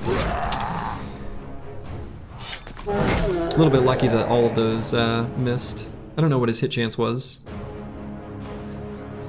Oh, 5, 32, 24.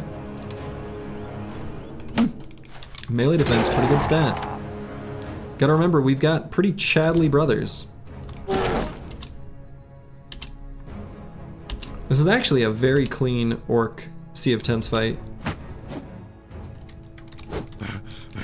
Practically a clinic in the power of the spear in these big orc Sea of Tents fights. There was someone that was here yesterday who asked, are spears still good late game? Like, are they still useful in some of the fights, you know, that you fight later in a campaign? The answer is, of course, yes.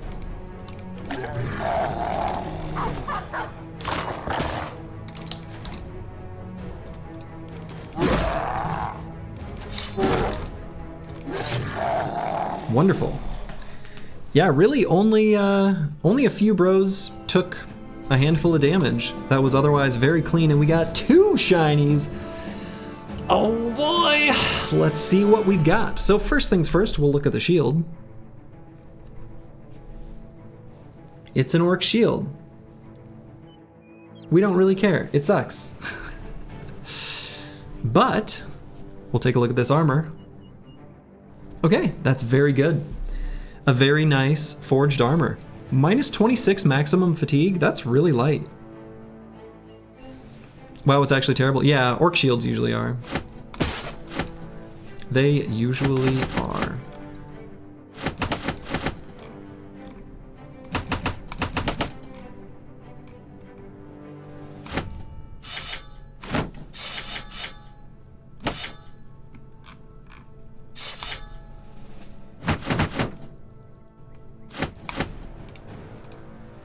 So do you have proof the wiki made a mistake and won't admit it, and it kind of puts Winstreak on the line? What? What are you even talking about, Roxanne? It's me. So we could put the shiny here just to do it, just to have it available to apples and fruits in case he needs a shield that will absolutely never get destroyed. Nimble forged armor.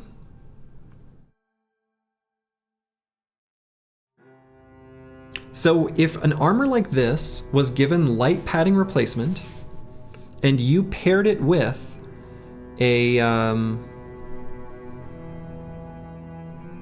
like step helmet, you could actually totally make this nimble forged. Now, in that particular circumstance, nimble is mostly acting like additional fur padding, more so than, you know, increasing your total hit point health pool very much. But check the Discord, you swear by it? Okay, I'll look later. That shield is nothing compared to the one you heard about down south in the desert somewhere. They say it shines like the sun at midday. Oh my god. Yes. What you doing, Step Helmet? Okay. So we're going to equip this Sir Magnus's Carapace of the Desert onto Galumi. My goodness, it's beautifully nice and light. Well, maybe we'll be able to find.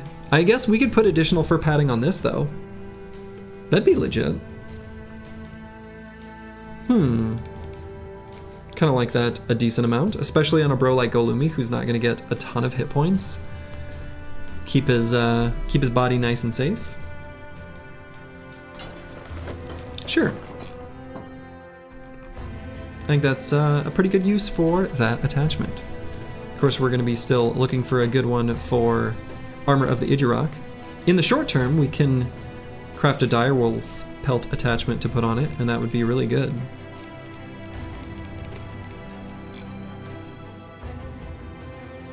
At what point in the run do you go south to procure some good old-fashioned firearms? We're going there now for that very reason.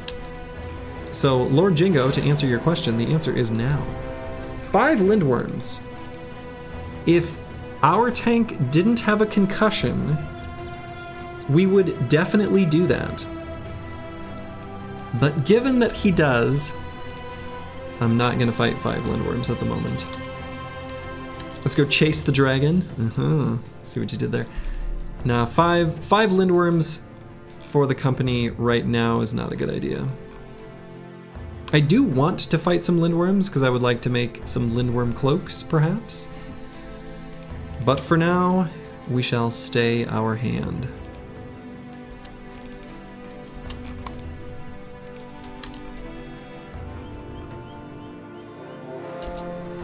You really like how the famed orc shield is literally just a metal shield with some bones tied to it? Yeah.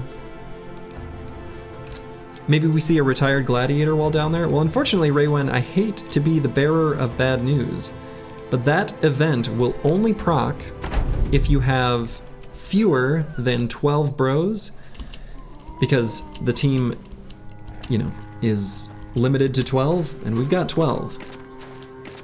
So I don't think that's gonna happen. Caca! Oh, nachos.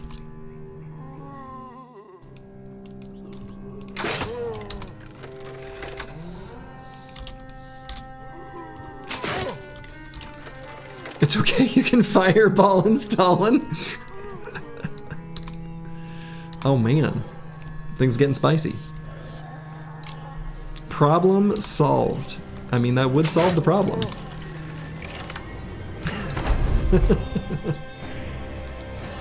It'll happen as the banner will die eventually. No, no, no, no, no. We never let our banner die or get abandoned in Goblin City or anything like that. Not once. What kind of mercenary company commander do you think I am? We would never, never let our banner fall. That would be ridiculous.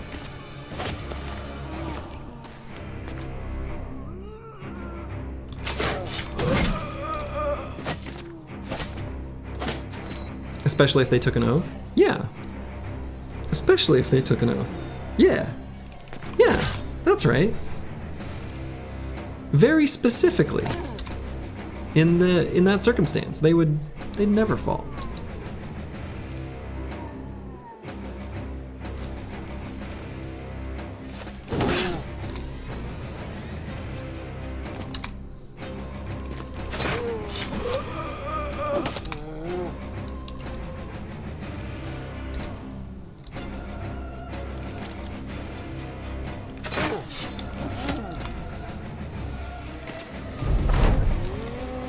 Slanderous lies against the most reputable of mercenary companies.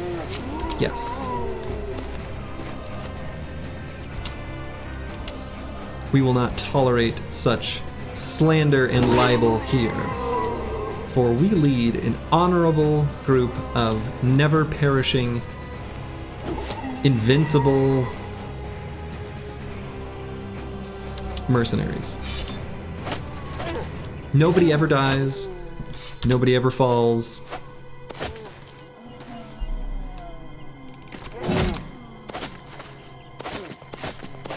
That's just how it is. An honest group of ne'er-do-wells, that's right.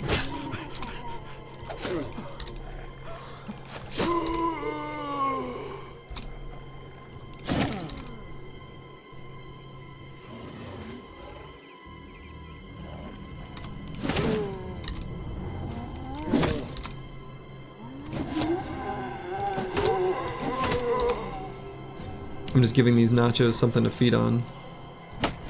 Maybe I shouldn't do that. Let's shoot them.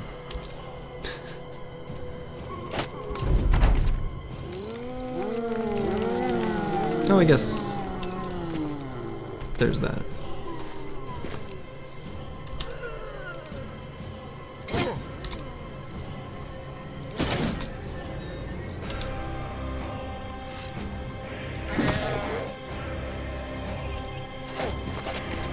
Thought he'd have enough damage to take out that nacho.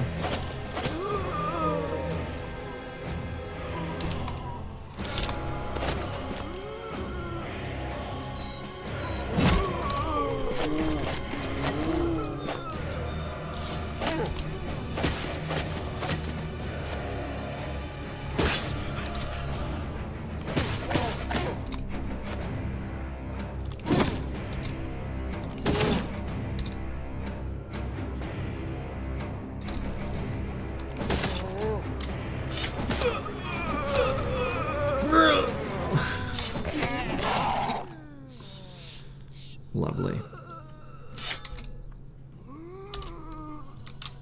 Spears are getting a little rough, so we'll probably have to swap those to some new spears. when the Spear Bros turns come along.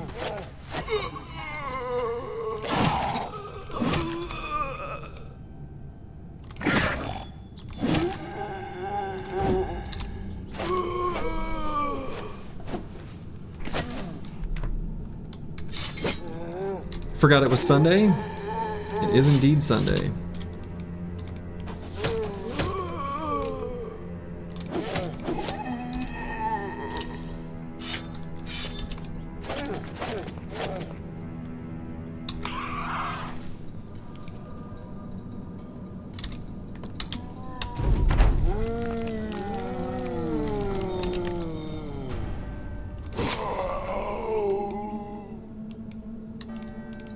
Your trip a few minutes ago to the Chick-fil-A was a waste. You know what's funny? There's a... I go grocery shopping at an Aldi. We went grocery shopping today. And in the Aldi parking lot shares... or they share the parking lot with a Chick-fil-A. And how pleasant it was to go shopping with that Chick-fil-A closed. Man, I gotta do all my grocery shopping on Sunday from now on. That was... so pleasant, because that stupid Chick-fil-A is so busy. Never been there. Never gonna go there. But glad that they weren't open. Because that parking lot is a nightmare.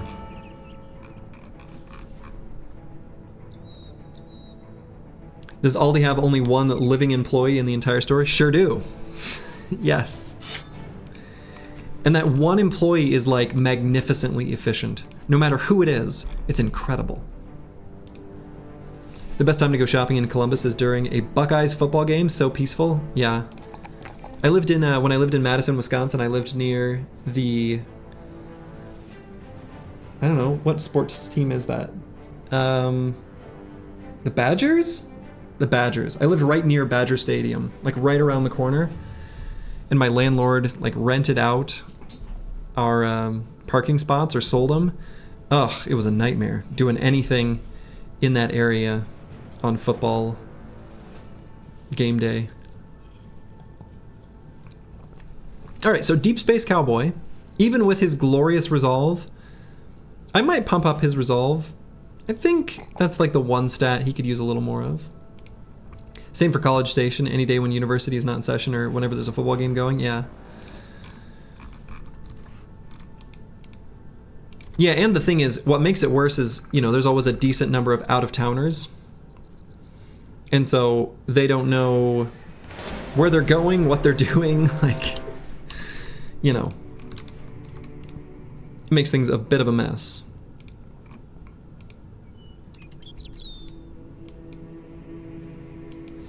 Wait, so we sold something that was yours and told you... Well, yeah, no. I mean, in the rental agreement contract, the landlord did say he would rent out our parking spots. So we would have to go park somewhere else, too, which was really annoying.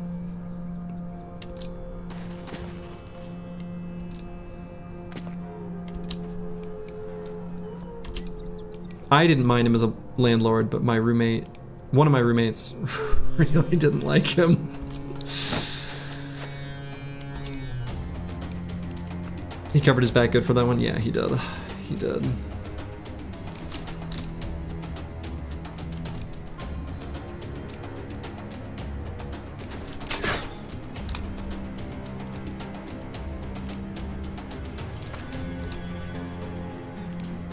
He knew what he was doing. Wasn't his first rodeo. We weren't his only rental property. And he made pretty good money from the football games, I think. I have to imagine.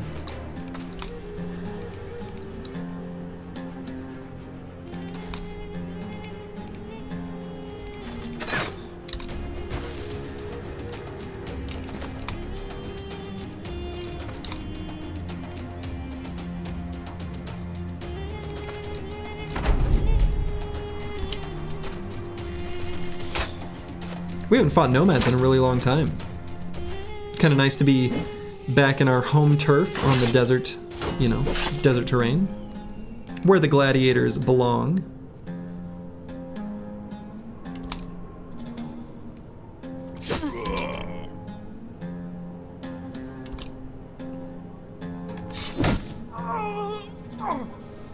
Ka-chonk.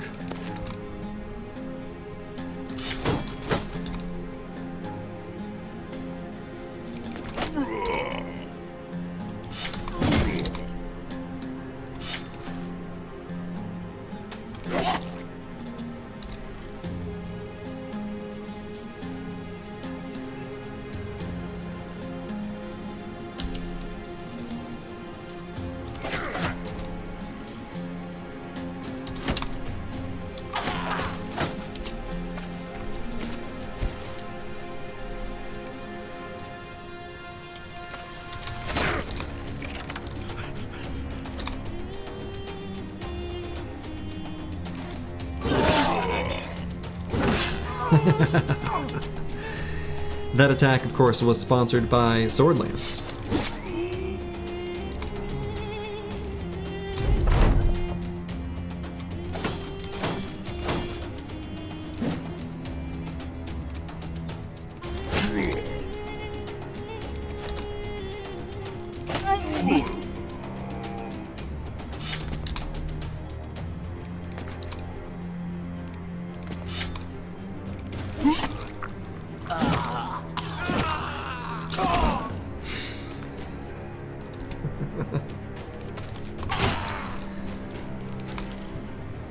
The Chaucer with the old you get to die, and you get to die, and you get to die.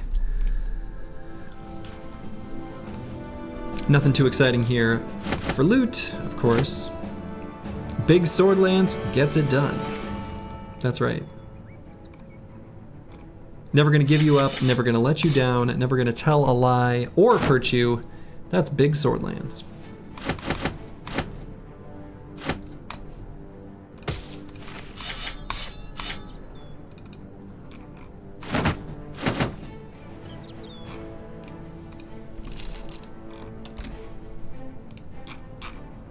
Okay, so we've got this pole mace that we could give to Koldoj.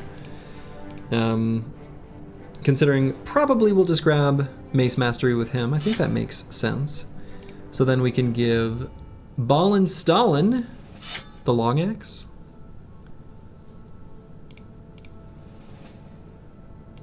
Or possibly, actually, maybe we'll give it to Galumi, and Galumi could take Axe Mastery. I think that would be pretty good. I'll split you in half with my big sword, though. Yes.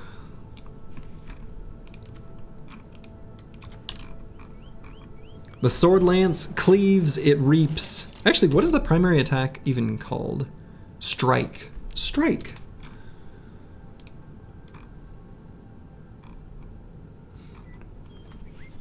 Perfect with Twitch censoring great big sword. All right, great sword, right? Okay, so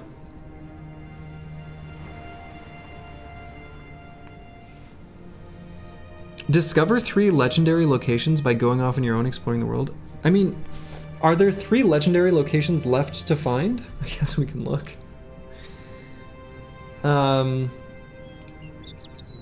We found the ancient statue, we found the ancient temple, we found Black Monolith, we found the curious shipwreck, we found grotesque tree, we found the hunting ground. Oh, what happened? We found the icy cave. We have not found Rul Gazix. We've not found the stone pillars. We've not found the sunken library. Not found watermill, which, okay, I guess there are 5. Does it count the ones you've already found? I don't think so, right? That would be silly. Goblins will be faster. That's what I'm thinking. Yeah, so there are still more than 3 legendary locations to be able to find. But, for example, like Witch Hut always spawns in the forest and might not be reasonable to expect to be able to find. Yeah, they can be anywhere. I think the goblins will not only be faster, but it will give us the goblin trinket, which is just really nice to have. We do, you know, we could also do this one, have 2 men with hammer mastery perk. We've already got 1. We could do a second on one of our fatigue neutrals, but I would only do that if I was confident that we could buy a hammer easily, like really soon. So we're gonna do fighting goblins. We like fighting goblins. You know, it's kind of like taking a really hot shower.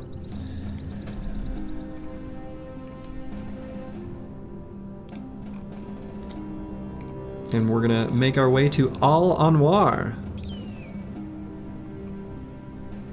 where they have a seasonal fair. Lovely. We'll be able to make good profit. Oh my god, that is so many. What the hell? Why are there 6 shiny weapons here? What?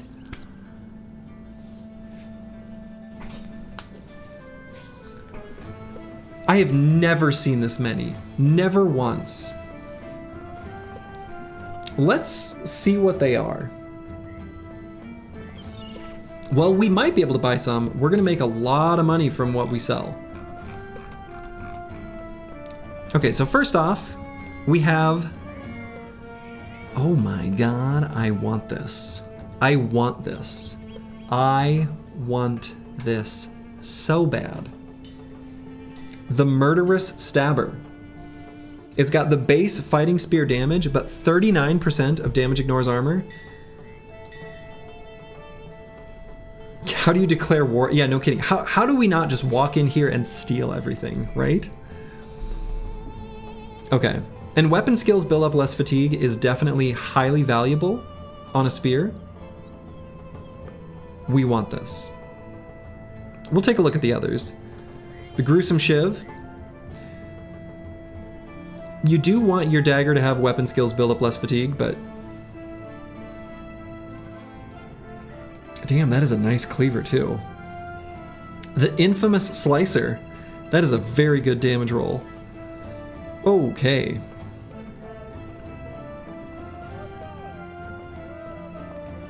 Wow. 45 to 70 of a one-handed axe?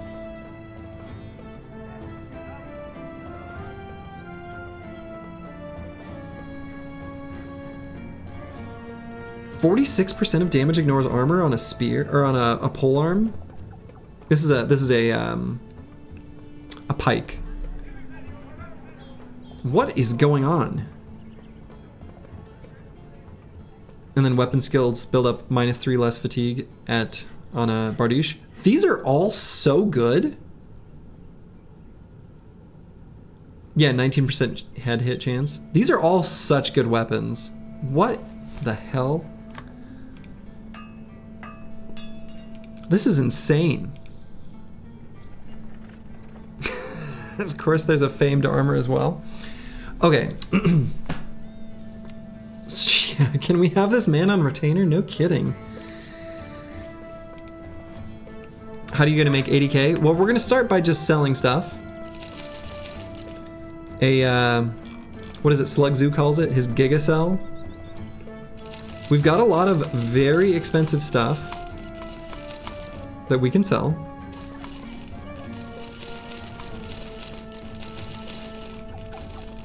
We've been hoarding only the most expensive of weapons and armor. We do have 2 card upgrades, so like there's a lot of money pouring in here from this little Giga Cell here.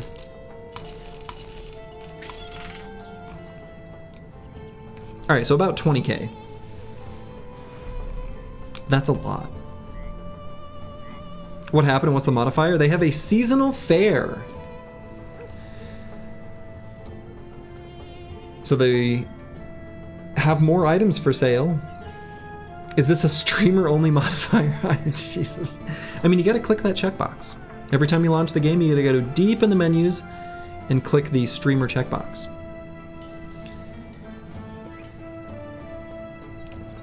So now let's look here at the weaponsmith. Basically, we can buy one thing. And let's be real. There's only one thing that Slurgy really needs.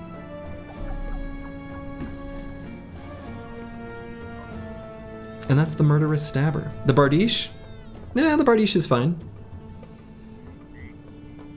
The axe? The axe is good too.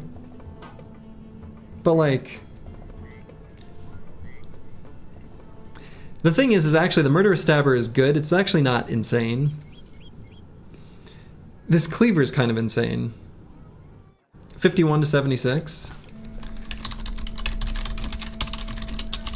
What's the base of a military cleaver? It's like, yeah, 40 to 60.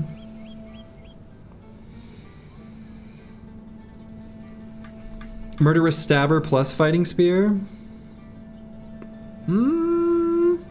That'd put us pretty low on money. I do plan on purchasing a sword lance and a sword lance, a handgun, and what else? A sword lance, a handgun, and probably a fighting spear. Not necessarily here because of the increased prices, but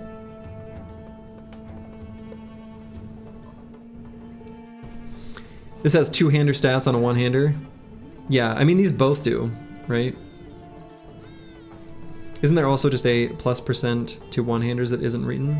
Yeah, so you can think of, when you think of one-handed weapons, the damage number that's listed is always, you know, that plus a shield. If you double grip the one-handed weapon, it gets 25% additional damage. And so if you're gonna have a duelist, you know, they're always gonna have double grip as well. The infamous slicer is kind of insane.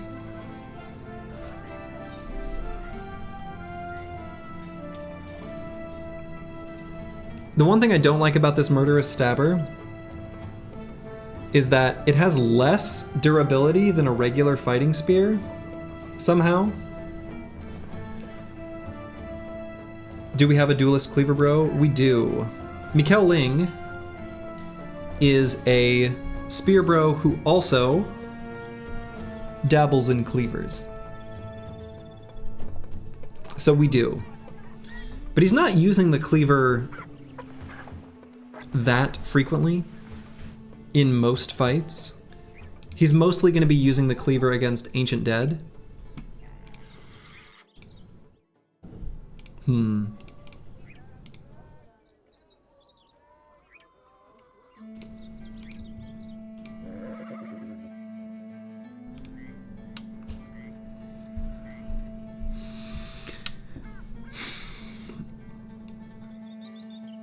Another potential play would be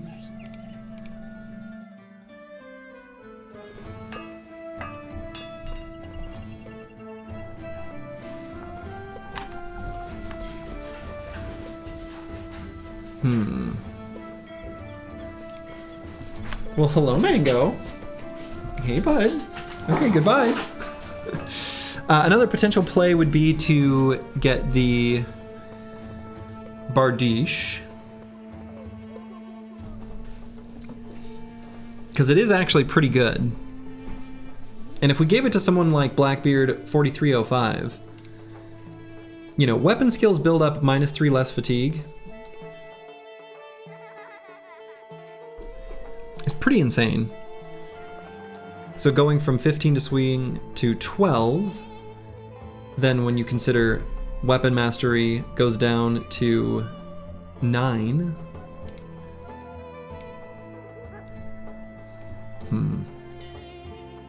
This is tough. There's a lot of really good options here.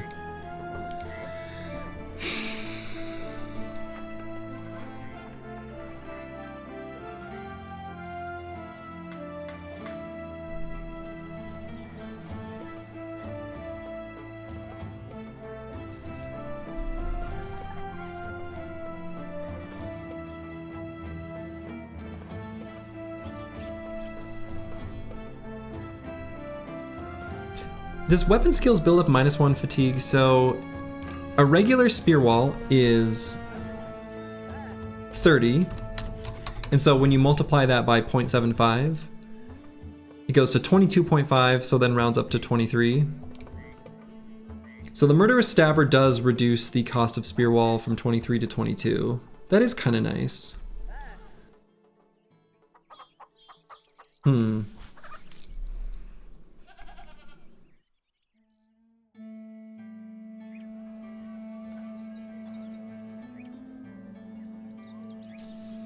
And 39% of damage ignores armor.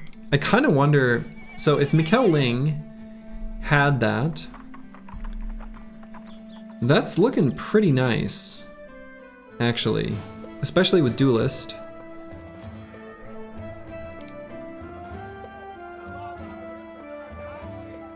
Yeah, so 39 plus 25.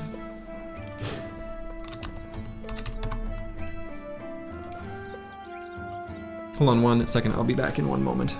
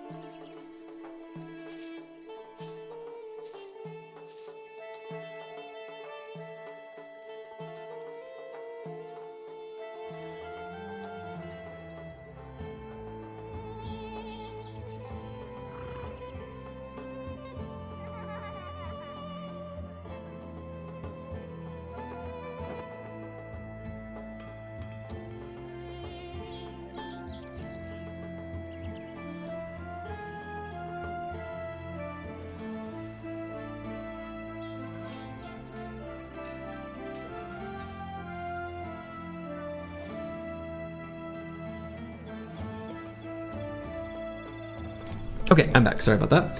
And I'm no closer to making a decision. I think I like the spear, actually. I feel like the insanity of the amount of damage that Mikkel Ling with Duelist can sneak through. We can do a little back of the napkin math on this. Let's do that, in fact. Okay, so let's think about this. Murderous Stabber. I wish, oh, let's see. Hold on.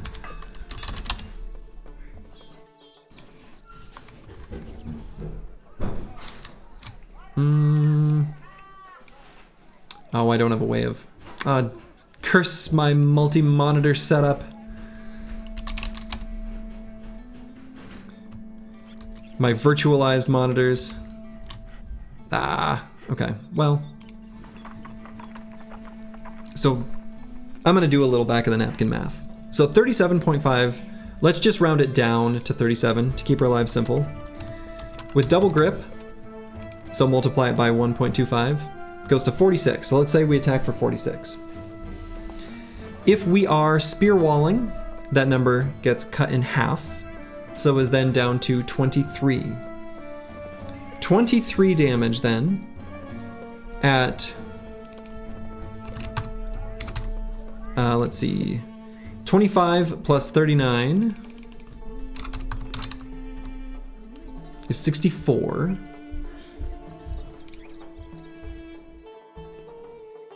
So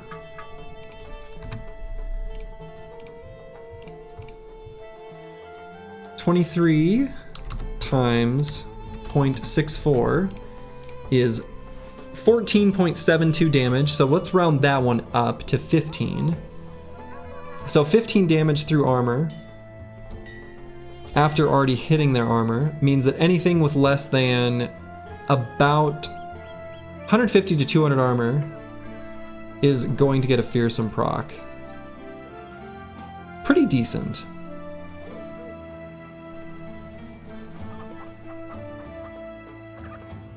How hard will it hit an Orc Warrior with 3 hits? The one with worse armor? Yeah, so I think with Spear Wall, we are still, even with this, unlikely to cause many fearsome procs until they get down to about 200-ish armor, and then we'll start sneaking them through.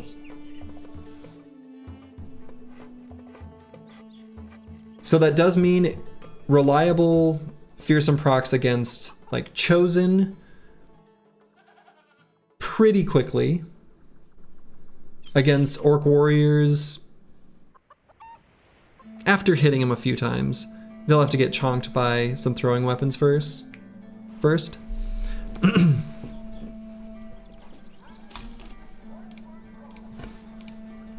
Mikkel Ling, you just got yourself a new fancy shiny spear. Congratulations. Let's make sure we don't accidentally let it get destroyed. Okay, so we do also want to buy, while we're in the south, a sword lance. We want to get a handgun. We want to get a fighting spear.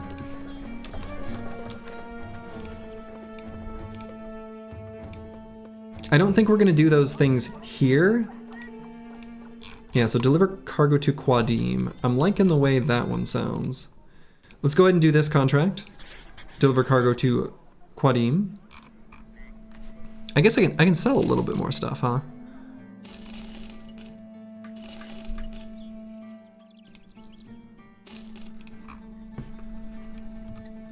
Let's make another quick 30K so we can get the other two weapons. Yeah. And that's the thing, is what we would really like is, oh boy. We'd really like to get this cleaver. This cleaver's really good. But yeah. But they had a sword lance in there. How likely are they to spawn? They're reasonably likely. I mean, we could just buy the sword lance now. It's a little tempting because we don't want to miss our opportunity to get one. The sword lance isn't much of a damage upgrade over the war scythe. It's mostly a durability upgrade. So 55 to 80, you know, going up to 60 to 80, right?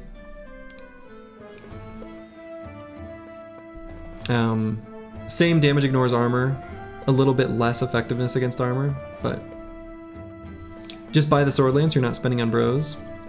Well, we're not spending on bros, but we still need to buy fancy shiny weapons that we find.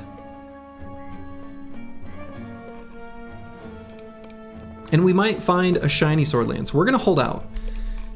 Because the war scythe and the sword lance are so close in effectiveness. Oh, I'm gonna buy just a little bit of ammo before we leave. Oh, that was criminal.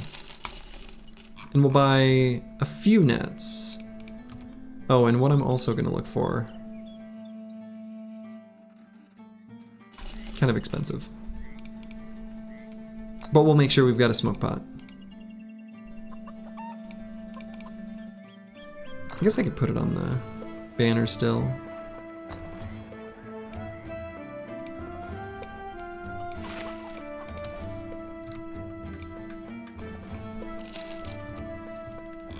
Alright, so let's make our way to Quadim. Also, if you look closely, you'll see there's a Susie. Right there. It's a cute little Susie. She's a good girl.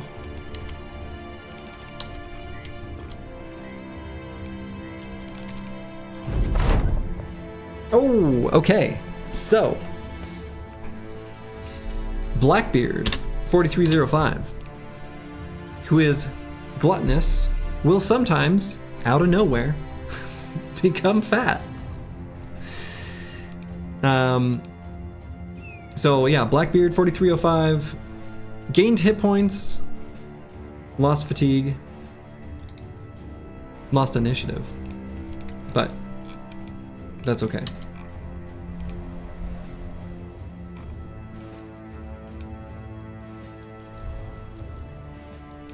Holy neutral? Yeah, true neutral now. Works for me.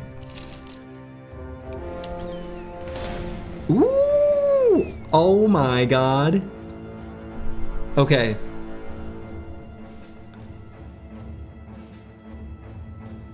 I'm glad I didn't buy the sword lance. Oh shit. Oh shit. This is very exciting. This is very exciting. Dangerous? Nah. So what we could do to make this fight safer, but I'm not going to do, is wait until nightfall. If we waited till nighttime, the many nomad archers would have their attack capabilities diminished. Why am I not gonna wait? Because I don't want them to spawn a unit and change the camp composition. We will not miss out on our chance for this shiny, shiny sword lance that will be ours.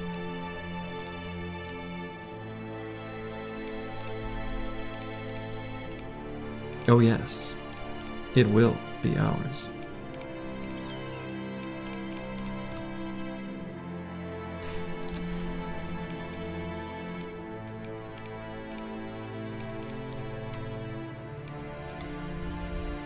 You also want your own... Yeah, we also want our own archers to be able to hit him.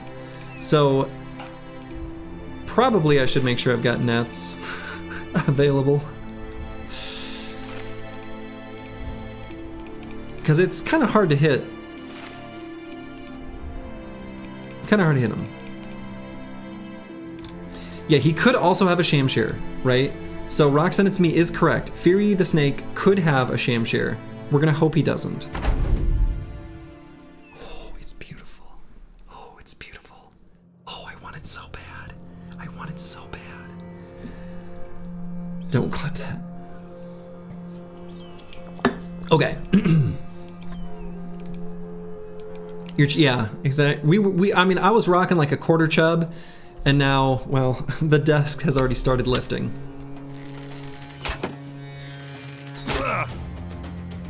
You're so mad right now. What's so good about sword lances? Well,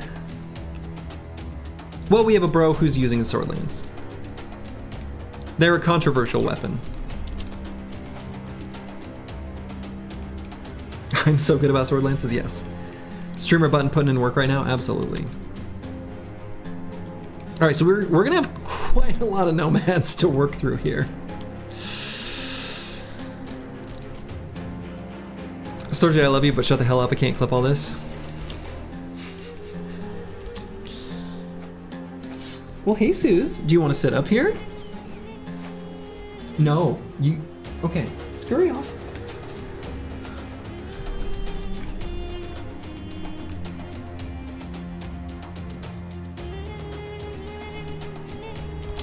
Yeah, so we're gonna approach this carefully. We're gonna still be spear walling as we move forward, avoiding too much melee contact as much as possible.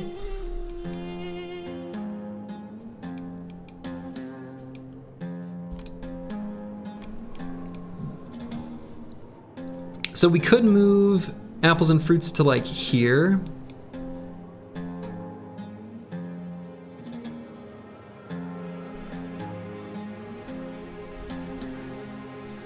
Sword lances are good weapons misused by bad players. Probably kind of true.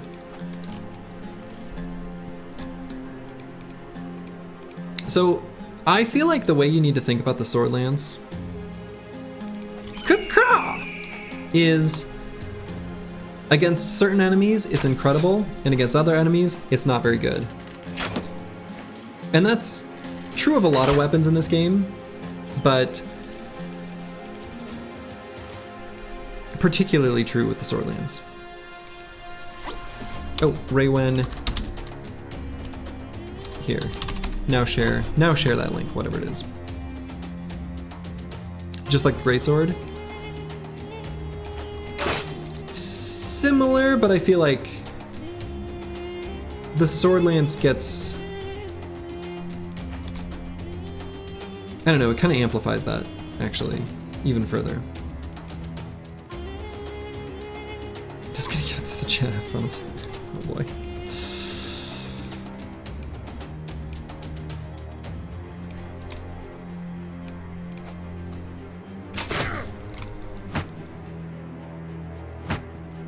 You got the same clip? So you really want to know, boy.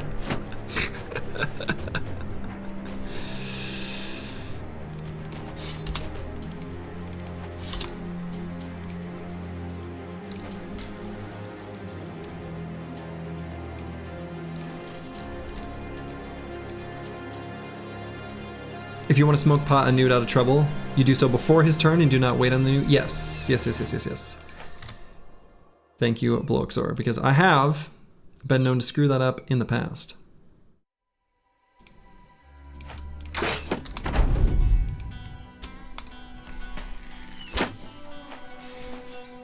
Here they come.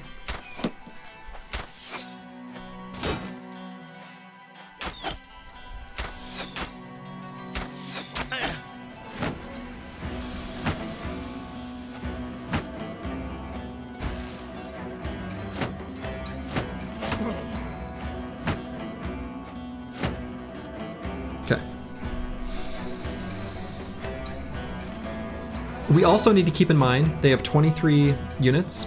As soon as they get below 35% fighting strength, they'll start running away. We can't let that sword lance get away from us.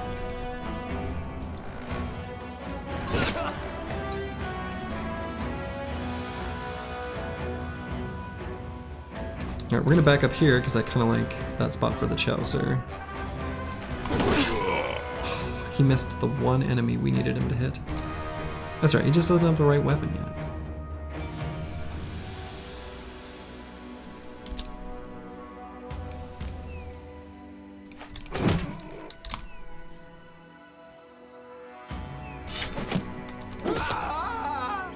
No!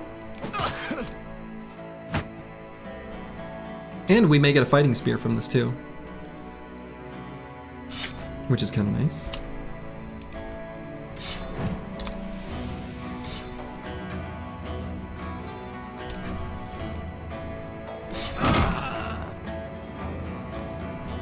Okay.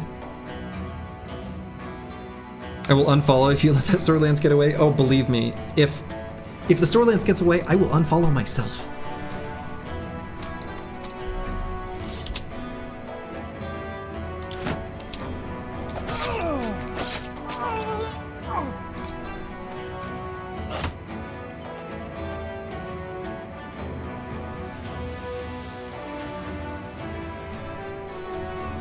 I guess I could start chunking on him now.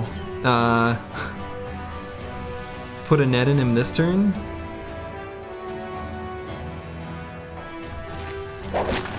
Okay. You gotta dagger that guy for the sweet helmet. I mean, that would be cool. But that's probably not gonna happen.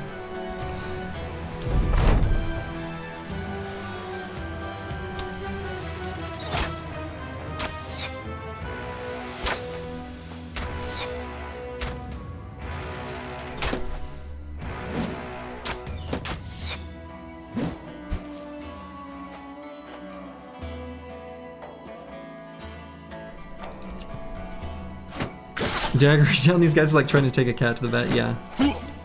Yes, accurate.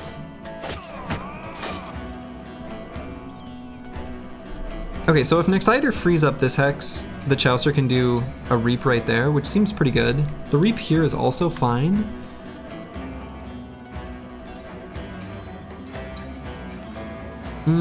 Yeah, in fact, I think I'm just gonna Reap here because we're gonna use both throwing weapon attacks on Fury the Snake.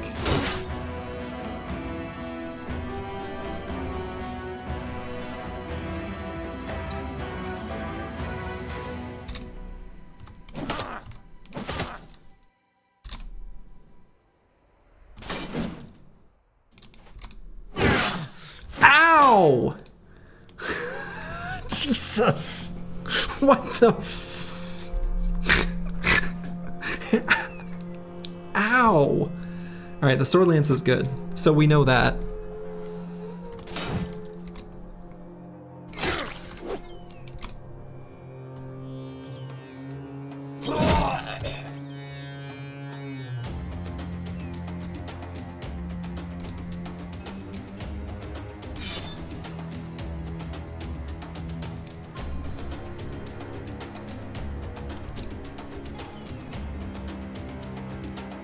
Casually slashes 3 dudes while netted, yeah.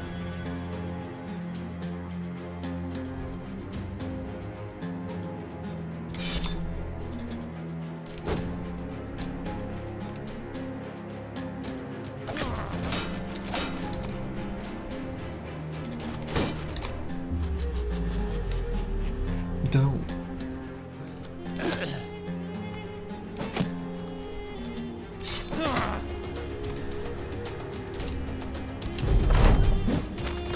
Okay. Whew. All right, that was much. All right, better. Can move Xenothought 2 up here.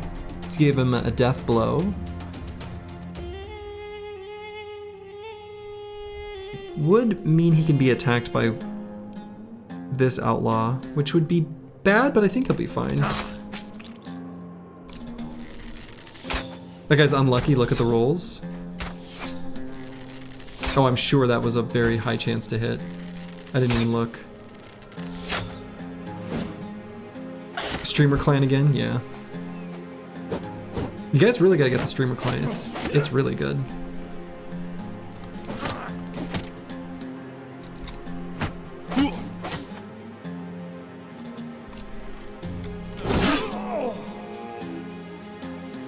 Nice.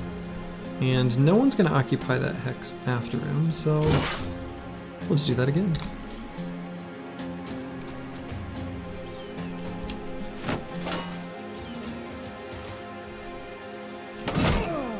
There we go.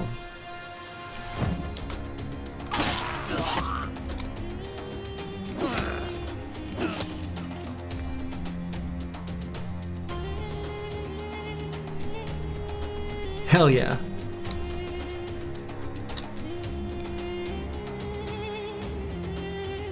Pick it up now?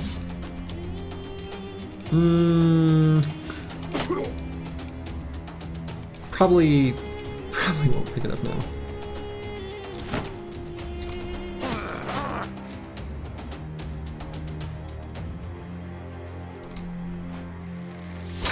It's beautiful though. I'm already, you know, I don't know. I can imagine that, you know, childbirth, when your child enters the world, and before you really even meet the child, you look at it crying, laying there on the floor, and you love it. That's how I feel about this sword lance. Now, does it compare to being a father? I don't know, I'll never know. But I can imagine.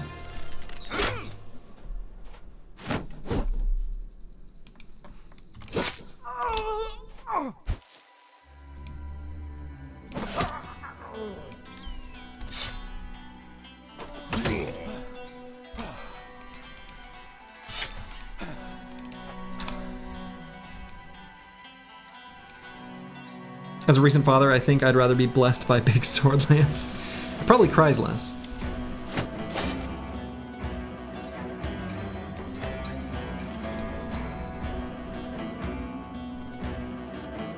Might have to press the blue skip turn button on that, brother. We'll see.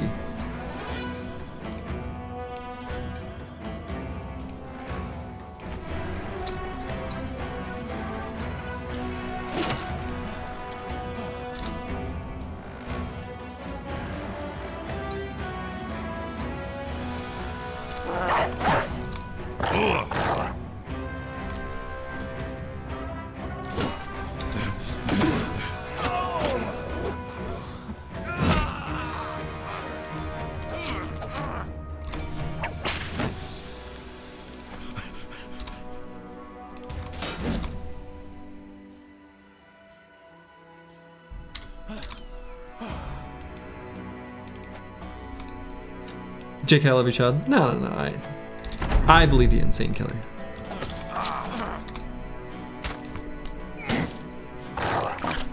I don't mean to, you know, take away from the love that I'm sure mothers and fathers feel for their children. I'm just excited about this sword lance.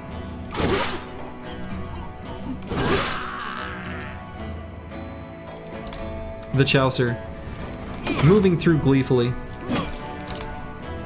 cleaving through foes, knowing that he'll have a new, fancy, shiny weapon.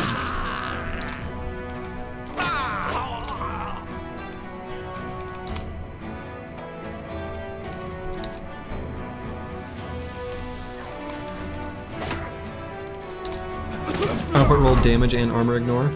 Me too. Me too. This is very exciting.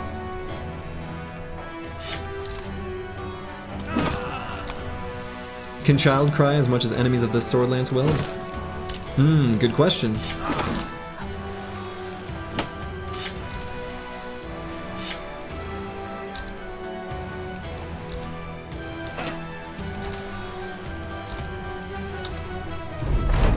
Run them down. All right. Are we ready? Oh man.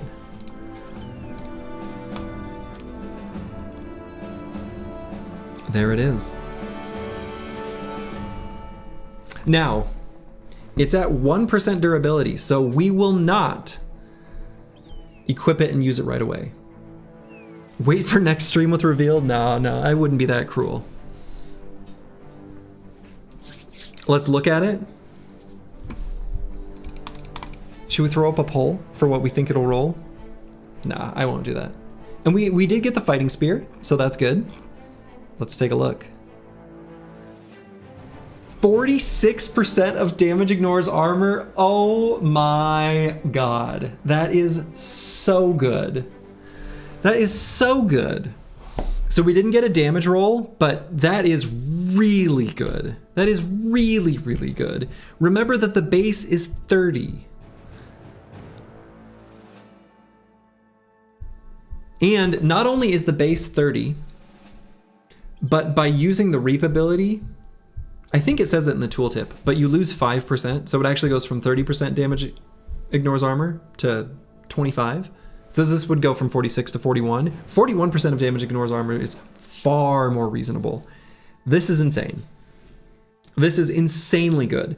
And we did also get a secondary damage roll in effectiveness against armor, which is pretty good. It's the best possible roll for ignore armor. Like polehammer stats. This stream is blessed. Goblins shitting their pants right now? Yes.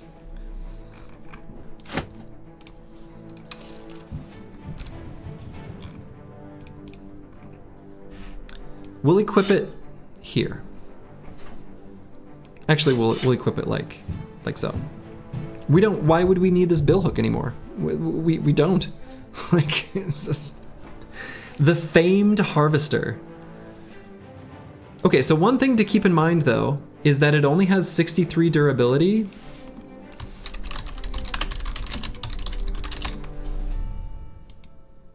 A regular sword lance has 52. Okay. So its durability is still a little bit suspect. Just a little bit. That's a nice spear as well. Yes. We've been wanting a fighting spear, and boom, Deep Space Cowboy now has a fighting spear. Plus 20% durability is pretty solid though. Yeah. Yes. Incredible. This particular stream is blessed. All of you are blessed. We are blessed. This is a blessed run. Beautiful. Beautiful, beautiful, beautiful. We've seen the injuries that this sword lance can cause.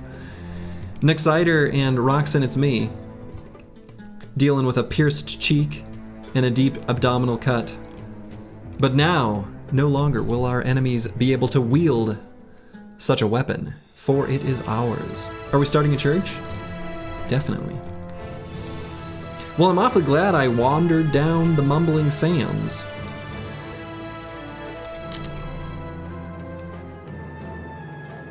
Incredible.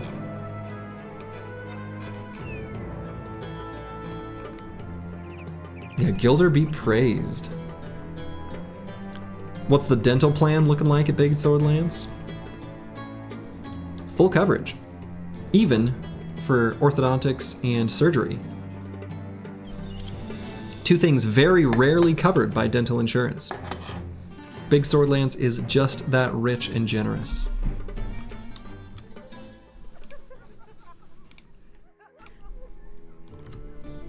Incredible. All right, we can buy a couple cheaper nets here. Can even equip them. I guess just one. I only used the one. He never tried to break out, yeah. Already up at 73% durability, nice. With Big Lead, you get the free cavity fills for the whole family. How does the Sword Lance fare against noble armies? Very well. Pretty well. It's good. It primarily shines against goblins. As far as, you know, goblins and... Yeah, goblins are the big one. Goblins are the big one where it excels. So. Cool. Okay, we could buy amber shards here, because we can resell them for more elsewhere. We could take the boat to Weissenstat just to save us a little bit of time. Like a tiny bit of time.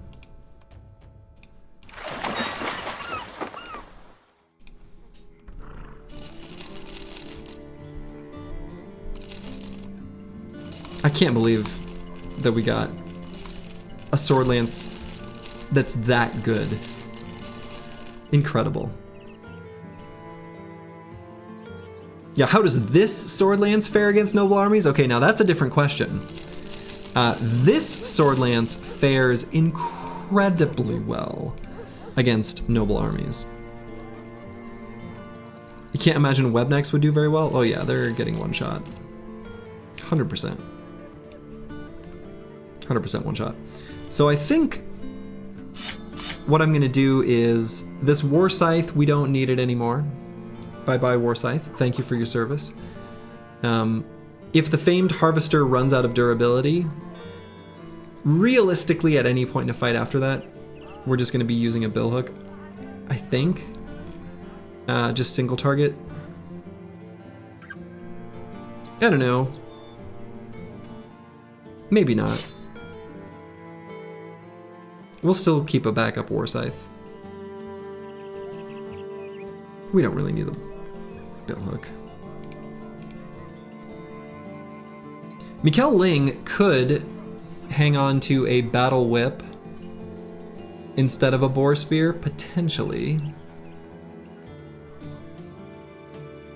So you may as well be call Chaucer the Reaper the way he's about to be taking souls? Yes, I think so. I think so. By the time it runs out of durability, it'll be many rounds into the fight, and you probably wouldn't have the fatigue to reap.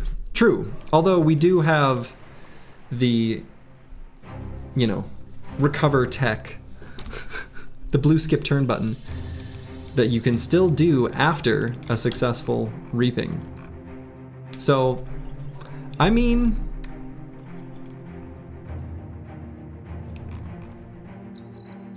incredible. Oh no, my sword lance is out of durability. Would you look at that, another sword lance? Right. All right, many necro savants. Because of our nets, we can actually do this fight just fine. So we'll go ahead and pack the formation up into a ball. Let's see, who do I want to put on the edges though?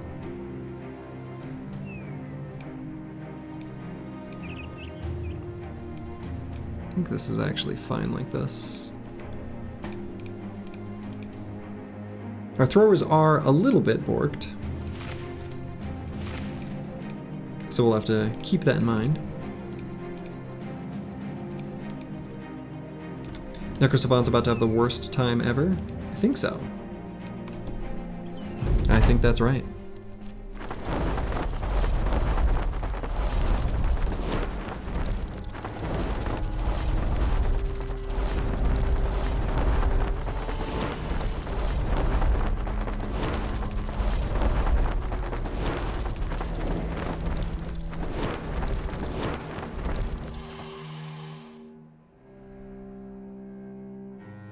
I suppose I can still do that, huh?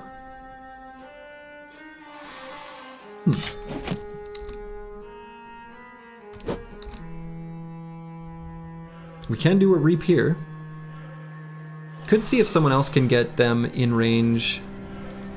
Yeah, let's wait just for a moment.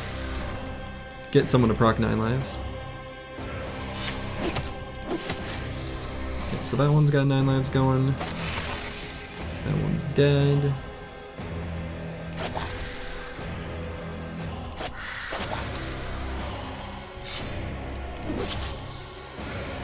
Alright, 9 lives activated.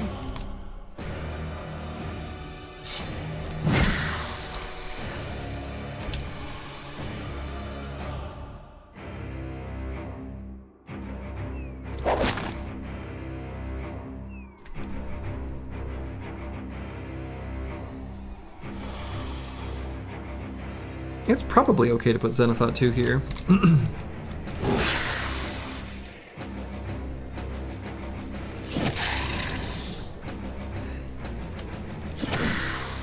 Would you look at that? Would you look at that? Reaping. You love to see it.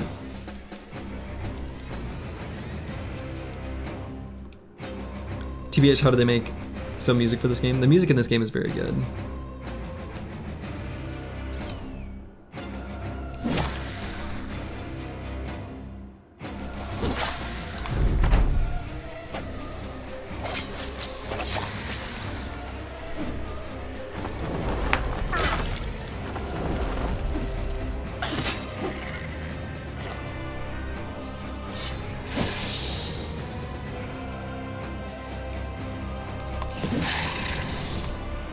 Excited to put in the three-headed flail to good use.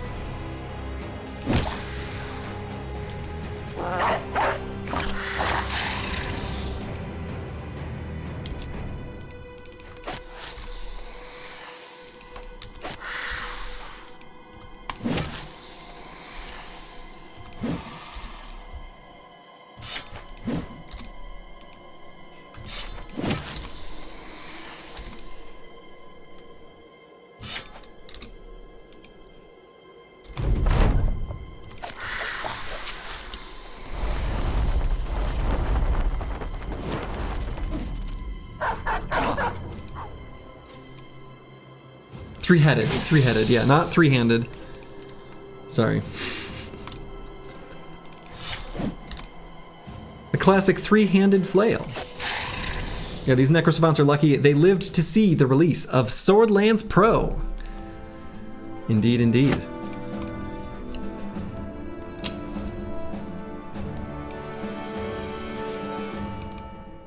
Oh, and random side note, I guess we did get this double mail like a while ago. I'll slap that on the Armor of the Age of Rock for now. Insane Killers 014, our temp banner, has leveled up. I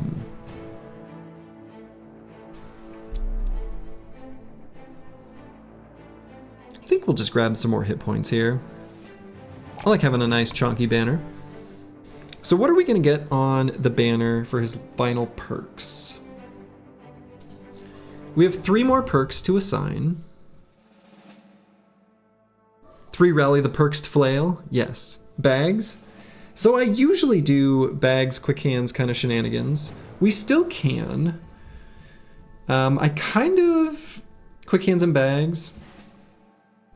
Yeah, we probably still do. I'm kind of thinking too, because his melee skill is so good, that I don't hate just doing polearm mastery as well. Yeah, quick hands, bags, and polearm. I think that's probably gonna be the holy trio. Feels a little weird to not take gifted, but I think it's okay. The Reddit Whipper special. I mean, we could do that too. I'm okay with doing quick hands.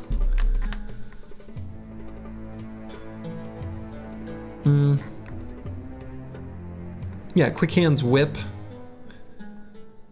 gifted.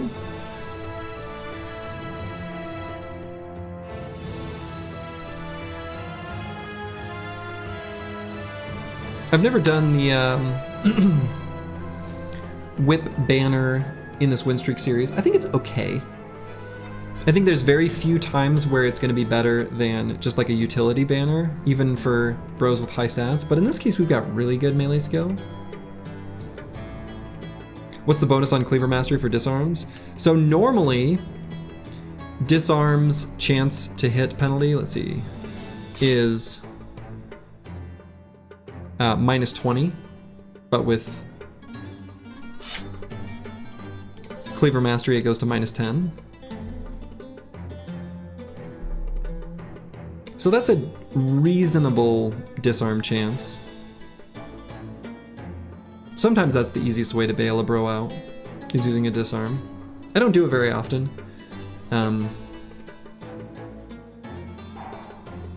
Meh, I don't know. I think I'd rather just stab things with the pokey stick most of the time. So yeah, it'll probably be just polearm mastery, bags, quick hands. You're getting wavy eyebrows between cleaver mastery and backstabber. Yeah, I mean, we've done that. Let's see, anatomist, where we had a bro with really low melee skill but high fatigue that we gave the snake potion to increase their backstabber like adjacency bonus from the anatomist potion in conjunction with cleaver mastery for disarms. Actually, it's pretty good. It's pretty sweet. I don't think I'm going to do that. I think I will just get polearm mastery, bags, and quick hands. So on this level, I might do quick hands, and then we'll come back for polearm mastery and bags and belts. Quick hands, I think, will have the most use in the short term. We don't want to lose a bro, right? Adjacency bonus going from +5 to +16 is quite insane. Yes. Yes, it is. Yes, it is. Because backstabber does say that it is doubled. And so when you gave him the snake potion, it goes from 5 to 8, then doubled is 16. Kind of insane. Anyway, Galumi. We will be giving him a handgun while we're here in the south. Losing a bro in these 12-man roster modes feels extra bad. Yeah, so we're going to be really careful about that. Let's see. What perks are we going to take on this brother?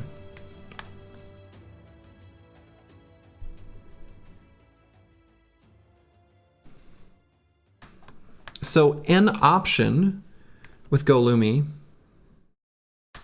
given that we have an armor with AFP, that we might just leave here. This might just live here.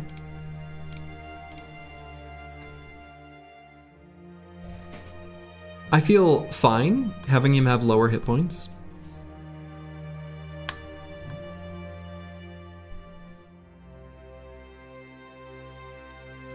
So I think we'll level up like this. Gifted? Yeah, probably gifted. Gifted and underdog. And just don't give him a second weapon mastery. Oh wait, no. He's gonna get 3 more. Yeah, so he'll be, yeah, no, we're good. We can still do gifted, underdog, and a second weapon mastery. Executioner. No. Yeah, I think, yeah, gifted, underdog, and a second weapon mastery. So I kind of like gifted here, actually. And of course, we're gonna level straight down the line here. All of these stats are very important to us. On down the line. I can't believe we got such a good sword lance. You know, we have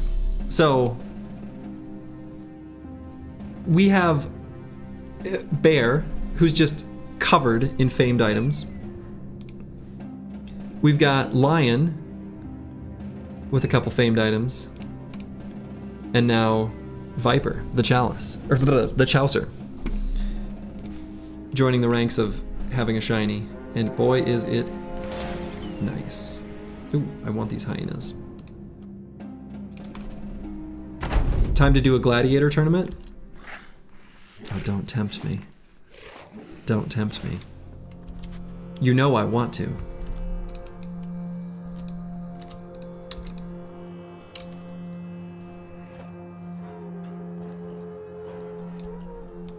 Fucking would too. I absolutely would.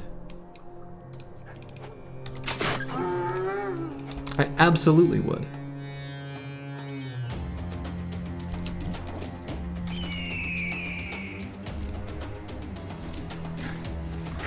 We could probably do it.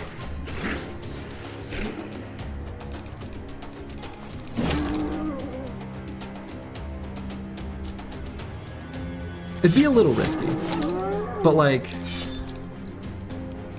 you know, it'd probably also be fine.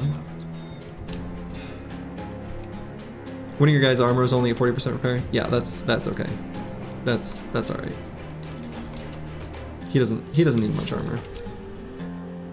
His weapon is his armor.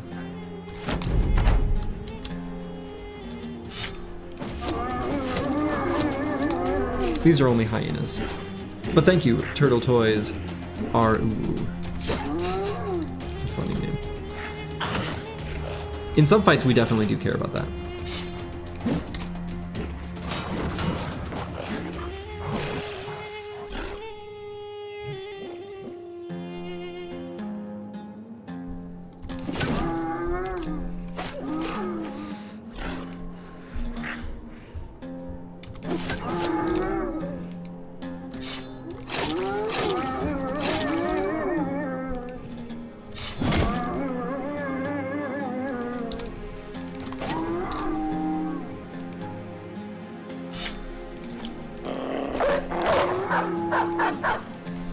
Turtle is fine. If you ever have names available, you can name a tank after you and call them Shellback or Turtleback. Well, that's kind of fun.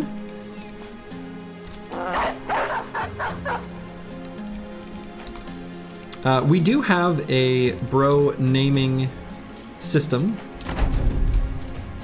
where you just ask for it.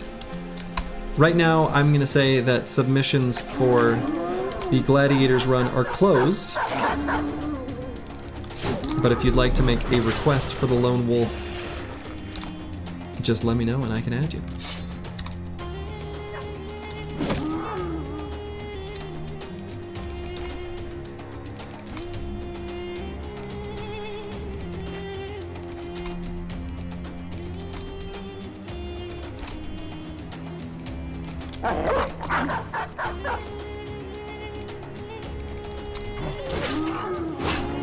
Hey, nice work.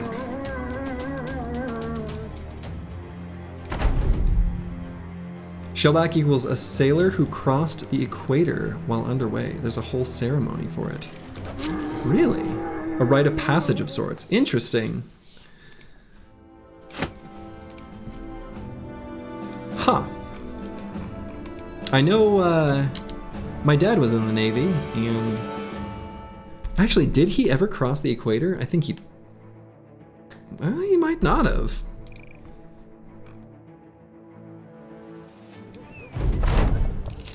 Now that I'm thinking about all the places he said he ever went or was stationed, they were all Northern Hemisphere.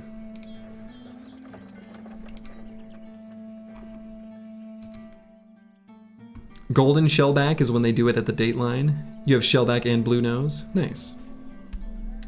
Just ask him if he's a shellback or a pollywog. He will know what you mean. What's a pollywog? I could text him right now and ask him. Boy Scouts up in this chat. Okay, so they've got ambush trade routes here. Hunt down serpents, nah. Pollywog is someone without a shellback. Oh, okay. I'll ask him. I'll text him.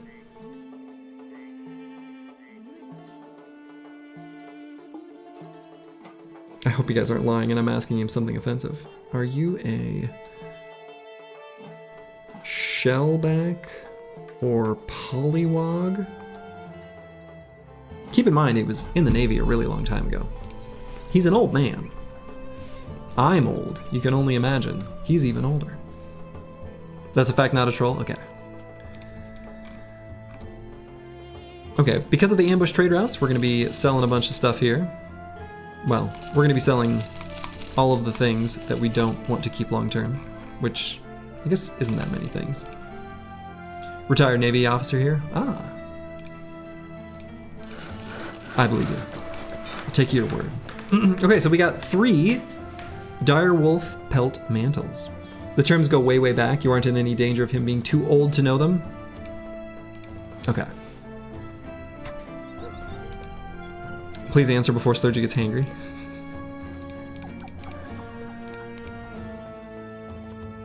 Alright, so dire wolf pelt mantle. We could throw one of them on the armor of the Ijirak. It's only going to live there temporarily. But we'll still throw it on. Golden Dragon is for crossing the dateline also.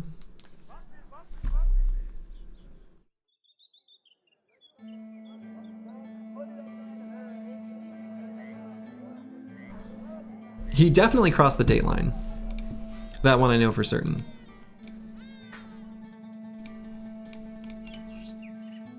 He's gonna wonder why I'm asking him these questions, I'm sure. Which is, you know. I just hope he doesn't do the dad thing of responding to a text message with a phone call.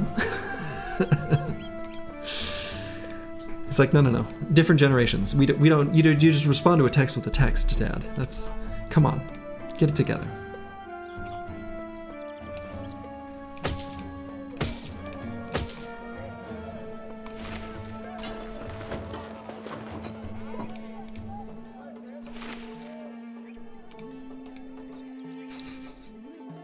I heard you were a Cleveland steamer. You did something really impressive on the ship. Now.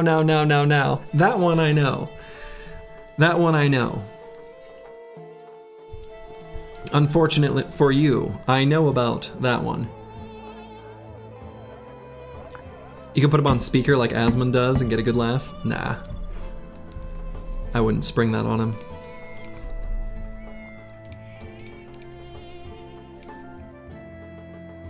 So we've only got one more direwolf pelt mantle. I might hang on to the last one to see if we have a better target for it than this hide and bone armor.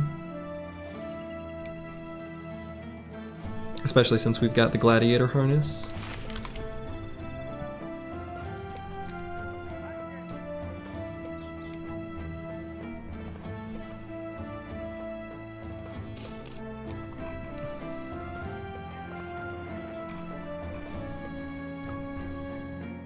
Okay.